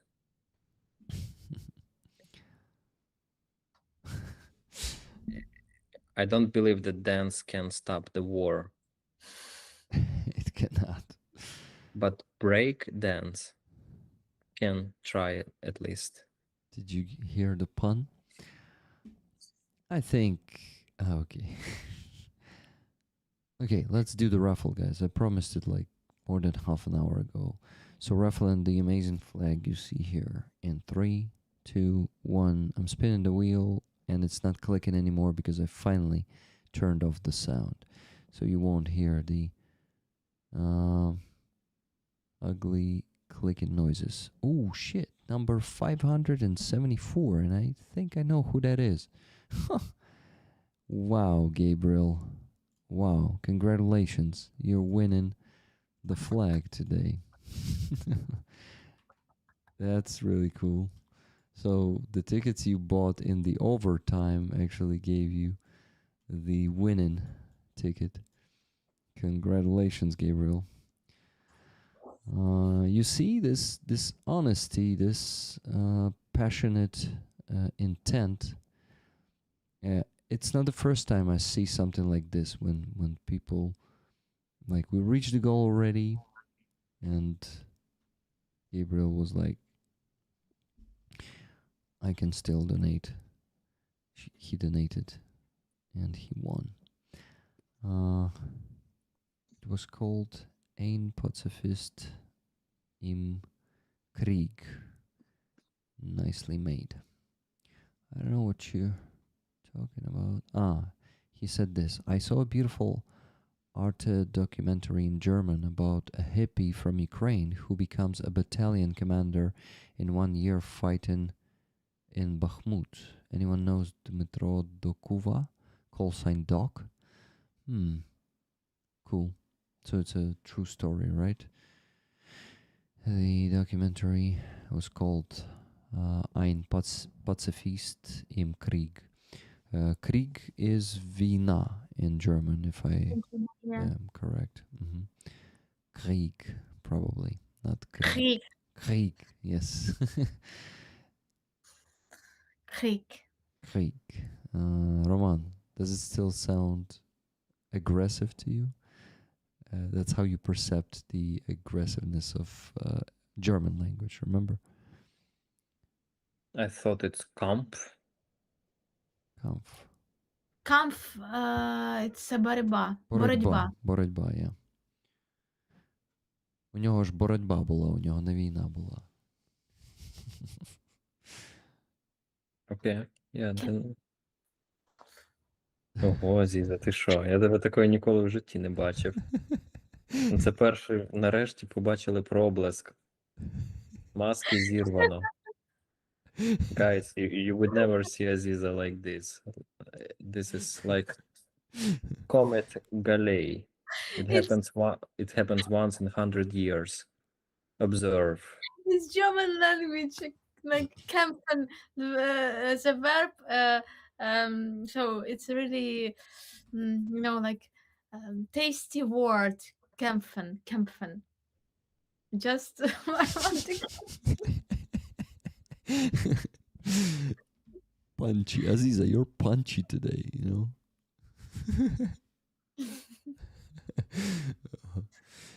Nice. Okay. Guys, would you like to bid before the end of the stream? Place bids for Aziza's paintings. Would be amazing. Because there are still no bids, but I'm not worried. We'll get some bids. Whew. Gabriel said, I will collect it with honor. Awesome, Gabriel. By the way, Gabriel, you're watching with the delay, I guess. Anyway, you're the victor today, the winner. Okay, guys, only left to make those 2 donations and we can go to sleep. By the way, Aziza, before we go, quickly wanted to ask you, I asked you personally already in the call yesterday, but I want to ask you to tell Rollers and Roman how your second rally that you organized went yesterday. Yeah, I sent. You can show if you want the picture I sent in Discord. Pictures from this rally. So it was good. So I was a little bit tired after my trip to Kiev, and then again trip to Kiev and the performance, and I didn't sleep, didn't eat. So I was a little bit tired, but still it was powerful. It was new people. Some people didn't come. Some new people came, and the main ideas, the main message was um, remembering about the Rishat Ametov is a hero of Ukraine that did the lonely picket. So he was with a banner, and Russian kidnap him, and after in few days, we found his body with like he was tortured. He was so it was like пошматований, як це сказати? Butchered or Yeah, he yeah. was butchered from different tiles of the body, and it was really something terrible. And it was in the name of all people who Russian kidnap, and this is they have special status, special name, like I forgot how to say that. 1 second, I will tell this word. Always forgot about this. 1 second. This word. Good night, Tune. And whitefishing. Incommunicado, when Russian took these people without telling their relatives that they are in the prison. Just relatives call, for example, FSB, and they said, no, we didn't take this person. And they just kidnap this person, torture this person, beat them, and do everything, and shadow this, like, hide this from the world, from the justice, from the right, like just, and a lot of people in such status, and their relatives could not find them, and it's really terrible. So yeah, it was powerful. Still, not a lot of people, but the people are amazing, because you have to be real great human to come for supporting Crimean people, because they are Ukrainians, they are not Crimean people, but they are feel it like they don't need to be in Crimea or be Crimean to feel the pain and to feel reality. And it's also a great example how people can be far from history and culture, but can be human and can be in right place in right time and do it because they want to be part of this, because they want to because they understand the importance to do it.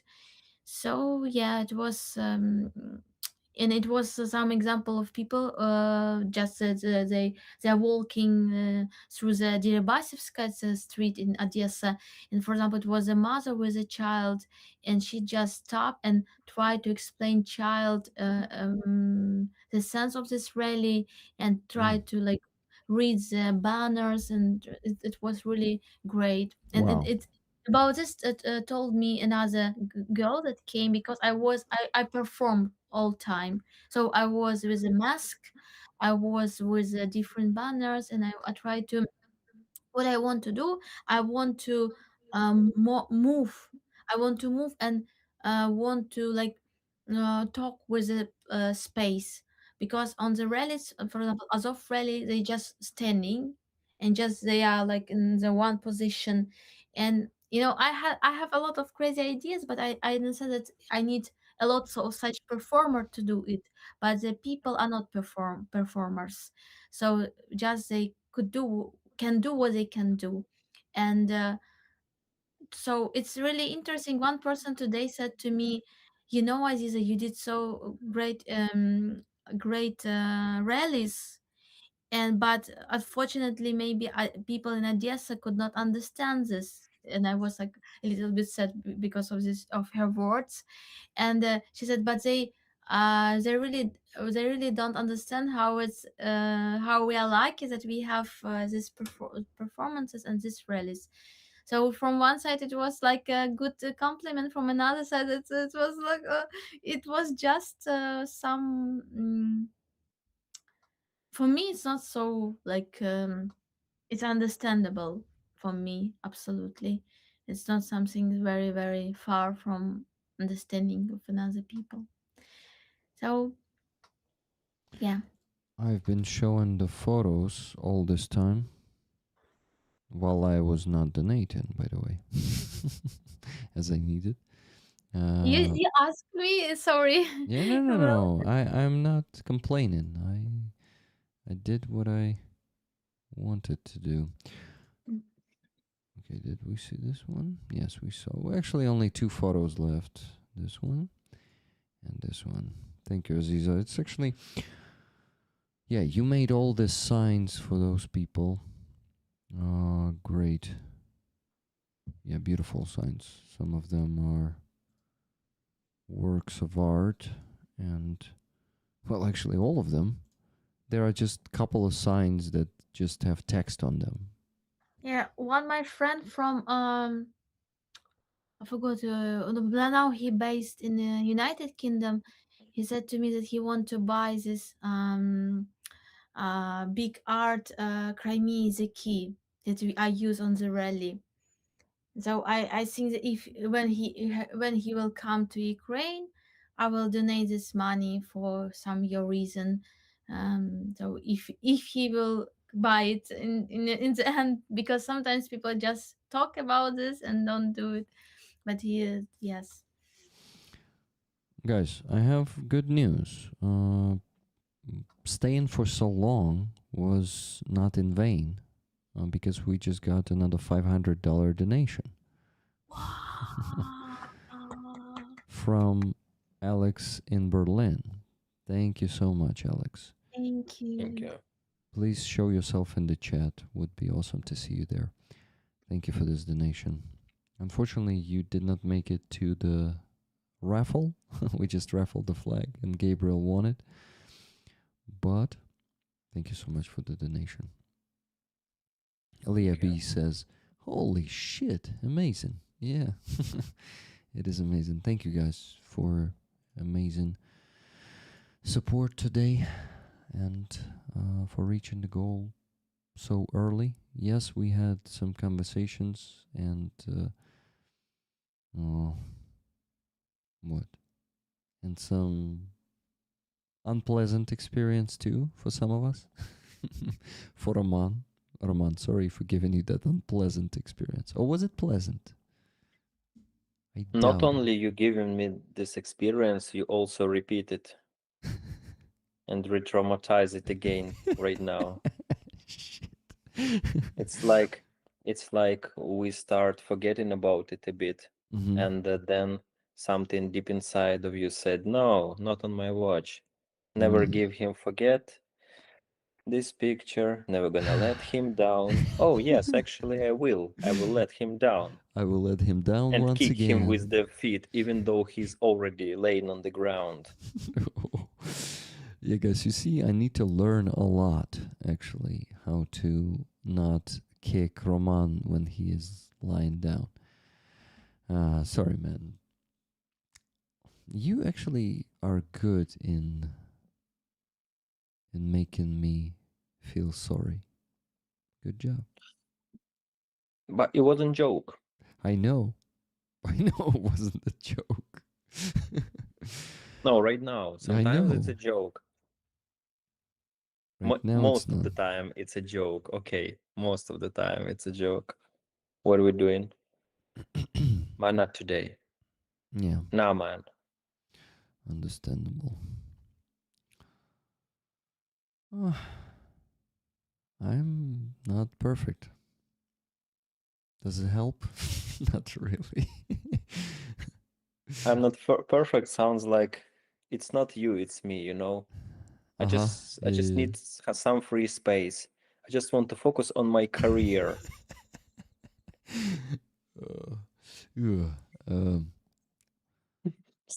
It's such a cliche phrases that's man, you're smarter than that. Than that. What did I say? I'm not perfect. Ah, yeah. You can also say, I'm only human after all. Don't put your blame on me. Don't put your blame on me. By the way, what's his name? The name of this artist? Rick the Ukrainian. Yeah. Aziza, you're muted. Rick, I wanted to say that you have an amazing hoodie. Thank you. I want such hoodie. Russia is a terrorist state. Got it. Noted. No. It was no. Rick It was. rock today. Rick on fire. I wanted to find such hoodie. No, I want to have such hoodie or such words on my concert or something like this. It is, yeah, I'm on fire when, I mean, I am like this, clumsy and not really considerate, to Roman especially, and making this awkward stuff to him when I am tired. So Awkward stuff. no. Awkward stuff is what happened after, not me traumatizing you. Saying Okay. saying that, well, I'm not perfect. This is awkward stuff. Okay. That stuff was more than awkward. hmm Okay. So guys, this is not all. We just got $300 donation from T-Bone. Whoa. Thank you, T-Bone. Thank you so much. Are you still there in the chat? By the way, Alex Thank you. from Berlin said, it's okay. I'm late. It's like someone who is being late, right? Would say Rick is batting 1000. What is that? What? Rick is on a roll tonight. Oh, yeah. Being a really bad host, yeah. Oh, shit. Yes, I'm here. Awesome. I just got back. T Bone says, awesome, T Bone.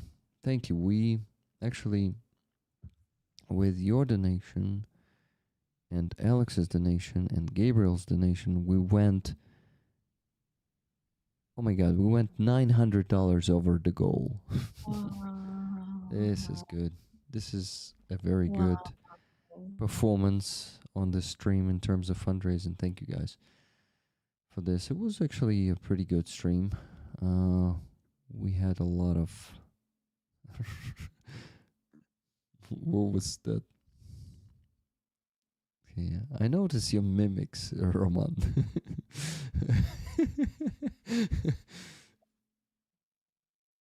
Okay. Come on, say it. Sometimes it's good idea to wrap up the stream just in time, but you risk it, and it was worth it, because we raised more donations for army. From the other side, risk was paid with something. It's a good stream, let's say. It's a good stream. Ah, man. Well, we live, we learn. Okay, We die. we die. We live, we die. Right? Ah no, we live, we lie. Du, du, du, du, du, du, du, du, du. Yes, we live, we love, we lie. It's song. Oh, and then die, of course. Yeah.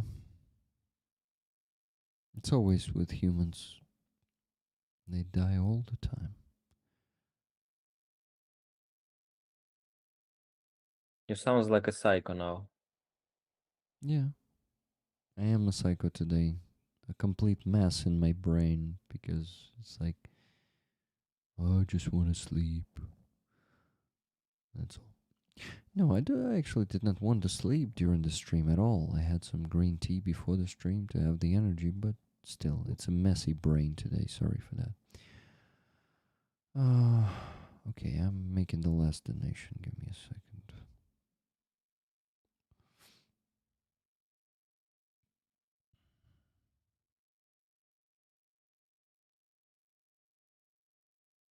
Yes, Gus. Electronic for third assault Romance guys. Mm-hmm. Chat. Who asked that, by the way? Gus. Mm. KAC. Mm-hmm. Peep. Is it joke, Peep? Why you add Peep? What does it mean, Peep, in the end? Who added Peep. that? The name said Gus Peep. Oh. What does this Peep means? It's like Peeps. You remember Kefir's cat? Yes. Little funny cat, Peeps.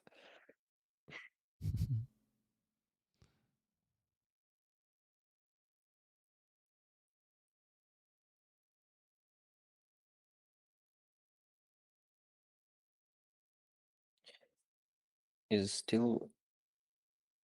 Oh, are you still here? Why it's silence here? Rick, Everyone's you're busy. you, you're busy. You're chatting to somebody in your Discord. No, Got it. I'm chatting to Hostomel Shelter, actually. Or maybe ordering some pizza because you're always hungry. Yeah, great Ukrainian services. There are some pizza places working during the curfew. You can order it easily. You didn't know? No. But that's why you ordering pizza now instead of talking to Rollers, to Aziza, Yeah. to me, God bless. God bless. Wow. Will ya? Or off you go. Off you pop. I need to show the screenshot to rollers. That's the last thing to do. Ooh, guys. Peep is peeping Pippin? or peep squeak, small dog.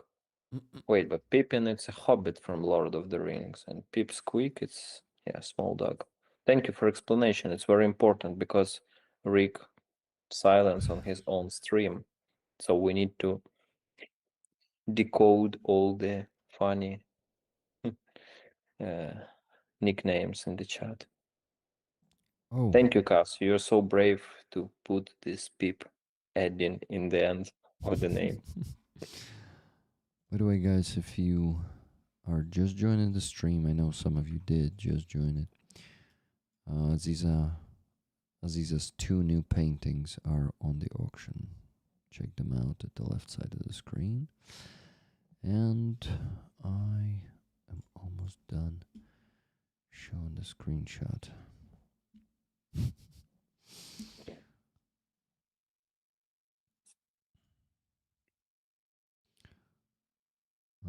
Here it is.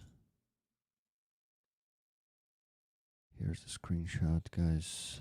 I donated. Oh no.